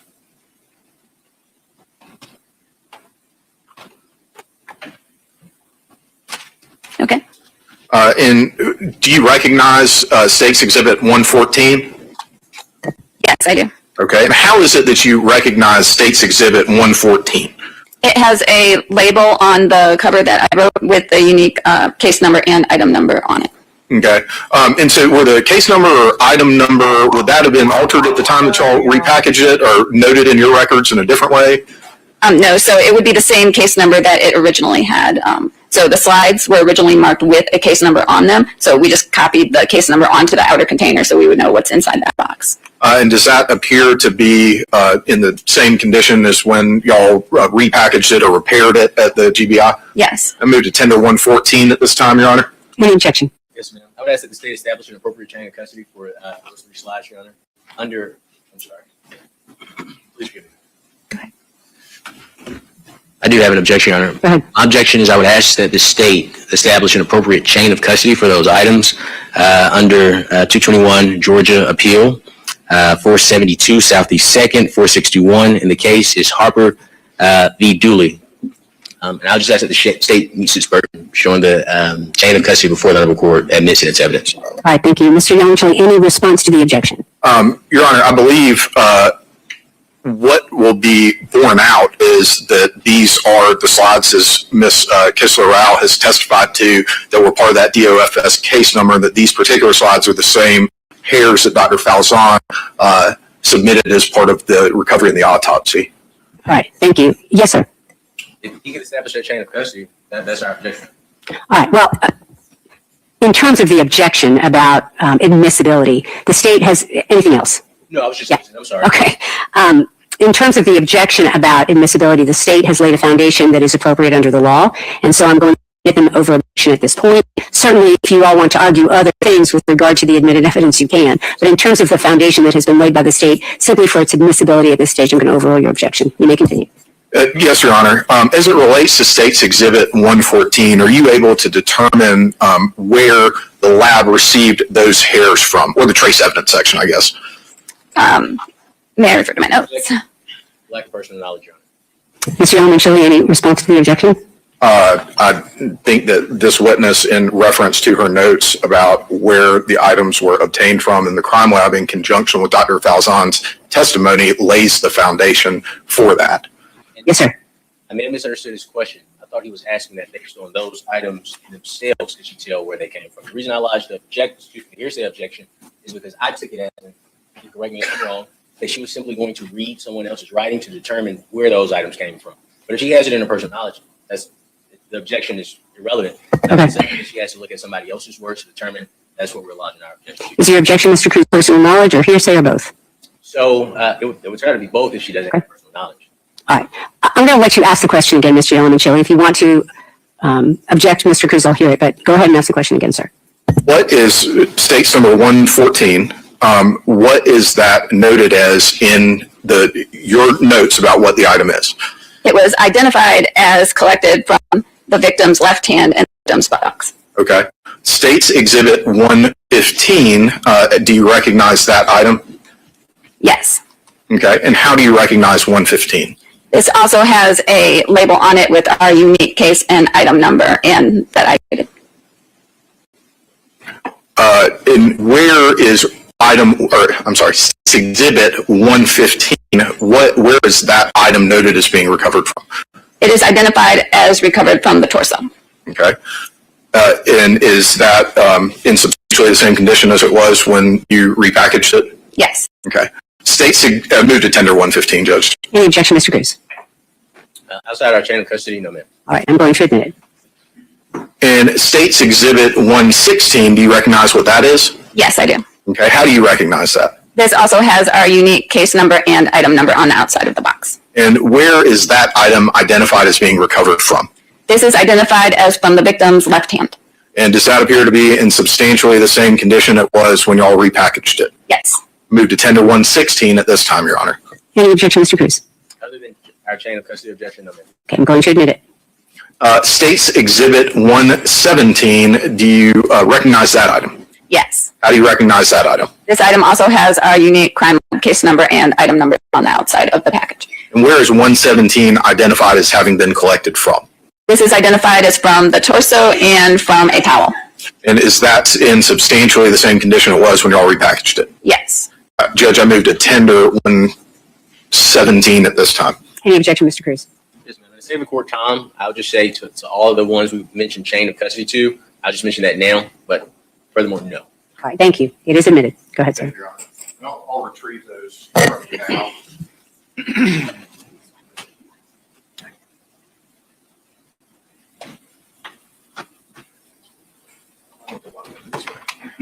Sorry. We'll worry I'm going to break it again, but I'll try to be careful.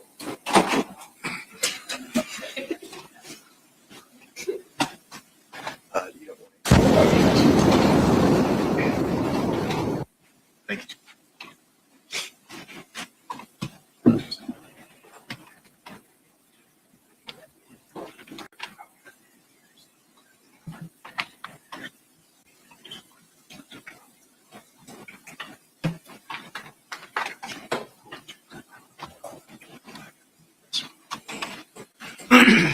And Ms. Kissel-Rao, I'm going to hand you State's Exhibits 118 through 123.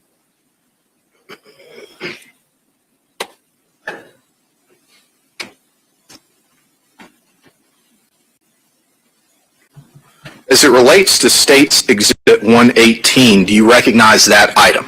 Yes, I do. How do you recognize that item? This item has our unique crime lab case number and item numbers on the label on the outside of the box. Where is that item identified as having been collected from? This item is identified as containing the known pubic hair of James Barker and the known pubic hair of Chris Melton. And does that appear to be in substantially the same condition as it was when you repackaged it? Yes. Judge, I move to tender 118 at this time. Any objection? No objection. It is admitted. Going forward to State's Exhibit 119, do you recognize that item? Yes, I do. And what do you how do you recognize that item? This item also has the unique crime lab case number and item number on a label on the outside. And where is that item identified as having been collected from? This item is identified as being known head hair of Chris Melton and known head hair of Christopher Hall. All right. And does that appear to be in substantially the same condition it was when you repackaged it? Yes. Judge, I'd move to tender 119. Any objection, Mr. Cruz? It is admitted. State's Exhibit 120, do you recognize that item? Yes, I do. How do you recognize that item? This item also has our unique crime lab case number and item number on a label on the outside. What is it and where is it identified as having been collected from? This is identified as the known head hair of Ashley PV. Does that appear to be in substantially the same condition as it was when y'all repackaged it? Yes. I move to tender 120 at this time. Any objection, Mr. Cruz? It is admitted. As it relates to State's Exhibit 121, you recognize that item? Yes, I do. How do you recognize it? This item also has our unique crime lab case number and item numbers on a label on the outside. What is it and where is it identified as having been collected from? This is identified as being known head hair and known pubic hair of Valerie Lang. And does that appear to be in substantially the same condition as when it was repackaged or repaired by the GBI? Yes. Judge, I move to tender 121. Mr. Cruz, any objection? It is admitted. State's Exhibit 122, ma'am. Do you recognize that item? Yes, I do. How do you recognize it? This item also has our unique crime lab case number and item numbers on a label on the outside. And what is it and where is it identified as having been collected from? This is identified as being known head hair of Valerie Lang and known head hair of Ashley PV. And is it in substantially the same condition as it was when it was repackaged by the GBI? Yes. Judge, I move to tender 122. Any objection, Mr. Cruz? It is admitted. State's Exhibit 123. Do you recognize that item? Yes, I do. How do you recognize that item? This item also has our unique crime lab case number and item number on the outside of the box. And what is it and where is it identified as having been collected from? This item is identified as being known head hair of Valerie Lang. And does it appear to be in substantially the same condition as it was when it was repackaged by the GBI? Yes, it does. Judge, I move to tender 123 at this time. Any objection, Mr. Cruz? It is admitted. Ms. Kissler-Rao, thank you very much. That's all the questions I have for you right now. Mr. Cruz, cross-examination. Do we have a box of gloves? Well, Medium and extra large. So, I do have it.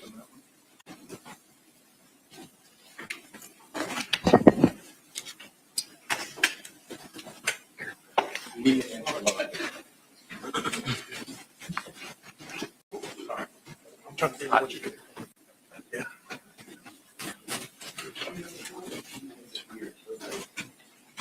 In course indulgence, Your Honor.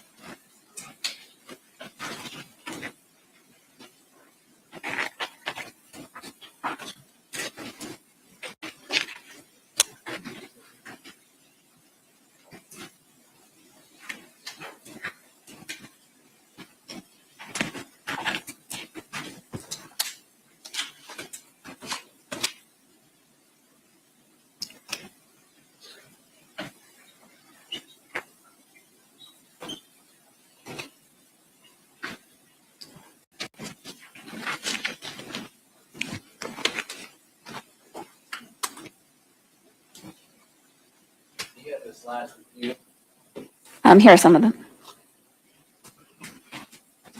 My name is Amai Cruz. I have the privilege and honor of representing Mr. Edrick Faust.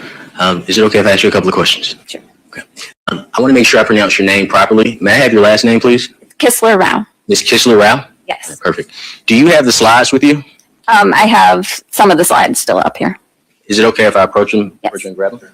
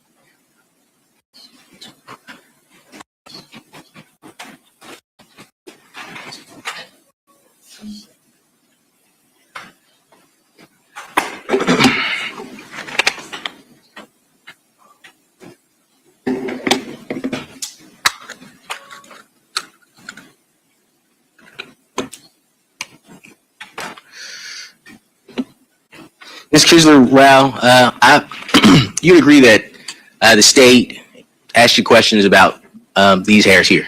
Yes. Is that correct? Now, the hairs that the state asked you about weren't the only hairs collected. Is that correct? I'm not aware. Are you aware of a hair being retrieved from a power transformer in this case? I'm not aware of that. And are you the individual that packaged these hairs? It was me along with 2 other hair examiners. Which ones did you package? I can tell you which labels are the ones I made. Please. I would need to see them. Yes, ma'am. Let me slide these back in. In court's indulgence to figure out which hair is which.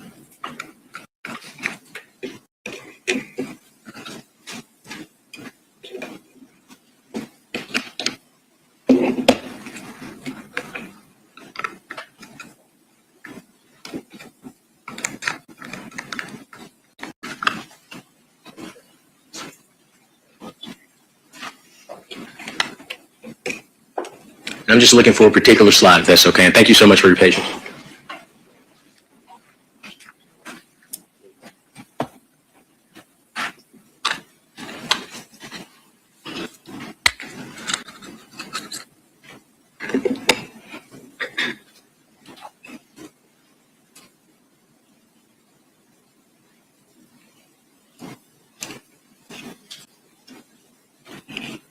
And these are the conditions, well, let me rephrase that question.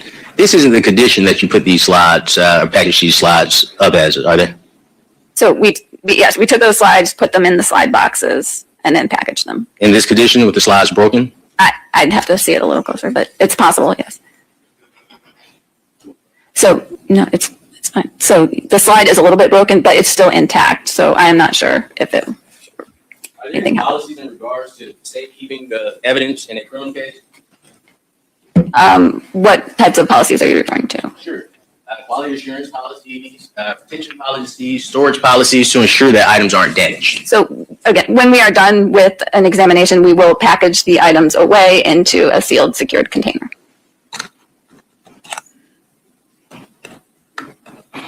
Your testimony is that you are not aware of any other hairs missing from these containers. I'm not aware of it. Sure. And you have your report with you? I did not issue a report for this particular.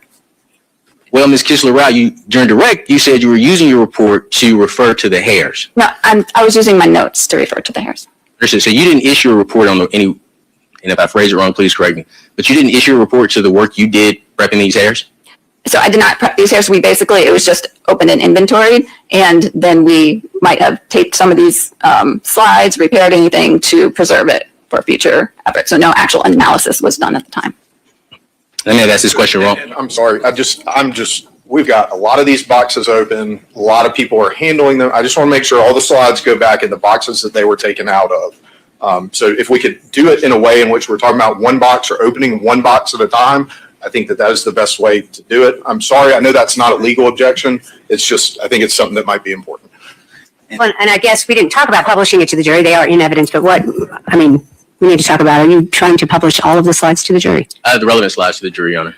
Okay. I'm going to have you put that on the record, which slides you want to publish to the jury. And I think, Your Honor, the jury something needs to be passed to the court, maybe through the bailiff or from the jurors, so they're trying to address the court about something here.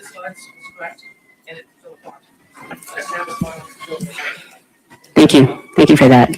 All right. Yes, sir. Can we display these on the Elmo, please? I understand there's some latitude about how to do it, but this is not a good way to do this. I think that would be best. Mr. Cruz, I'm going to ask you to retrieve that Yes, ma'am. piece of evidence. I can do that. Judge, I'm sorry, we may need to send the jury out so that we can see what fell, what we can recover, and what we can't recover. Sure.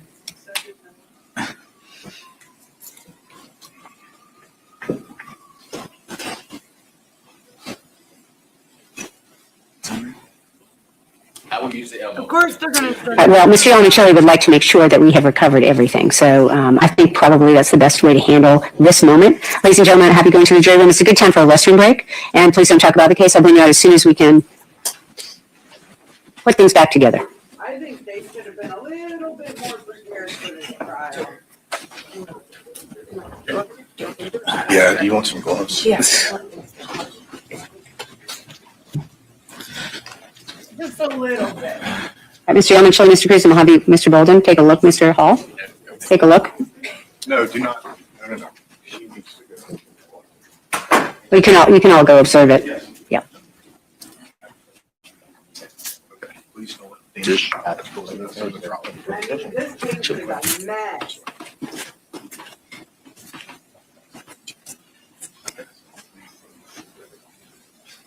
This girl might get justice, but at this point, I don't think it's gonna be the right.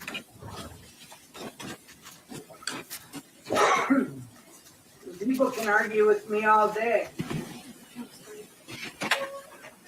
There's something right about this judge and, Y'all may be seated. Mr. Faust, you may be seated, sir. Y'all may be seated. I'm sorry, I didn't realize you were standing. You may be seated. Thank you.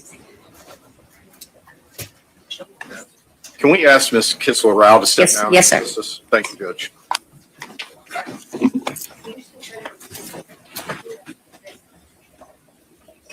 Get your shit.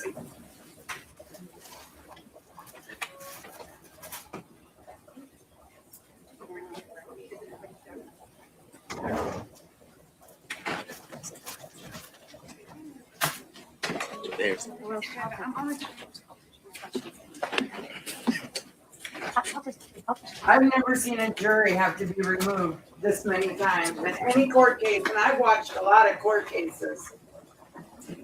A lot of trials. And I don't think I've ever seen a trial that's had the jury removed 8 times in one day. Hopefully 10 minutes. We will be in recess for 10 minutes.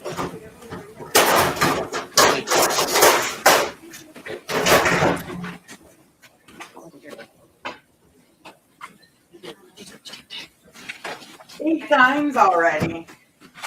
This is just wild.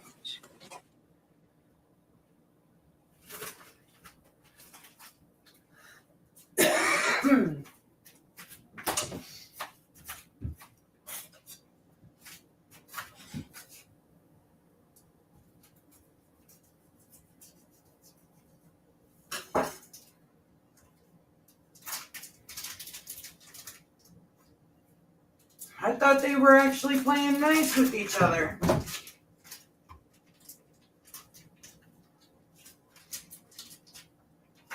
I guess not so much, huh?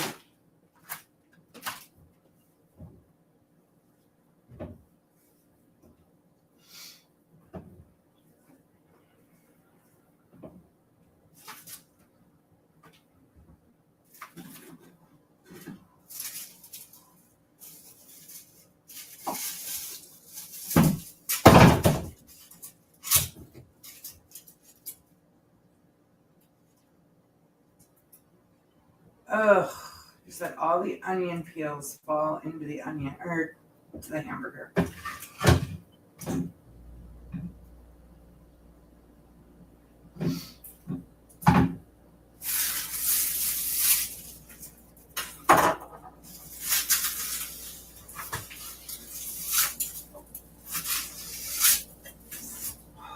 I clean, and then I make a giant mess.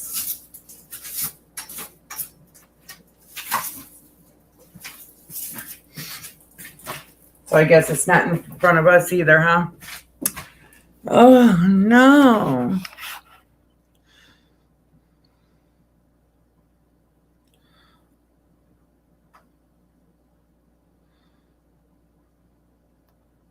On the record, we ready to proceed, counsel? Do you think? Yes, Judge, state's ready. We have a motion, Judge. We may need a hearing on this. Okay. Oh. Go ahead. In regards to these items, we do need to have a chain of custody here. I know I've raised that objection multiple times, but I'm looking at the glass slides, and I can stand to be corrected. but according to this slide, it is labeled as 2001 1002454, which is item number 12. Okay, this is our case number, so no issue with the case number. But when you go to the chain of custody report, and this is listed as Q hair recovered from debris with power module. First, Your Honor, that isn't listed anywhere in the chain of custody report. But when you go to item number 12 on the chain of custody report, item number 12 is identified as sealed package identified as containing power transformer. These are two different items, Your Honor. Let me just interrupt you for one moment, Mr.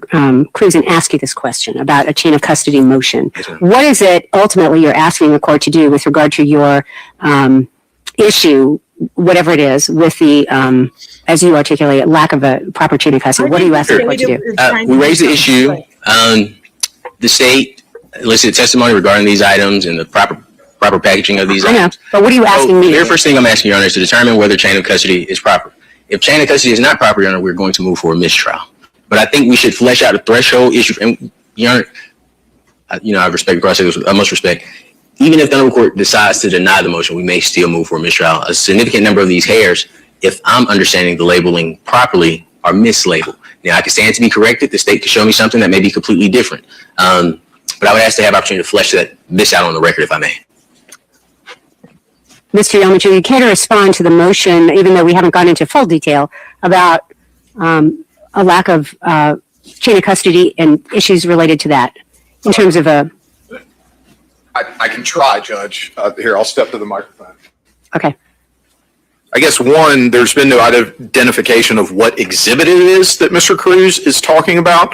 I believe to the extent that a chain of custody challenge is made, and I'd have to look at the cases, Your Honor, but I do believe reading something about needing to make an affirmative showing of tampering, at least some type of evidentiary showing of that. But again, that's just off the top of my head when you're thinking about litigating chain of custody issues. As far as the chain of custody in this case, with both Lieutenant Liedall as well as Dr. Falzon, I believe, as well as Mr. Newton, who testified about the collection of known hairs as well, Your Honor, I think that the state has met its obligation thus far in chain of custody, and with the caveat that Mr. Peterson is expected to testify for the state as well. The extent of his testimony will be determined by the court's ruling in the Daubert motion, but at a minimum, he would testify for purposes of establishing another link of that chain of custody. I also believe, at least, that there is case law indicating that when you have an investigative agency or an agency like the GBI, essentially the entire agency is considered for chain of custody purposes. But again, Your Honor, I'm not citing these as holdings. I do believe that general principle is correct there, but certainly could look into the issue further if the court instructs us to do so. All right, thank you. So, Mr. Cruz, are you asking the court to not allow certain evidence in based on a chain of custody argument? Is that what you're asking? So, Your Honor, that's what I was asking originally when we made the initial motion, just that the state lay a foundation for the chain of custody. Now I'm asking to flesh out, if the honorable court will allow, to flesh out the record in regards to chain of custody with the honorable court. And probably the way the hearing goes, Your Honor, unless I am mistaken, I can be. I don't want to stand in my place and say I'm certain, I can be, but the burden is on the state to establish a chain of custody. If I am not mistaken, if there are errors with the chain of custody based on how far we've gotten in this testimony, and not just her, but things we've discussed in this trial, including the envelopes, I would be moving for a mistrial at that time. But I'd like to flesh out the issue a little bit further on the record first, if that is okay. Okay, so the answer to your question is no. Yes, ma'am. And I don't really know what your motion is with regard to chain of custody, but I will just say this, that chain of custody, if you choose to challenge the chain of custody, certainly you have the right to do that if you decide that that's appropriate for your case. What you are referring to is the weight of the evidence rather than the admissibility of the evidence. And it is not... I'm just going to deny your motion on chain of custody. You can challenge it however you choose, but this is not a moment where the court has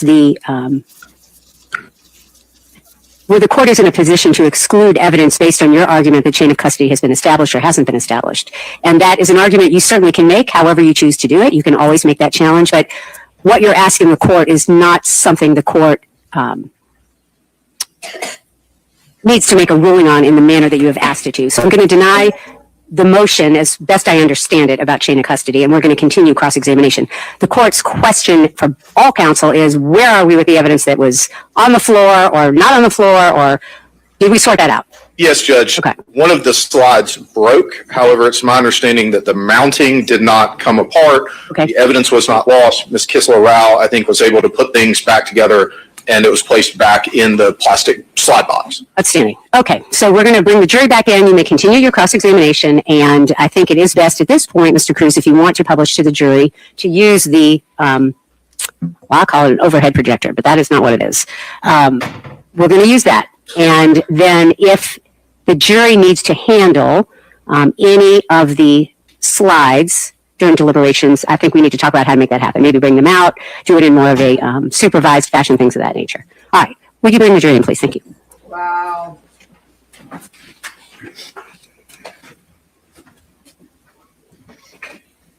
I don't know.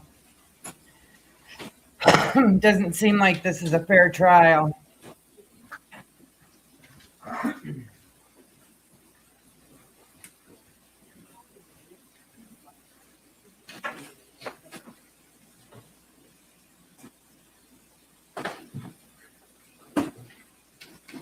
All right, you all may be seated. Thank you. We're back on the record. Thank you for your patience, ladies and gentlemen. And Mr. Cruz, cross-examination. Yes, ma'am.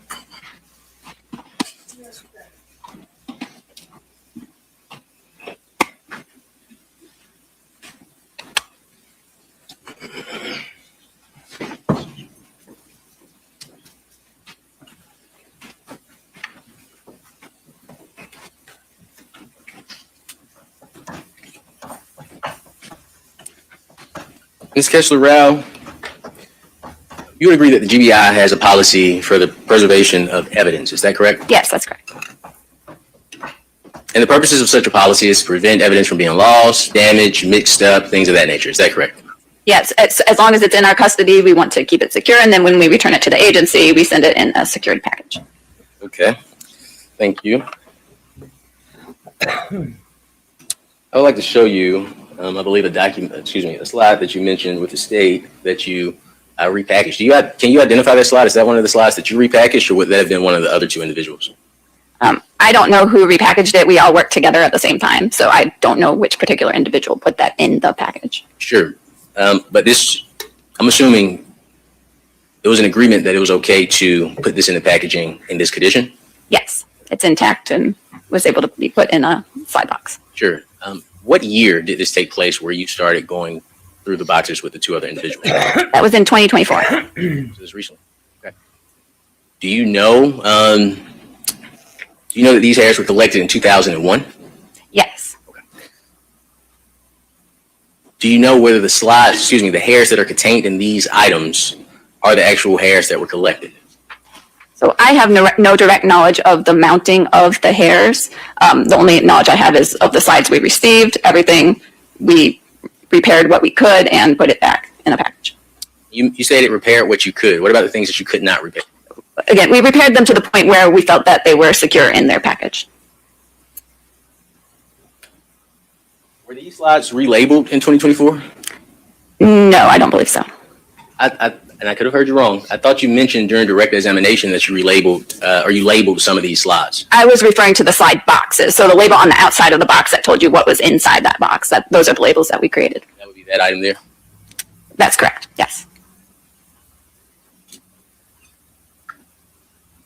Can you tell the jury the preservation policy of the GBI when it comes to evidence collected on an open on an open case? Again, like our preservation is that we will place evidence in sealed packages. We seal them with evidence tape. That's secure to secure them.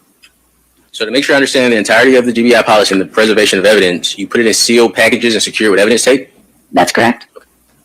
Is this considered a sealed package? Those slides were placed in a larger slide box, and that slide box was sealed with evidence tape. And were you the individual that sealed that box? I don't believe I was the one who did the final sealing of the box.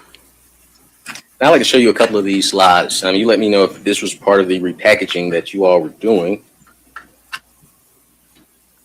Was it this difficult to get the slides inside of the box? Sometimes it can be, yes.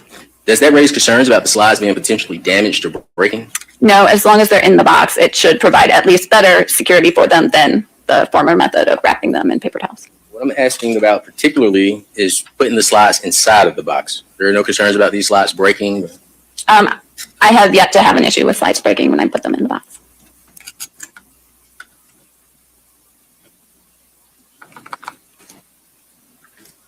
Worse indulgence.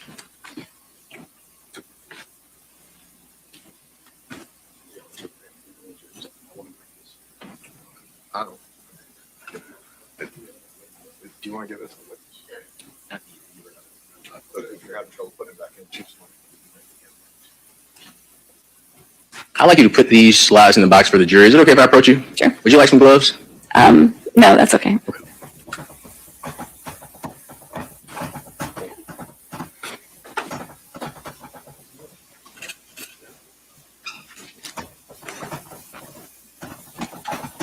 So one of the slides was just misplaced and it's no longer, I have to take two of them out because it's no longer in order.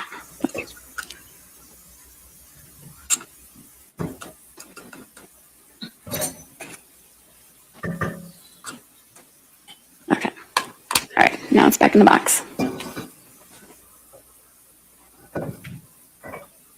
This slide here is one of the slides that was found in that box. Not that one there, I'm sorry. This one isn't labeled. Your Honor, I'd like to show the witness what I'm marking as defense exhibit 31.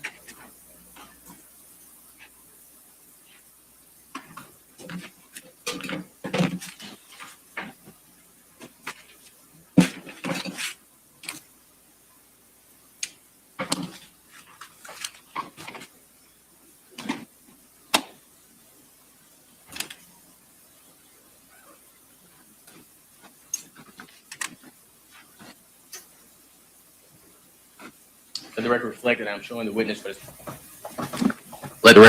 I'm showing the witness what has been marked as defense exhibit 31.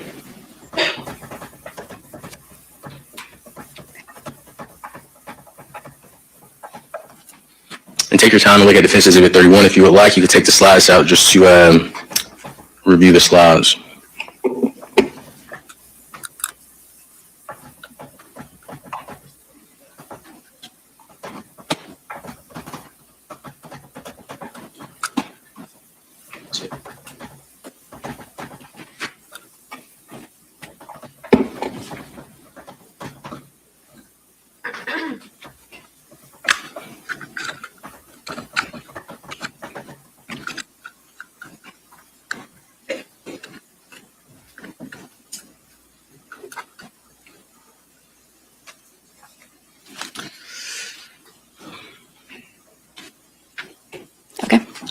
I'd like to also show you State's Exhibit, well, before I show you State's Exhibit 114, do you recognize Defense Exhibit 31?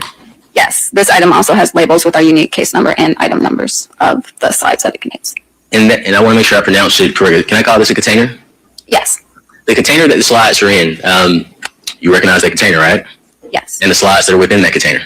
Yes. And are those slides in the container, have the slides in the container been altered in any way to your knowledge? Not to my knowledge. Okay. And is that a fair and accurate package of slides as you remember those slides? As far as I know, yes. Your Honor, I would move to admit Defense Exhibit 31 as evidence. Any objection, Mr. Limoncelli? No objection, Your Honor. Is admitted. May I approach the witness, Your Honor? You may.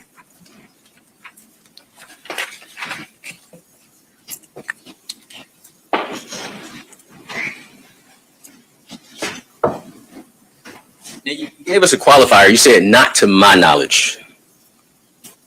Can you explain that? When I asked you, had these slides been altered in any way? They don't appear to have been altered by me.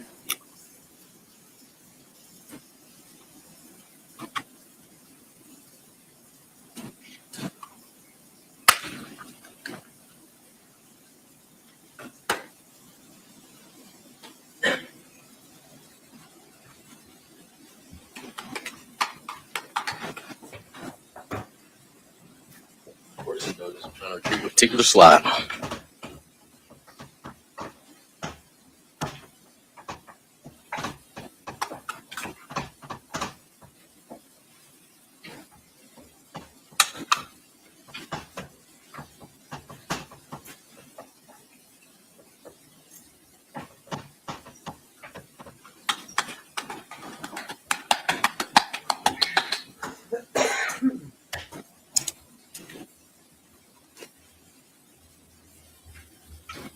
I ask you this.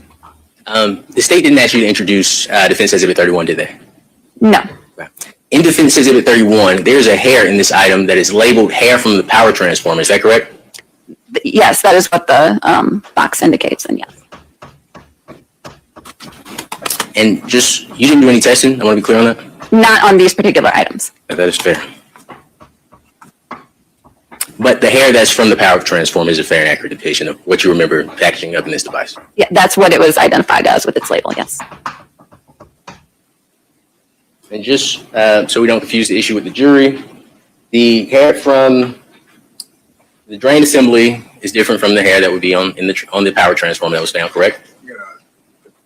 Well, I might misunderstand the question a little bit. I'd object if it's calling for some kind of comparison between the hairs, as Ms. Kistler-Rao has testified that she didn't do any analysis. If Mr. Cruz is just saying that the two slides are different slides, then I don't have an objection. I'm just not clear entirely what the question was eliciting. All right, Mr. Cruz, any response? Was for comparison as far as her looking at the slides, both slides. I'm going to object, then, Your Honor. If he's asked, he already asked, and the witness said she had not conducted any analysis. All right, any response to the objection? No, ma'am, I stand by my response, Your Honor. Okay, I'm going to sustain the objection. Yes, ma'am. Well, in this sense, slide-wise, because both of these will be into evidence, if I could get it out. And I ask you this, can you help me with this, Mr. I'll try. Okay, which one? On that one? Oh, yes. Oh, gosh.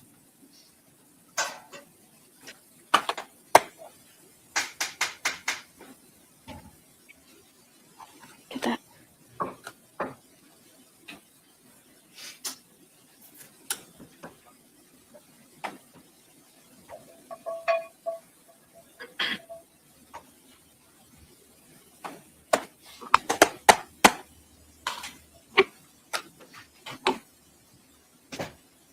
Almost.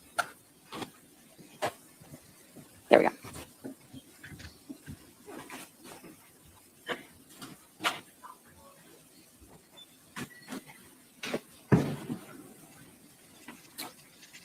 I'd like to show you the slide that has been labeled as hair number 12 from cord of power transformer.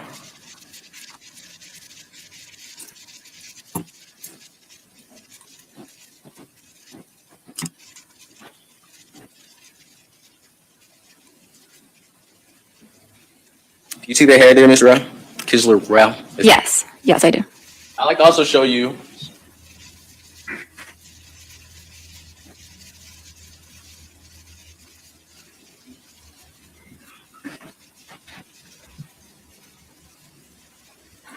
my last question for you. This hair is a part of Defense Exhibit 31, is that correct? Yes. Thank you. And I have no other questions for this witness, but I may need this witness's help putting these slides back in, Your Honor, so please forgive me. All right. Mr. Yomachili, any redirect of this witness? I do. All right, go ahead, sir. Yeah. Oh, it's fine. Do you want to just take it up? I can wait until you're done. If you want to get that assistance now, you certainly can, and we can wait. That's fine.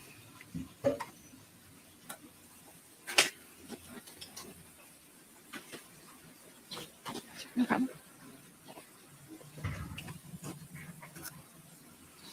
Yeah.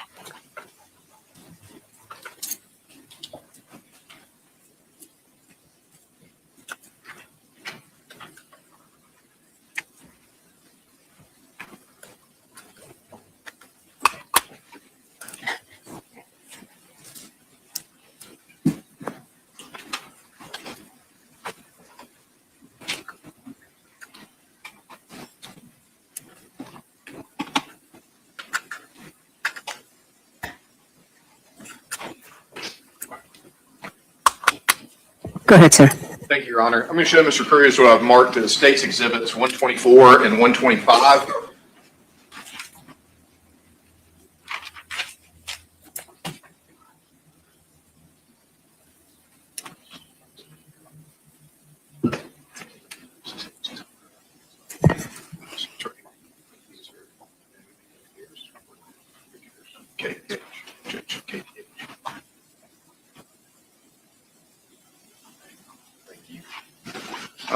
And Ms. Kistler-Rao, I'm going to hand you States 124 and 125.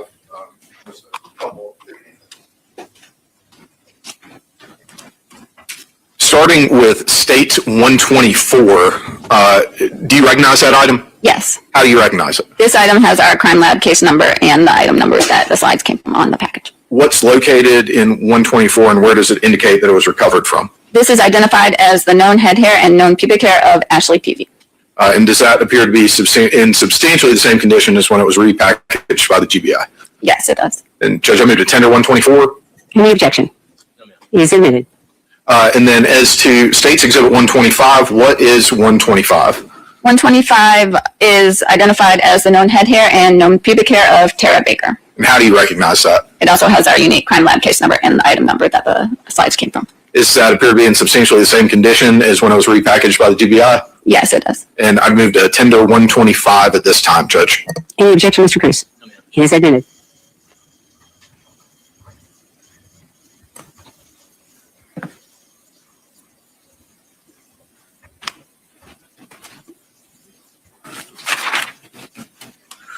And then Mr. Cruz asked you a question about what year it was when these items were repackaged. I think he testified to this earlier. What month and year was it when they were repackaged? It was February of 2024. Okay.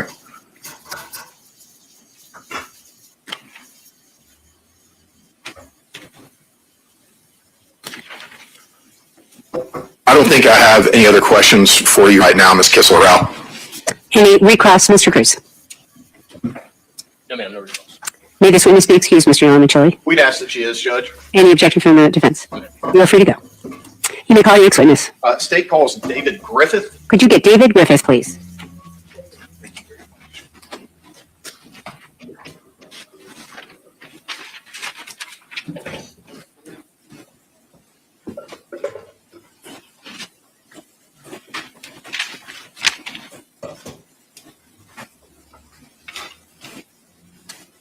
Sir, will you raise your right hand and take an oath? Do you swear or affirm testimony you'll give to the court today will be the truth, the whole truth, and nothing but the truth, so help you God? If you would, please state and spell your name for the record. My name is David Griffith, D-A-V-I-D-G-R-I-F-F-E-T-H. And sir, what do you currently do for work? I'm a technology consultant. I primarily manage public safety information technology stacks. Okay. Before you did that, did you ever work for the Athens Clark County Police Department? I did. How long did you work for ACCPD? I worked for ACCPD for just under 15 years, from November of 2004 until October of 2019. Okay. And what was your title when you were with ACCPD? I was a criminal analyst. All right. Let's back up a little bit. And what did you study when you were in college? Finance at the University of Georgia. All right. Did you take a little break before you received your degree? I did. I was in school at UGA from 89 to 93. During that time, I started a software company. And my senior year of college, I left school to pursue that software company. Sold the assets of that company in 2003 and went back and finished my last couple of classes to obtain a finance degree. Yeah. Well, I just found this out now, but I think we were at UGA at the same time. I was a freshman and when you went back. But so that software company, after you sold the assets of it, went back and got your degree, what were you doing after that? I didn't really know what I was going to do. Just by chance, ended up attending the Citizens Police Academy. I guess let me back up a little bit. I was in a church group. I made some offhanded comments about police officers to a buddy of mine that was a police officer in Athens, Clark County. And he challenged my assumptions about law enforcement in the community and said I should attend the Citizens Police Academy. So I did. The Citizens Police Academy at the time, and I guess it probably still is, was a kind of a public outreach effort to bridge the gap between the community and law enforcement. And it was I think it was a 12-week course. One night a week you would go and some aspect of the department was presented to you and you would get to see the inside operations of the agency. During that Citizens Police Academy, the command staff asked me to apply for a position at the agency that they had open. It was the crime analyst position. And I thought, well, I'll apply, and they offered me a job, and I thought, well, maybe I'll do this for a couple of years, and a couple of years turned into 15 years. Initially, when they brought you on, was your technology background an attraction to them? It was the chief at the time, Jack Lumpkin, was looking to modernize the police department's technology stacks, and so I could offer some expertise in that area.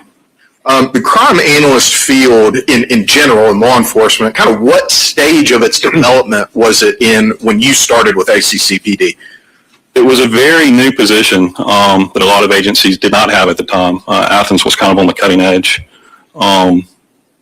The best way to describe it was a specialized unit that was trying to figure out its way in law enforcement and what role it would play at the time.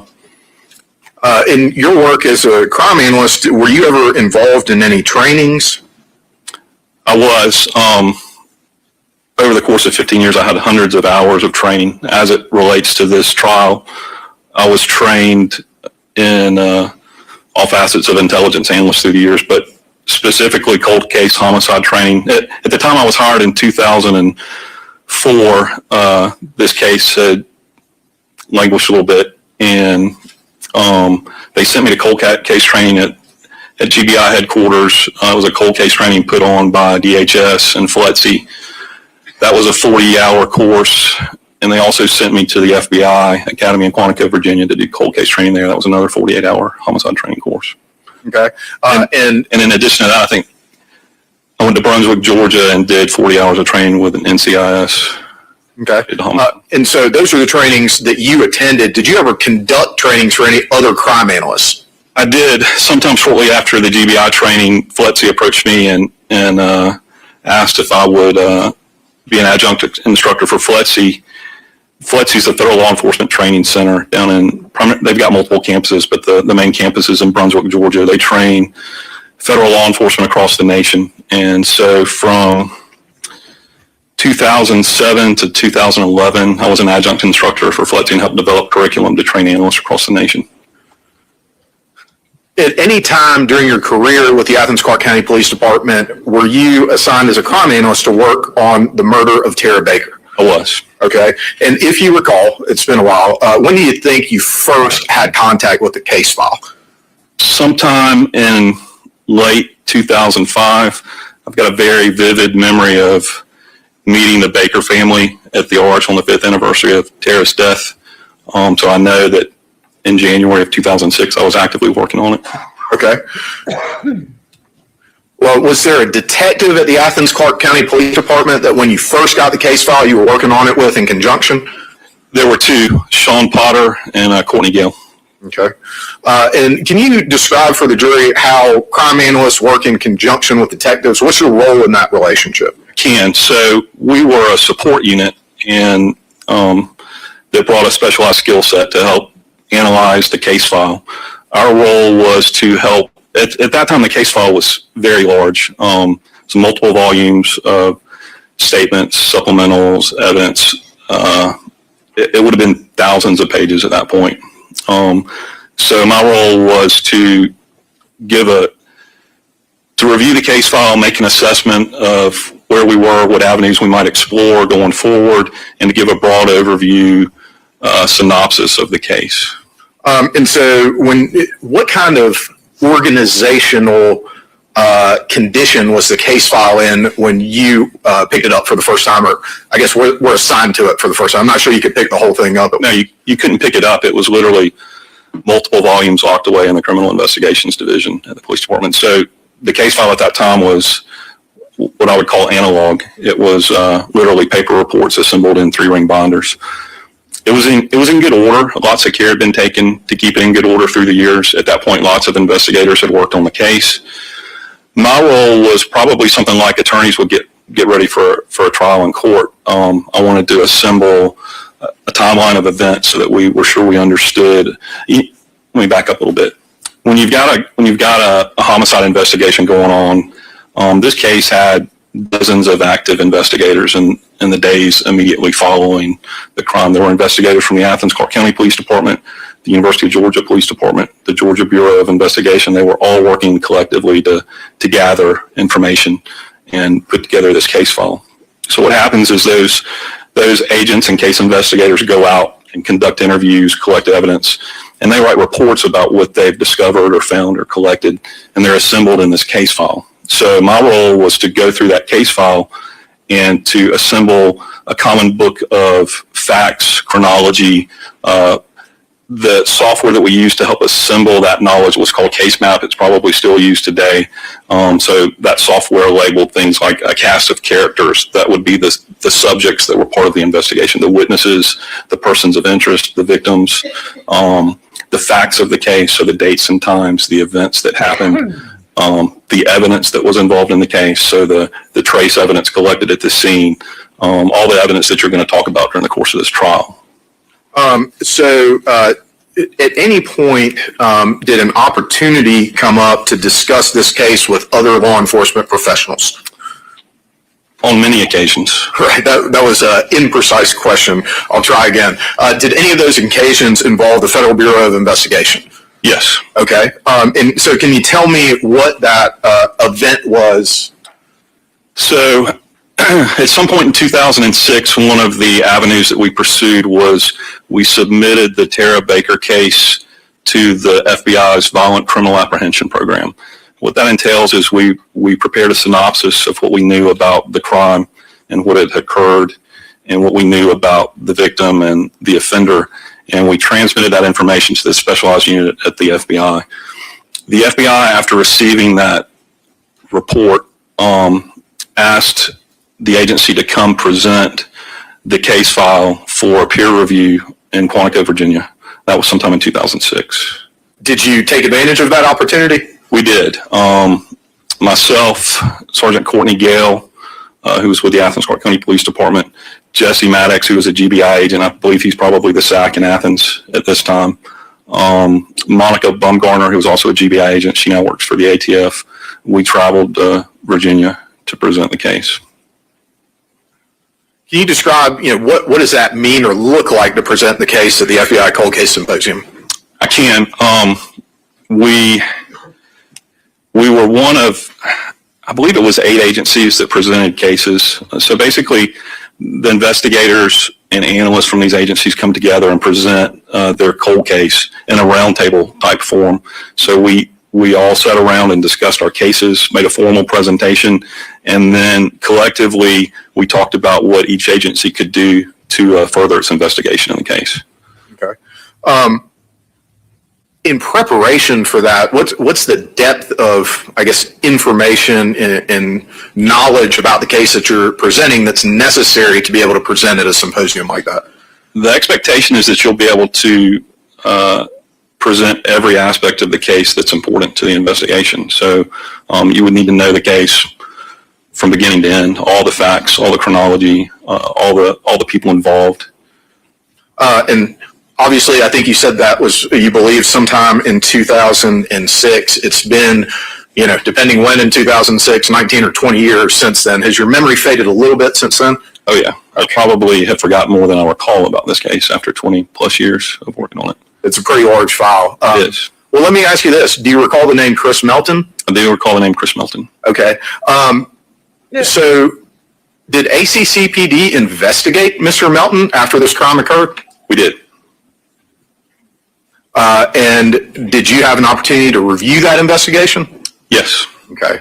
At any point, did Mr. Melton become, in your estimation as a crime analyst and being part of the continued investigation for a number of years, no longer a viable suspect in ACCPD's mind? Chris Melton, of course, was a person of interest from the very beginning. If you looked at homicides in aggregate across the nation, more often than not, the offender in a homicide's known to the victim, and often it's somebody that's close to the victim, a significant other, boyfriend, spouse. So Chris Melton was a person of interest for the agency, very much so. The agency went to great lengths, colloquially in the inner workings of the agency, that the investigators would say, we're trying to either put this person in or put them out of the case as a suspect. I don't know that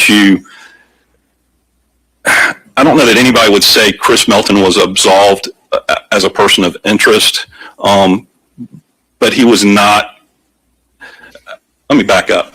So the case investigators very diligently tried to put together a timeline of Chris Melton's actions the day before and the day that Tara's body was found.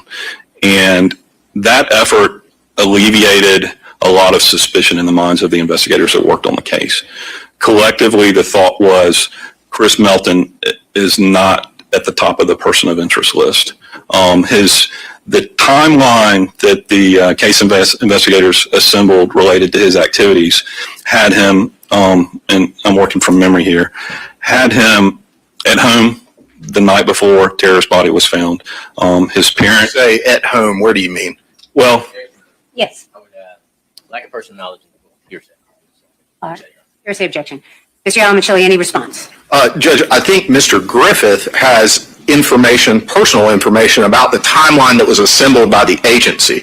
Obviously, the state will be calling witnesses to establish Mr. Melton's whereabouts at the time that this murder occurred. But I do believe that this witness has personal knowledge of the agency's timeline. I'm going to overrule the objection. You may continue. So, Mr. Griffith, you were talking about the steps that the agency took in order to establish a timeline. Can you talk a little more about what? You know, I'm sorry. I don't care what anybody says, but nobody ever should be talked to like that. Why does he gotta answer like that? Witnesses. Something's not right in this trial. Just I feel it. Something's not right. Were witnesses interviewed in order to establish that timeline? Sure.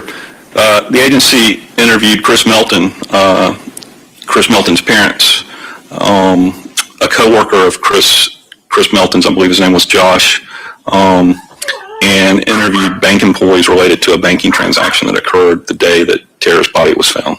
And you said interviewed. Was the timeline that the agency put together established that there were individuals who said Mr. Melton was with them during the time that Ms. Baker was murdered? Based on the collective statements of all of those people, it would have been virtually impossible without some magic technology to move you from here to 60 miles to the west for Chris Melton to have killed Tara Baker. I don't have any other questions, Judge. Cross-examination, Mr. Cruz.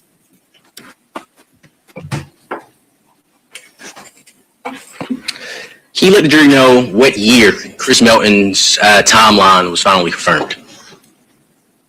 I would say it was 2000 and, well, I can't say what year it was definitive, not without looking at the supplementals, but it would have been early on in the investigation. Yeah, sure. And this was based on an interview with Chris Melton, is that correct? Right. Okay. And you just tell me if you agree or disagree. Mr. Melton said he started his morning at his parents' home at 7:15 a.m. Agree, disagree, don't know. Do we have can I use the copy of the timeline that I brought with me? May I see it? Is that okay? May I see it? Yeah. Yeah. Sure.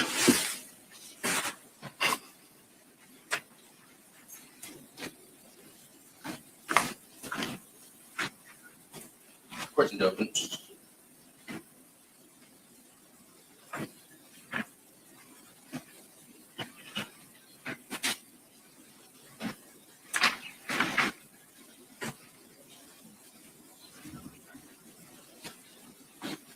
Let me do this. Let's start this way, and I'll get back to Chris Melton. Okay. And thank you for allowing me to see this. Can I use this for a second? If you need Sure. that, I'll bring it to you. And the information in here is all information within your personal knowledge. Is that correct? That's correct.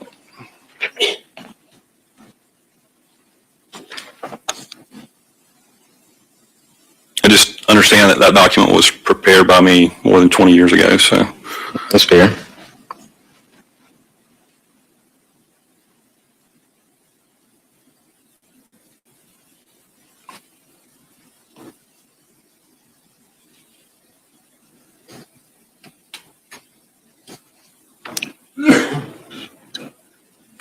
I want to talk about the mitochondrial DNA analysis. Okay. What I understand is on page 5 of 36 of your report, the cold case, FBI cold case form, it states a request has been made to have mitochondrial DNA analysis done on one Caucasian pubic hair, which has not matched any elimination hair submitted. Is that correct? That's correct. Okay. Do you know that mitochondrial DNA test was completed. Is that correct? I do. Okay. And that pubic hair came back to match Mr. Chris Melton. Excuse me. I said that wrong. That mitochondrial DNA test came back that it could not exclude Chris Melton as a contributor of that hair. I don't know that that's accurate. Okay.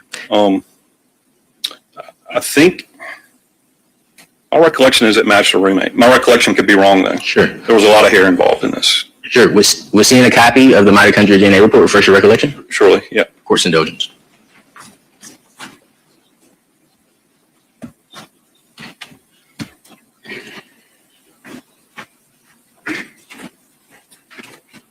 Hey, Your Honor, I'll ask this. Some testimony was presented that was not expected. I would like to address the testimony, but it may take me a minute to get the different files together. I would ask if we could take maybe a 5-minute recess for me to collect those files. We can take a 5-minute recess. Thank you, Your Honor. I'll send you on to the jury room. This is a good bathroom break. Please don't discuss the case. Back on the record in 5 minutes. You're good time.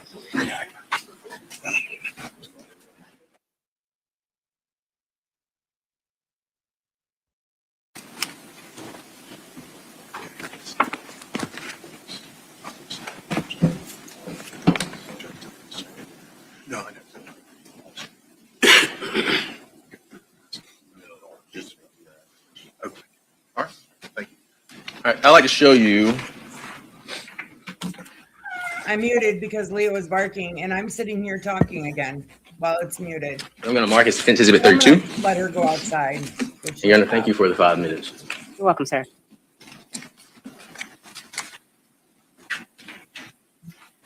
Let the record reflect that I've already shown the state what has been marked as defense exhibit 32. May I approach you? Absolutely.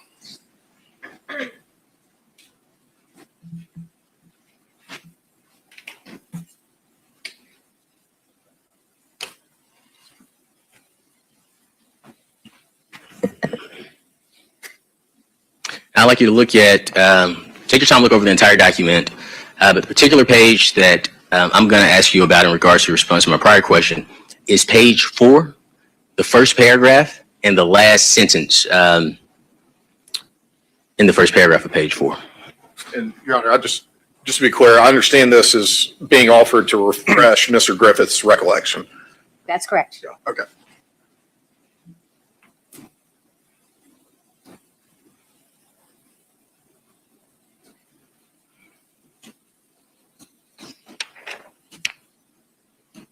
Okay, I got the first paragraph. What was the other part of the last page? So the fourth paragraph on the last page. I'm sorry. The fourth paragraph on the last page in the, I'm saying that wrong. Page 4. Third paragraph. Page 4, first paragraph, last sentence.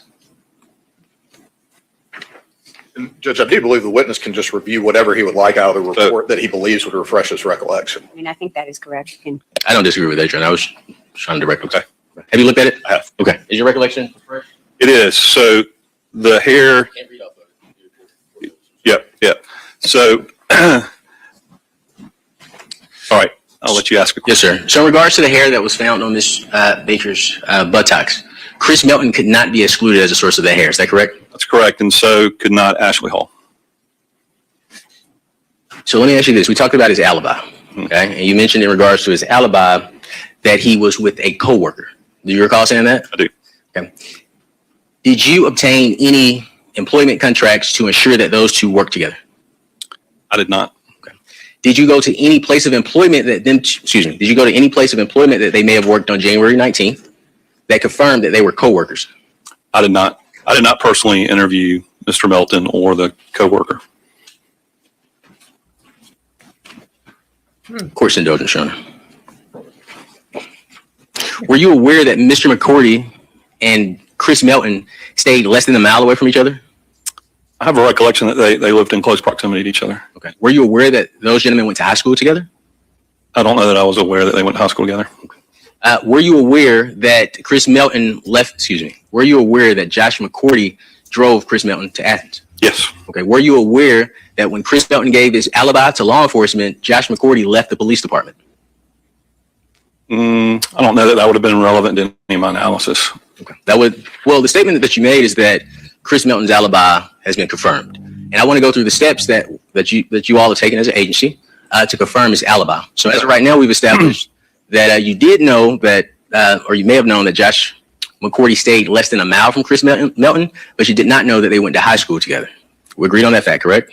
No, we don't agree on that fact. I may have known, it's been 20 years. I'm not going to remember all the details. I think I was doing good to pull up the first name Josh from memory, actually. Yes, sir. But you told the jury on direct examination that you confirmed his coworker. Is that right? That's my recollection, is that we interviewed his coworker, we interviewed his parents, we interviewed bank employees that were at the bank the morning he visited the bank. and that's how we came to put together the timeline of events surrounding Mr. Melton. And I want to take it piece by piece, step by step, so the jury can understand what was done to verify this timeline. Is that fair? Sure. Okay, and please forgive the, I have to grab a couple of different things to go over that with you. So please. Sure.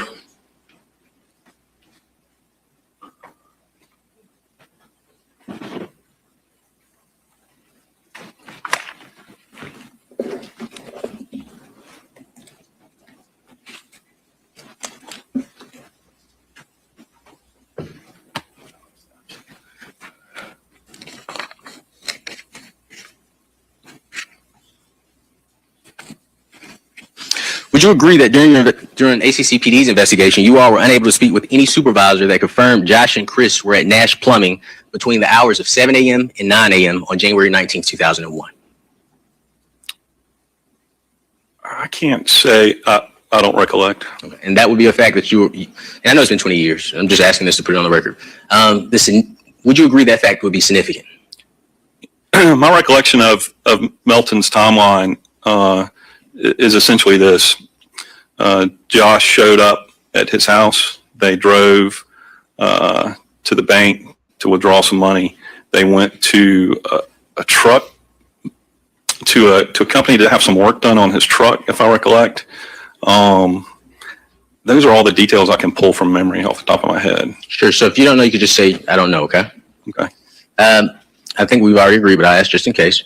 You're unable to speak with any coworkers that confirmed Josh and Chris were at Nash Plumbing between the hours of 7 a.m. and 9 a.m. I did not speak with any of Mr. Melton's coworkers, other than reading supplementals and putting together the timeline after the fact. I couldn't attest to what was said or not said or who was interviewed. Sure.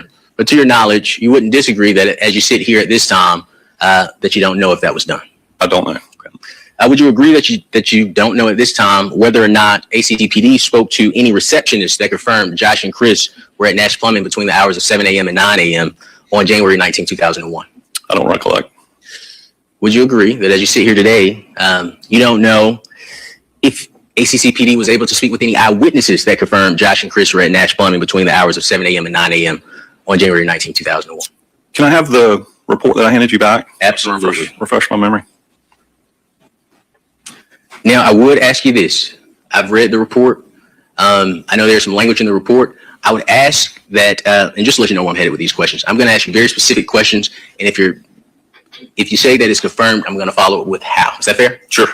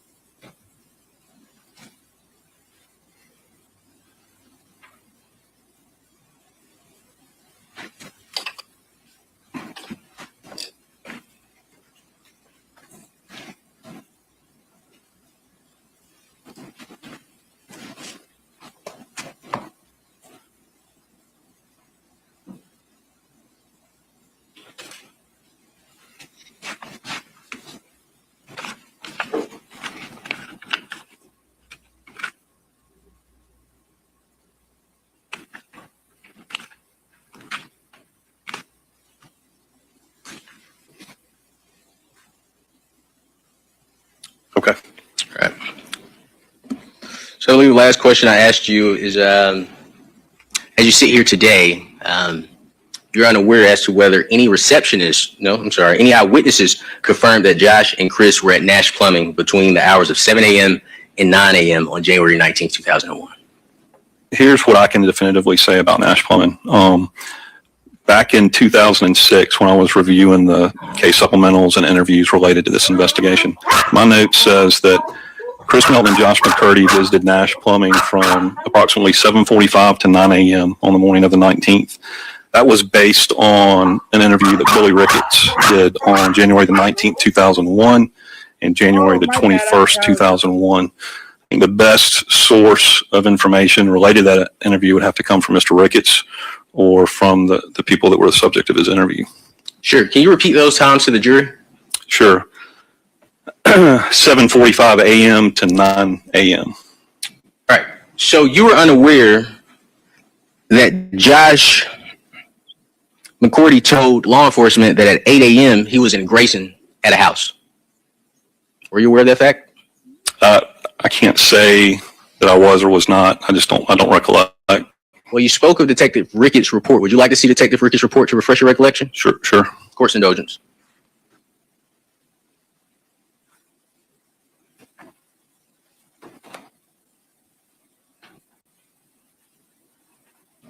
I'd like the record reflect that I am showing, and please forgive me, officer.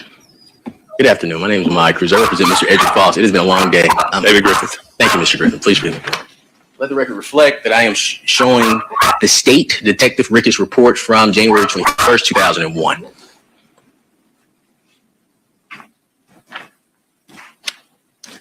Let the record reflect that I am showing the witness, Detective Ricketts' report from, I said the date wrong. I need to correct the record. From January 20th, 2001. Okay. So my notes list Ricketts' report from January the 19th and January the 21st. I have those two. Okay. Now I'll give you all three. I'll give you the 19th, 20th, and 21st. Okay.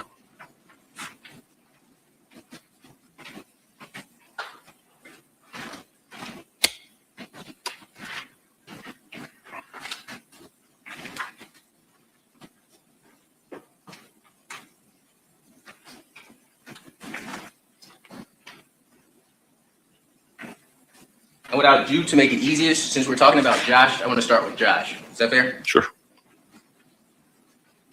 Okay. It's okay if I approach you? Mm-hmm.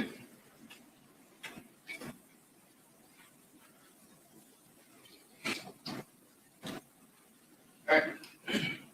Mr. Griffith, I would like for you to read the second paragraph on that document, second paragraph, line number 4.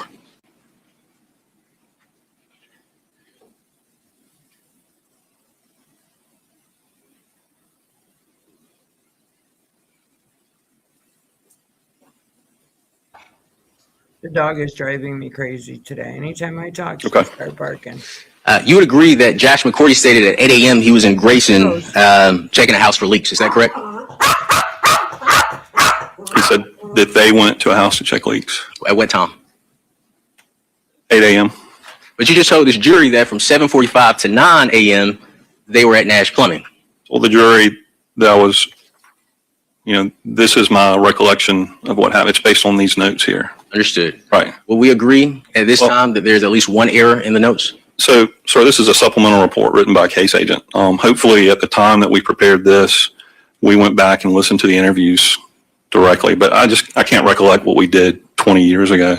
But the case synopsis that we took with us to the FBI in 2006, we collectively made the analytical determination that from 7:45 to 8 a.m., Melton was at Nash Plumbing. So the time has changed from 7:45 to 9 a.m. to 7:45 to 8 a.m. From 7:45 to 9 a.m. Okay, excellent. May I approach? Sure.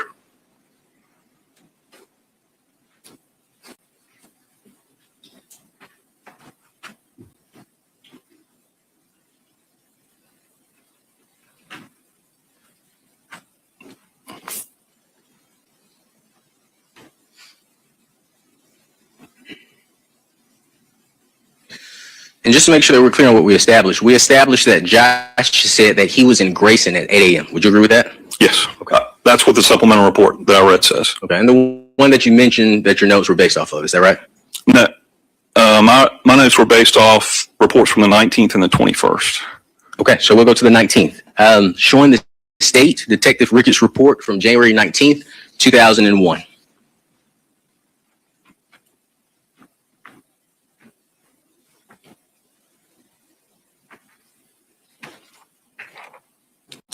Screws. Yes, sir.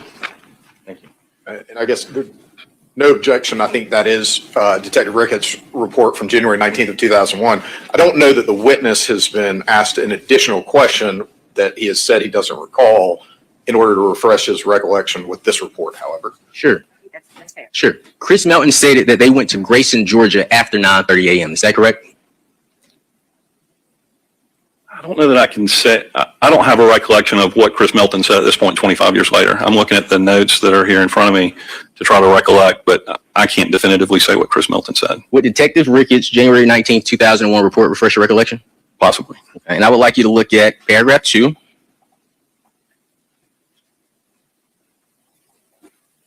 the third sentence from the bottom to the bottom of the page.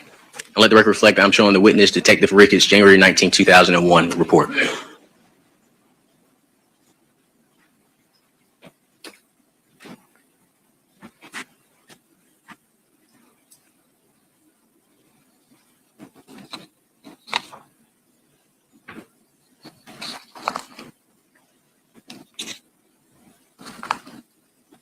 Okay. So Chris stated they were in Grayson at 9:30 a.m. Is that correct? That's correct. And just to make it clear for the jury, so Josh McCourty's alibi for him and Chris is at 8 a.m. we're in Grayson. Chris Melton's alibi for himself is at 9:30 a.m. we're in Grayson. Is that correct? That's what that supplemental report says. Yeah. Okay. And this was the report you told me you relied upon. Is that correct? So we referenced the interview that Ricketts had. We probably listened to the interviews. Officer, we've already talked about this. We've already agreed on this. We talked about this earlier. So you didn't tell me that the January 19, 2001 Ricketts report was the report that you So we looked at the total collective case file back when we prepared this in 2006, which would have been the interviews. You know, if there were video or audio interviews, we would have reviewed those. We would read those supplemental reports. Our collective assessment was we felt like Chris Melton was nowhere near Athens, Georgia during those hours. But officer, whether it's in Grayson or at Nash Plumbing or it wasn't Fawn Drive in Athens, Georgia. But you would agree with me, law enforcement officers don't go off feelings, they go off evidence. Is that right? That's correct. Yeah. But it's not abnormal to take statements from different individuals and have time variations in their statements. You know, it's difficult for people to remember what they did yesterday. Sure. What if they say they went to different places? Is that abnormal? Is that abnormal? I don't think they say they went to different places. They collectively agree that they went to Grayson, right, to check a house for leaks. Sure. So this is what I like to do. I like to show you the January 20th, 2001 report from Detective Ricketts, and I would like you to advise the jury of where Mr. McCourty said they went after leaving Nash Plumbing. Is that fair? Well, Judge, I am going to object to that. Refreshing recollection isn't handing Mr. Griffith a report and asking him to relay to the jury what the report says. The question needs to be whether or not the report refreshes and brings to mind independently a recollection of that event. Sure. Any response, Mr. I agree. I'm going to sustain the objection. Josh McCourty stated after leaving Nash Plumbing that him and Chris went to Chick-fil-A. Would you agree with that statement? That's what the report said.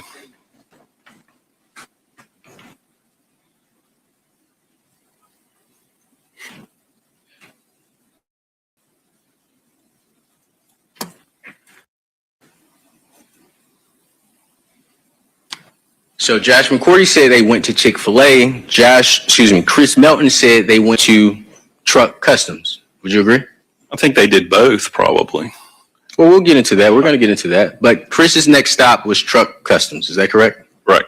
Okay. And Chris says that they were at Truck Customs around 9:30 or sooner. That's possible. I don't remember, you know, what exactly his statement was. Sure. Was seeing the report refresh your recollection? All I'll be able to tell you is what that report says. So if that report says, well, officer, don't move the ball on me. But what you need to recognize is that's a summary of an interview that was conducted with this individual, and it's a summary that's paraphrased. So that wouldn't have been the best evidence for us at the time. Looking at this case file, we would have listened to the interview. Hopefully, I don't recollect if Ricketts recorded it or not, but that was the expectation at the time, is that you would record your interviews. We would have listened to the recorded interview. So I want to make sure that you and I are on the same page. So it's not Ricketts' reports that you relied upon, it was the recorded interviews that you relied upon. So we looked at the totality of the case file when I started looking at this case, which included audio recordings, video recordings, supplemental reports that case agents and investigators wrote. The totality of the case file as it was when we picked it up in 2005. Sure. So I asked you a couple of questions. If you don't remember, we'll play the audio recording for you. Is that fair? Okay.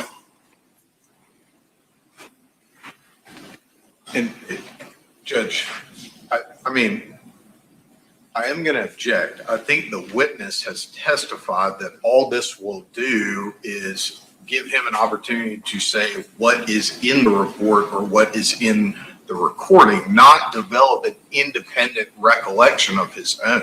think that was his testimony the last time that a report or anything else was offered to him. So I'm going to object to that. Detective Ricketts I anticipate is going to testify in this trial. So I'm going to object at this point to using cross-examination as a method to just read in portions of a police report. May I respond? Of course. The state opened the door to this line of cross-examination. This witness, nowhere in the discovery file, mentioned a statement that we confirmed Chris Melton's. Let me rephrase that. The anticipated testimony for this witness based on the state's discovery file had nothing to do with confirmation of Chris Melton's alibi or non-confirmation of Chris Melton's alibi. When the state elicited an answer from him stating that we confirmed Chris Melton's alibi, it would be impossible for Chris Melton to be in Athens at the time, and he relied on these reports in making that decision. The state opened the door to this line of cross-examination. That's one, but I think that misses the issue of the state's objection. In regards to the state's objection, Mr. Griffin stated that he relied on these reports as well as the recorded audio in coming to his decision, Your Honor. So let me ask you this question, Mr. Cruz. What is it that you're trying to do right now? Confront the statement that he made that Chris Melton's alibi was confirmed. It was not, Your Honor. We have the evidence to show that. I'm going to sustain the objection and ask you to move on. Yes, ma'am. Officer, I have no more questions for you. Okay. And redirect Mr. Young and Shirley of this witness.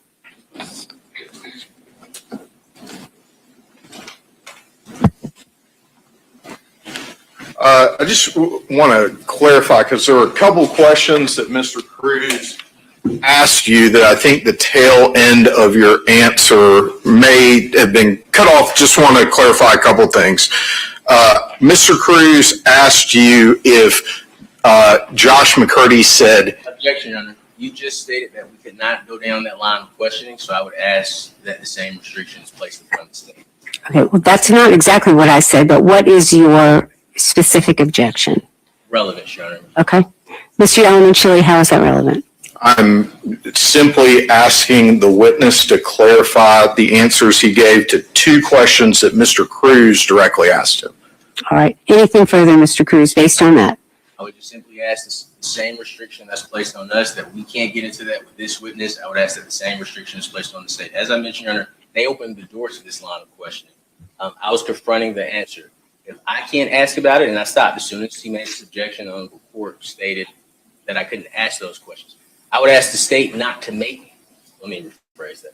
I would ask that the state is, the same restrictions are placed on the state that's placed on the defense at this moment. And that line of questioning. If I could respond briefly. You may, sir. This is a question that Mr. Cruz did ask and received a response to with no objection. So I don't understand that argument. And I believe it is something that's proper in redirect to ask about specific responses to questions asked on cross-examination and the answers that were admitted in front of the jury. All right. Yes, sir. He's just trying to skirt around the honorable court's ruling. Your Honor has made it clear that that line of questioning is not appropriate for this witness. If he didn't object to it, he can't open the door, allow the questions, object. The honorable court says, no, those questions are not allowed. And then get up and follow up on the questions that I understand the honorable court is saying are improper for this witness. So I would ask that the state not be allowed to ask those type of questions. All right, thank you. All right, so with regard to the actual objection, I think, Mr. Cruz, you're misstating what the court did. I have said this before. The use of the word restriction is not appropriate. The court made a ruling based upon the law and the analysis of the objection and what it entailed. It is not actually called a restriction. The state made an objection, the court ruled on it, and I sustained that objection. With regard to this particular moment, the state is asking to redirect based upon two questions that the defense asked that were permissible. I'm going to allow it. You may proceed. So I want to start first with a question that was asked to you. I think Mr. Cruz asked you a question of Mr. McCurdy said he was in Grayson at 8 a.m., I believe was the question. Your answer said they were. What do you mean by they? So, Josh McCurdy said that that's what the supplemental report said, they. So,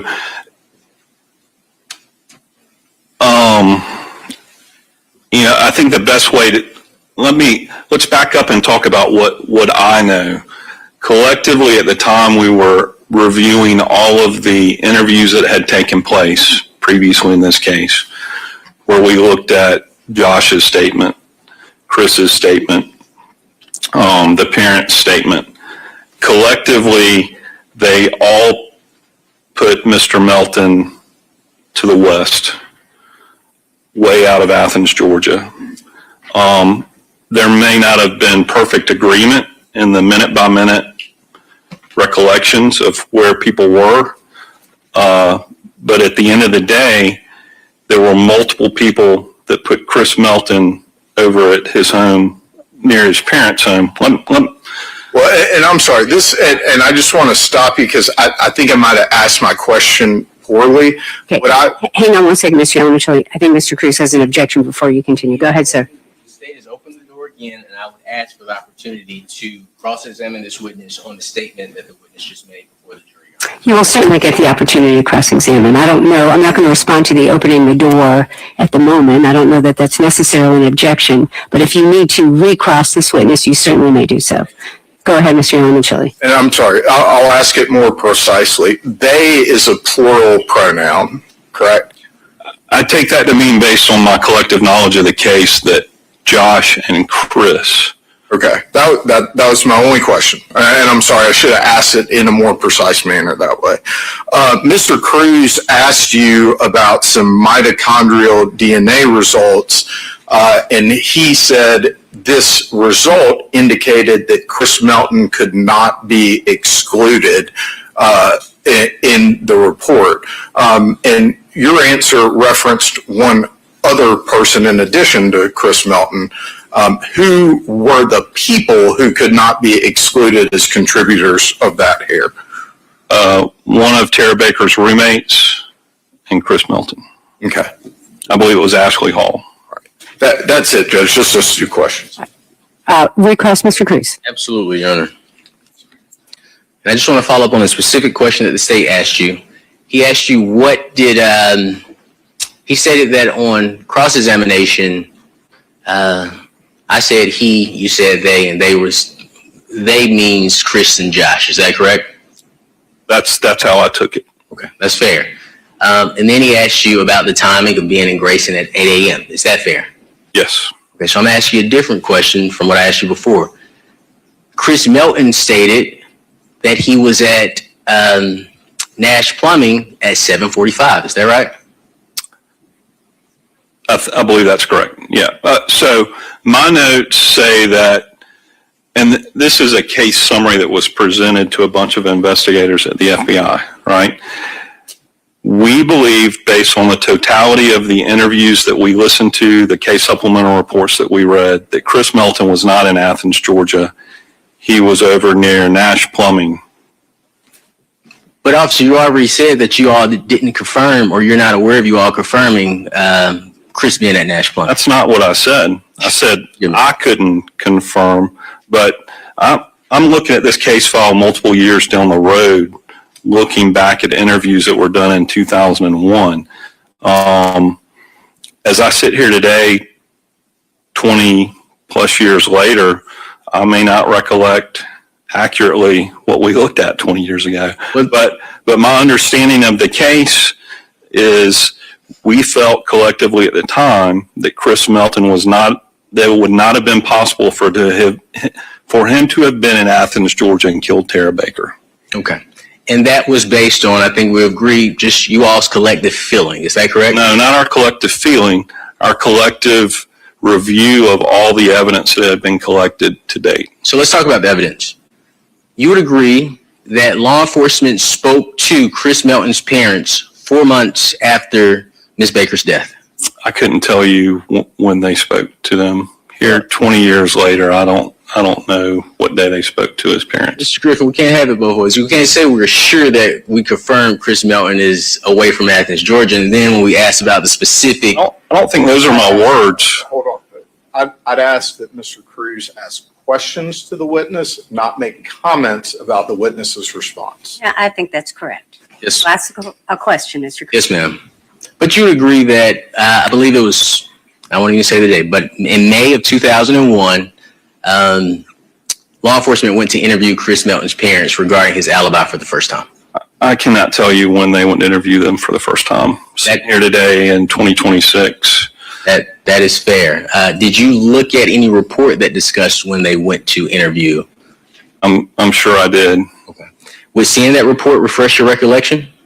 All I would be able to do is read back the report to you at this point. And that, I'm not trying to be belligerent or difficult. I can't tell you, what we did 20 years ago to a certain date. But officer, you just told the jury what you all did 20 years ago. We just want to understand the foundation of it. Is that fair? Object again, Judge. Mr. Cruz is to ask the witness questions, not make comments about the witness's responses. So I would object to the form of the question. That's correct. Mr. Cruz, ask a question if you want to.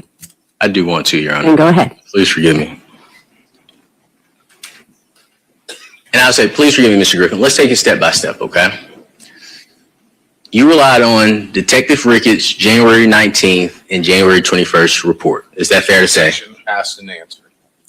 I'll allow it. Go ahead.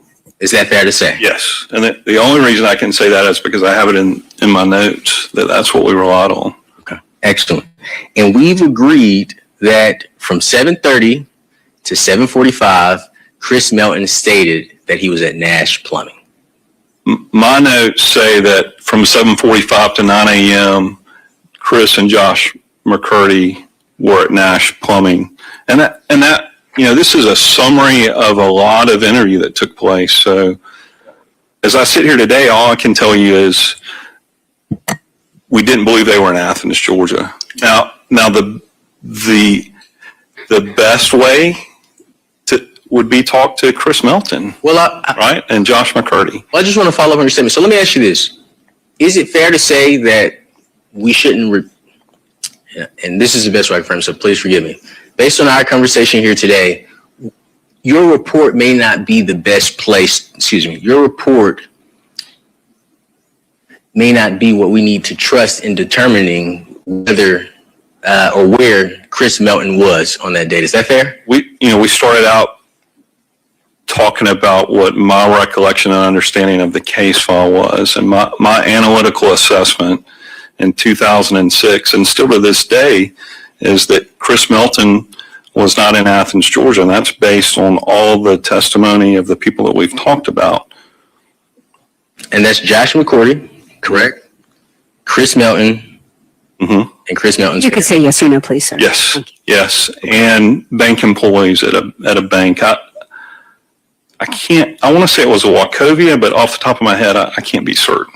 You would agree with me that Chris Melton wasn't at the Wachovia until 9:08 a.m. Is that correct? I don't know for certain. But you spoke to 4 people, is that right? No, more than 4 people. Okay, so it's no longer Josh McCurdy, mom and dad, Chris Melton, and bank employees. Who else did you speak with? My recollection is we spoke to Chris Melton, Josh McCurdy, Chris's mom and dad, and 2 bank employees. So for the purposes of this conversation, we'll take the bank employees out of it. You and I have agreed upon that you didn't know that Josh and Chris went to school together. Is that right? We've agreed on that. No, we haven't agreed on that. I don't remember if I knew that or not. Right now, as I sit here, I don't recollect. Did you note it in your report? Not in the report that's in front of me, no. Okay. And I'm not sure why it's relevant. What does that have to do with anything that we're talking about? Well, we could talk about it after court, but as of right now, the Honorable Court has said I only can ask questions. So can you answer that question for me, officer? What's that? The question is it in your report that Josh and Chris went to school together? No, and I don't believe that I would have included it in my report if I'd known it. So your report does not include all the details relevant to this case. Is that fair? I think it includes the key details that were important to our investigation at the time that I prepared it. But officer, you told the jury that Josh and Chris were employees. Would you agree that that gives a different significance from high school classmates? I'll say that. Absolutely. The totality of the relationships between all the people involved are for the jury to weigh. Absolutely. And were you aware that Chris Melton was his parents' only child? I believe I was. Okay. And is it fair to say, do you have children, officer? I do. Yeah. And parents will do a lot for a child. I don't even have to ask my next question then, officer. In regards to Nash Plumbing, that's really what I want to focus on. I want to focus on the Nash Plumbing. I want to make sure that we're on the same page. We've gone from, I believe, and correct me because I think I'm going to say this wrong. We've gone from 7, I'll say this. Give me the times that you state Chris is at Nash Plumbing. So on this timeline, we have from 7:45 a.m. to 9 a.m. at Nash Plumbing. Mm-hmm. And we've established that Josh McCourty said at 8 a.m. they were in Grayson, Georgia. Right. Okay. And we've also established that Chris Melton said after 9:30 a.m. they were in Grayson, Georgia. Right. Okay. So you'd agree this is one contradiction in the alibi. And like I said before, there are going to be contradictions when people are trying to recollect. Sure. Minute by minute. That is fair, right? That is fair. Would you agree that after leaving Nash Plumbing, Chris Melton stated that they went to... I think it was Truck Customs. Correct. However, Josh McCourty stated they went to Chick-fil-A. Is that correct? That's what the supplemental report has in it. Yeah. Sure. And this is a question I want to ask you, okay? Mm-hmm. You would agree that Josh McCourty was asked if he went to the bank with Chris Melton. Would you agree with that? Yes. I feel certain that was a question that was asked of him. Okay. And Mr. McCourty said he didn't remember. I don't recollect what I can't tell you what he said. Would he in the recording refresh your recollection? The same objection as before, Your Honor. This witness has indicated repeatedly that all the reports or recording would do would prompt him to say what is in the report or recording because he didn't interview. Anyway. Sustained. Yes, ma'am. Yes, ma'am. Man, they're making it hard for him, for real. I think, to be honest, I'm just going to say, I think everyone's innocent until proven guilty. And nobody should give him a hard time in the courtroom. Chris stated that they went to, do you recall Chris stating that they went to Forsyth and met with a contractor named Mike? Do you remember that? I don't remember those details. Okay. Do you remember anyone at ACCPD ever speaking to a contractor named Mike that could confirm that Chris was in Forsyth? I can't say with certainty whether or not a contractor in Forsyth was spoken to. Okay. And I ask you this, and I'll let this probably be my final question. When it comes to the questions I asked you, there's no certainty, but you would agree when the state asks you if Chris... You object to that question, it's argumentative. Sustained. Sure. Is it fair to say we aren't... Outside of the 3 individuals you spoke to, excluding the bank, is it fair to say we don't have any other evidence of where Chris Melton was between 7 a.m. and 9 a.m. on January 19, 2001? Mr. Cruz, what I can tell you with certainty is that as I sit here today in 2026, my assessment of Chris Melton's timeline in 2001 as an investigative analyst that's investigated hundreds of violent crimes is that Chris Melton has substantial testimony from other people that puts him away from Athens, Georgia at the time Tara Baker was killed. And our assessment in the analytical unit at the Athens Clarke County Police Department was that Chris Melton could not have killed Tara Baker. And that's based on those? That's based on the totality review of the case file at the time that we looked at it in 2005. And that's what we presented in Quantico, Virginia at the FBI Academy. Sure. And even the FBI advised you all to investigate Chris Melton's hard drive. Is that correct? I recollect that there was a suggestion to look at his hard drive and an email from Christine DePoyster. I don't know that Chris Melton had a hard drive to look at. Well, this is what I follow up with. If ACCPD was so certain that Chris Melton was away from Athens, why would the FBI request or instruct you all to look at his hard drive? It goes back to something I said before. We did not eliminate Chris Melton as a person of interest. He was not at the top of our list of persons of interest. So, from an analytical standpoint, we had to look at, could we absolutely eliminate him?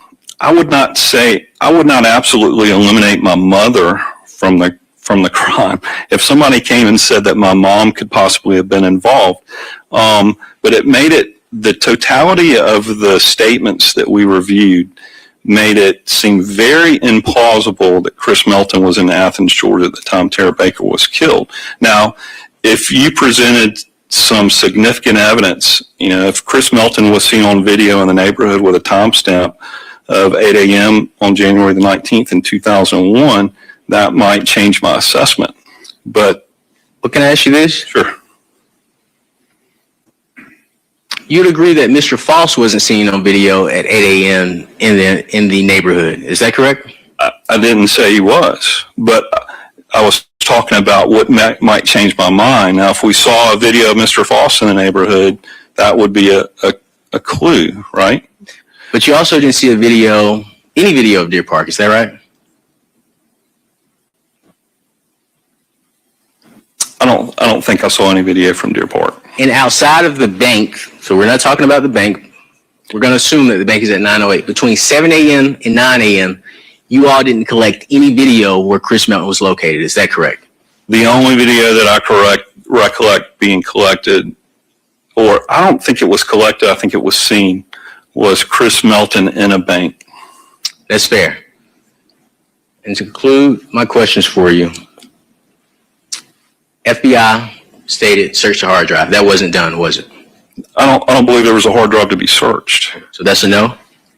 I cannot say with certainty that we didn't search a hard drive as I sit here today, but I do not have any recollection of searching a hard drive. Okay. Well, I thank you so much for your time. I thank you so much for answering my questions. Your Honor, those are my questions for this witness. Any redirect Mr. Yalamachili? No, Judge. May this witness be excused?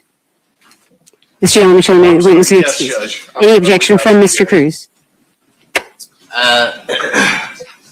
Did you receive a subpoena from our office? I did not. Okay. No objection. You're free to go, sir. May I sit in the courtroom, Your Honor? Yes, you can. Your testimony is over. All right, ladies and gentlemen, it's 5:30. We have gone a little bit past sort of my 5 o'clock stop, and so we are going to stop. Thank you for your patience. I'm going to release you today, ask you to return tomorrow at 9 o'clock. The attorneys in the court are going to take up some things outside your presence, so hopefully we'll be able to start right at 9. For your patience, I'm going to release you today, ask you to return tomorrow at 9 o'clock. The attorneys in the court are going to take up some things outside your presence, so hopefully we'll be able to start right at 9 o'clock tomorrow. We are going to finish tomorrow, I believe it's at 2:30. Is that the time? Okay, 2:30 tomorrow. And so because of that, we are going to bring lunch to you all again tomorrow. We'll bring you I'm not sure what it's going to be. It may be menus again. I'm not really sure, but we will certainly provide that for all of you. Please don't discuss the case, do any research, go on the internet and look up anything you may have heard. Enjoy your evening. We will see you tomorrow at 9 o'clock. The deputies are going to escort you all, of course, to the elevator and take you down to the parking garage. Thank you. Everybody else?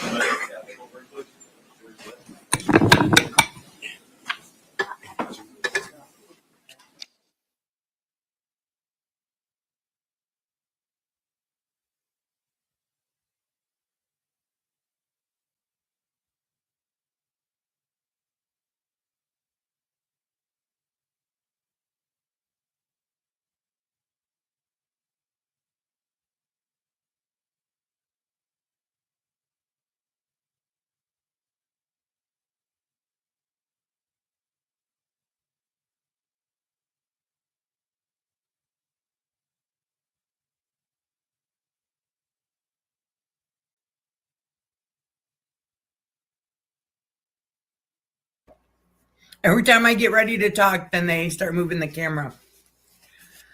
But when they're done, then I'll say what I have to say.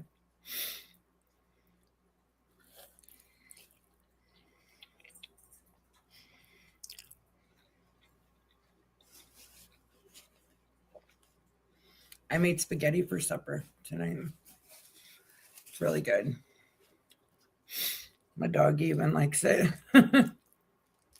She's had 2 plates. Well, not whole plates, you know, just little scoopfuls.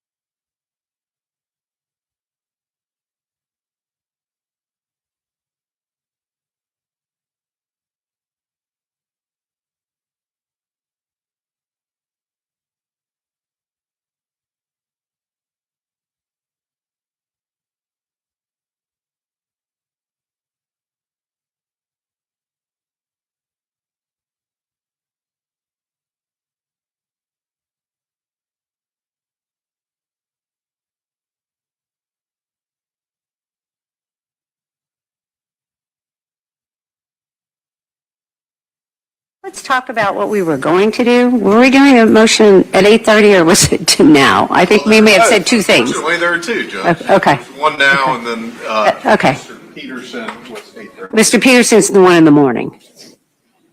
Yes, sure. Okay. Hey, can I put something on the record, just in the meantime? Can you, I'm sorry, go ahead. Can I put something on the record? You may. In regards to next.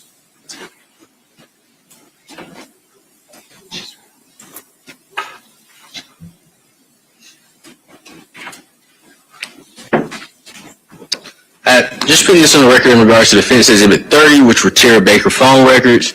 If undersigned counsel understands Mr. Bowden's objection correctly, it was that the records were hearsay and I needed to lay a foundation for the business records. Wait, Mr. Cruz, I probably should have asked you what you need to put on the record. What is it that you're doing? I was just going to put the grounds of admissibility for D30. That's all. But I've already heard the objection and ruled on it. No, I wasn't asking for a ruling, Your Honor. I was just asking to preserve the record. Well, the record is preserved because it's being transcribed. I'm not sure I know what you're referring to. Please forgive me. Okay. So I didn't quite understand Mr. Bowden's objection, so I didn't put my response to his objection once I understood it, that it may be a hearsay objection on the record. What I intend to put on the record, if I may, is just simply that the phone records are non-hearsay because they are computer-generated records. So if his objection was that it needed a business record certification to come in as hearsay, our response would be that it is non-hearsay because these records were computer-generated. That's all, Your Honor. All right, thank you. And Mr. Bolden, did you want to respond then to Mr. Cruz's response? No, Your Honor. All right, thank you. All right, what are we going to handle this afternoon since we're doing something at 8:30 as well? Your Honor, we are prepared, state is prepared to address Mr. Cruz's Daubert motion filed back on October 2nd of last year. The court may remember that the state, I think we made a joint motion to continue this. The state's reason for doing so is that, pardon me, Your Honor, is that our witness, who is currently right outside the courtroom, would be traveling from California, and we were trying to see if we could only require her to travel here once. And so the plan was, as I understood it, was to have her testify outside the presence of the jury for the Daubert purposes, and then, depending on the court's ruling, we would have her testify tomorrow morning. Hold on just a minute. I'm trying to find your motion. You said the motion you're referring to, it was October 2nd? So you want to have the Daubert motion now? Yes, Your Honor. Okay, I just need to find it. And I would object to having it now. I would like notice to share for the hearing. I know we said that we would have it when she gets ready to testify, but we never set a date certain. So I'd ask for time to prepare for her hearing as opposed to doing it on the spot. I don't have all my items.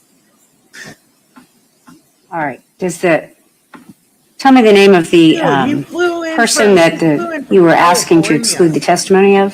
Marissa Lycombe. Okay, I just have to find, oh, here it is. All right.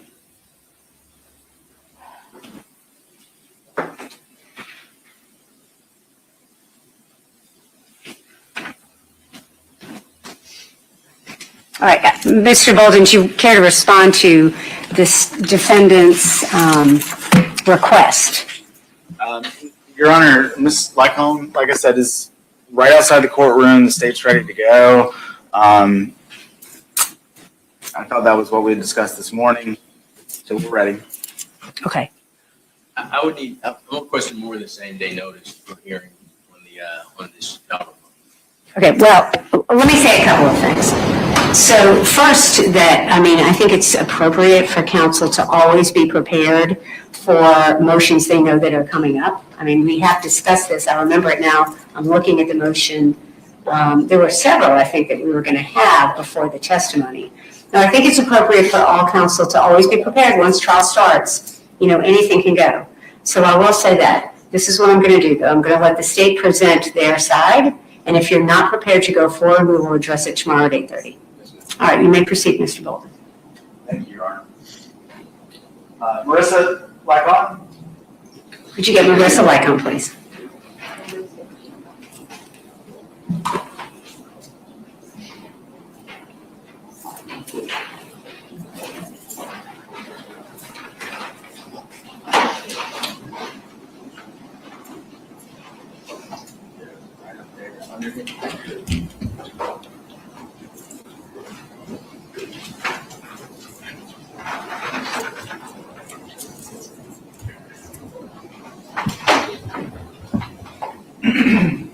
You can go ahead and have a seat if you like.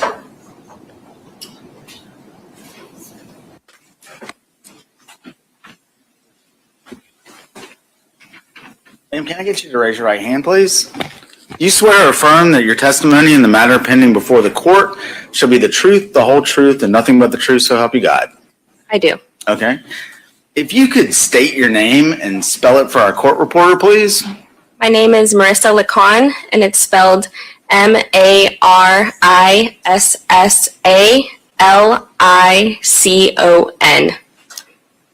Where are you employed, ma'am? I'm employed at Pure Gold Forensics. Where is Pure Gold Forensics located? We're in Southern California. What what is Pure Gold Forensics? We're a private accredited DNA forensic laboratory. So as a private lab, we provide services for prosecution, defense, as well as private parties. How long have you been working at Pure Gold Forensics? Since May of 2022, approximately 3.5 years. Okay. And can you tell the court a little bit about the responsibilities you've had at Pure Gold since you started working there? Yes, so I started as a laboratory assistant, which consisted of maintaining the laboratory cleanliness, receiving and sending back evidence, maintaining chain of custody of that evidence, as well as any administrative duties, as well as I maintain the temperature logs in the laboratory and clean our instruments. Do you want me to go to my duties now? Yeah, and then after working as a laboratory assistant, were you promoted to the title of forensic scientist? Yes. And when did that occur? In February of 2024. Okay. Tell the court a little bit about your responsibilities as a forensic scientist. As a forensic scientist, I perform serology testing as well as DNA casework using global filer and Y-filer amplification kits. I analyze mixtures using StarMix probabilistic genotyping software, and I analyze the data and produce scientific reports based on that data. You mentioned StarMix just a minute ago. Are you familiar with TrueAllele? I'm familiar. Okay, and I guess my question would be, are those kind of competing competing brands of Yeah, there's genotyping software? Okay. Talk to the court, if you will, a little bit about your educational background. I have a Bachelor's of Science degree in Forensic Chemistry with a concentration in Criminalistics from California Baptist University.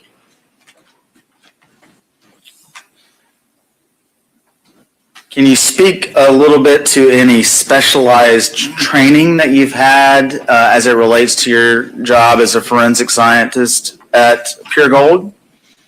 As far as like continuing training or Yes, just exactly. training in general? Yes. So as analysts, we're required to complete at least 8 hours of continuing education per year. That can include lectures, conferences, webinars that brings analysts up to date on current technologies and information, as well as we're required to complete monthly reading in the laboratory on scientific articles, anything having to do with DNA analysis. Do you belong to any professional organizations? Yes, I'm an affiliate member of California Association of Criminalists, as well as a professional affiliate of American Academy of Forensic Sciences. In your role as a forensic scientist at Pure Gold Forensics, do you have the occasion to run testing on items of evidence that may be submitted in an attempt to ascertain their possible biological origin? Yes, so at our lab, we offer testing for different biological fluids. We offer blood, semen, saliva, urine, as well as microscopic examination of vaginal epithelial cells and identification of spermatozoa. Ma'am, have you previously testified as an expert? Once before. Okay, and where was that? In Colorado. And do you recall what you were tendered as an expert in? DNA analysis. Your Honor, at this time, I would move to tender Ms. Well, I haven't finished talking yet. Go ahead, sir. I would move to tender Ms. Lycon as an expert in forensic chemistry and forensic biology. Okay, forensic chemistry. All right, Mr. Cruz, any objection? And Yes. We talked about your needing to go get your information, and so let me know, do you want to proceed or do you want to adjourn and come back at 8:30 and finish any cross-examination? I think I'll proceed, Your Honor. All right, go ahead, sir. And just to make sure before I proceed, Your Honor, can you repeat what the state is tendered her as an expert in? Yes, what I wrote down, Mr. Boulder, make sure that this is correct, is that he is asking to tender this person as an expert in forensic chemistry and forensic biology. Is that correct, Mr. Boulder? It is, Your Honor. All right, go ahead, sir.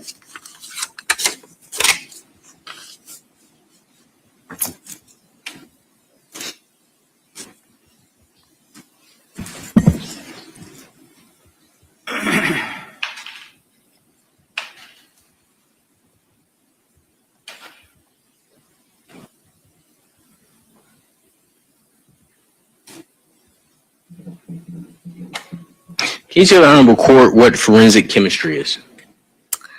Forensic chemistry would be, well, it's chemistry, so the study of elemental composition with a forensics application. Can you explain that in layperson terms? So it would be like chemical.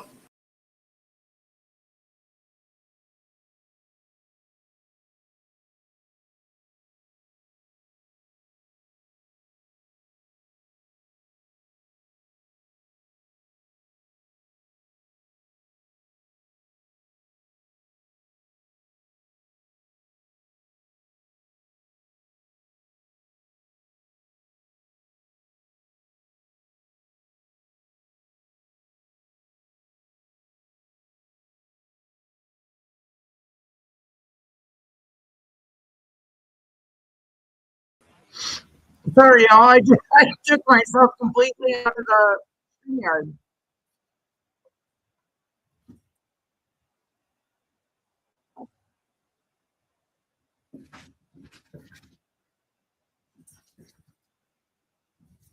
They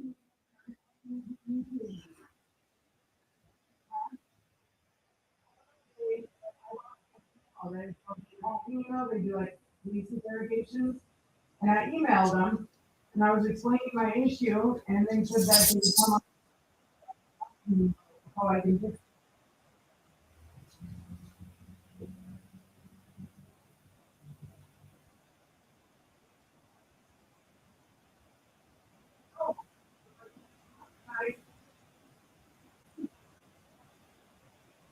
I'm just,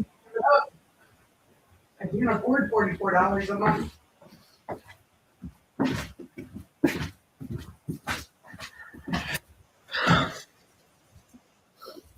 Oh, I guess I forgot to mute.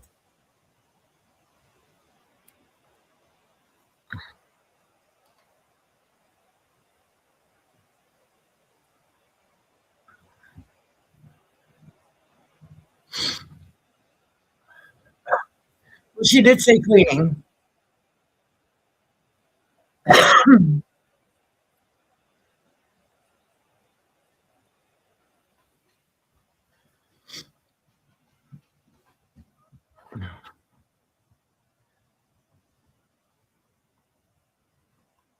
Yeah, Mr. Cruz ain't wrong. She did say that she did cleaning of the instruments and stuff.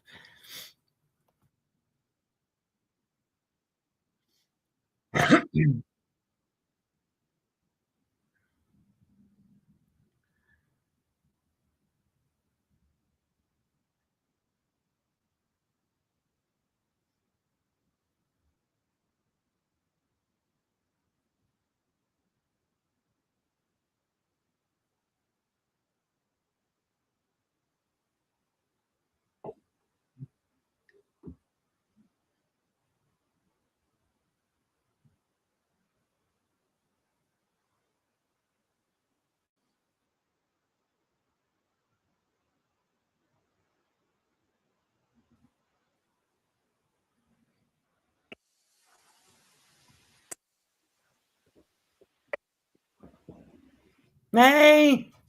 Hey, how you doing? Good. How are you? I'm just fine, thank you. If my mic cuts out, let me know. I'm waiting on a new cord for this mic, so it's kind of intermittent sometimes. I just go off my YouTube or my laptop's mic, wherever it's located. Oh, okay. All right. Okay. Can you hear me? Yeah, hey, I checked out your. I looked at your YouTube channel before. Uh-huh.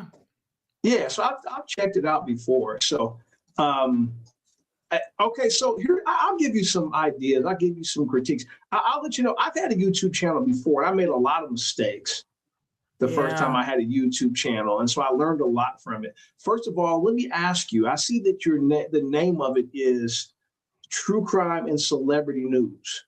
Yeah. I've been trying to think of a different name. Yeah, I was going to ask you who your audience is. Who is the audience you're trying to get on your channel? The true crime. Yeah. Okay. Yeah. Well, it's really important because on YouTube, it's about niches. And so if you get a mixture of people coming to your channel, you'll have a very hard time getting a good viewership. So I'll give you an example I'm talking about. There's this attorney, and I talked to him about it. I don't know if he changed it. He calls himself he calls himself the heavy metal lawyer. Okay. I don't know if you've ever seen it. You might have heard him. Do you think I should end the stream? Oh, yeah. End your stream. Yeah, end your stream. I'll just end it and then I'll come back later and let them know what happened. Okay. So if I end it, you'll still be here, right? Well, I'll hang out. Yeah. Okay.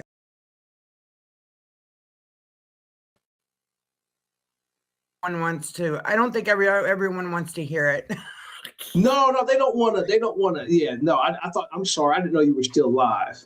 Yeah, no, that's okay. Okay. So the guy calls himself the heavy metal lawyer. And I explained to him, and I think he's going to change it. I told him he needed to rebrand himself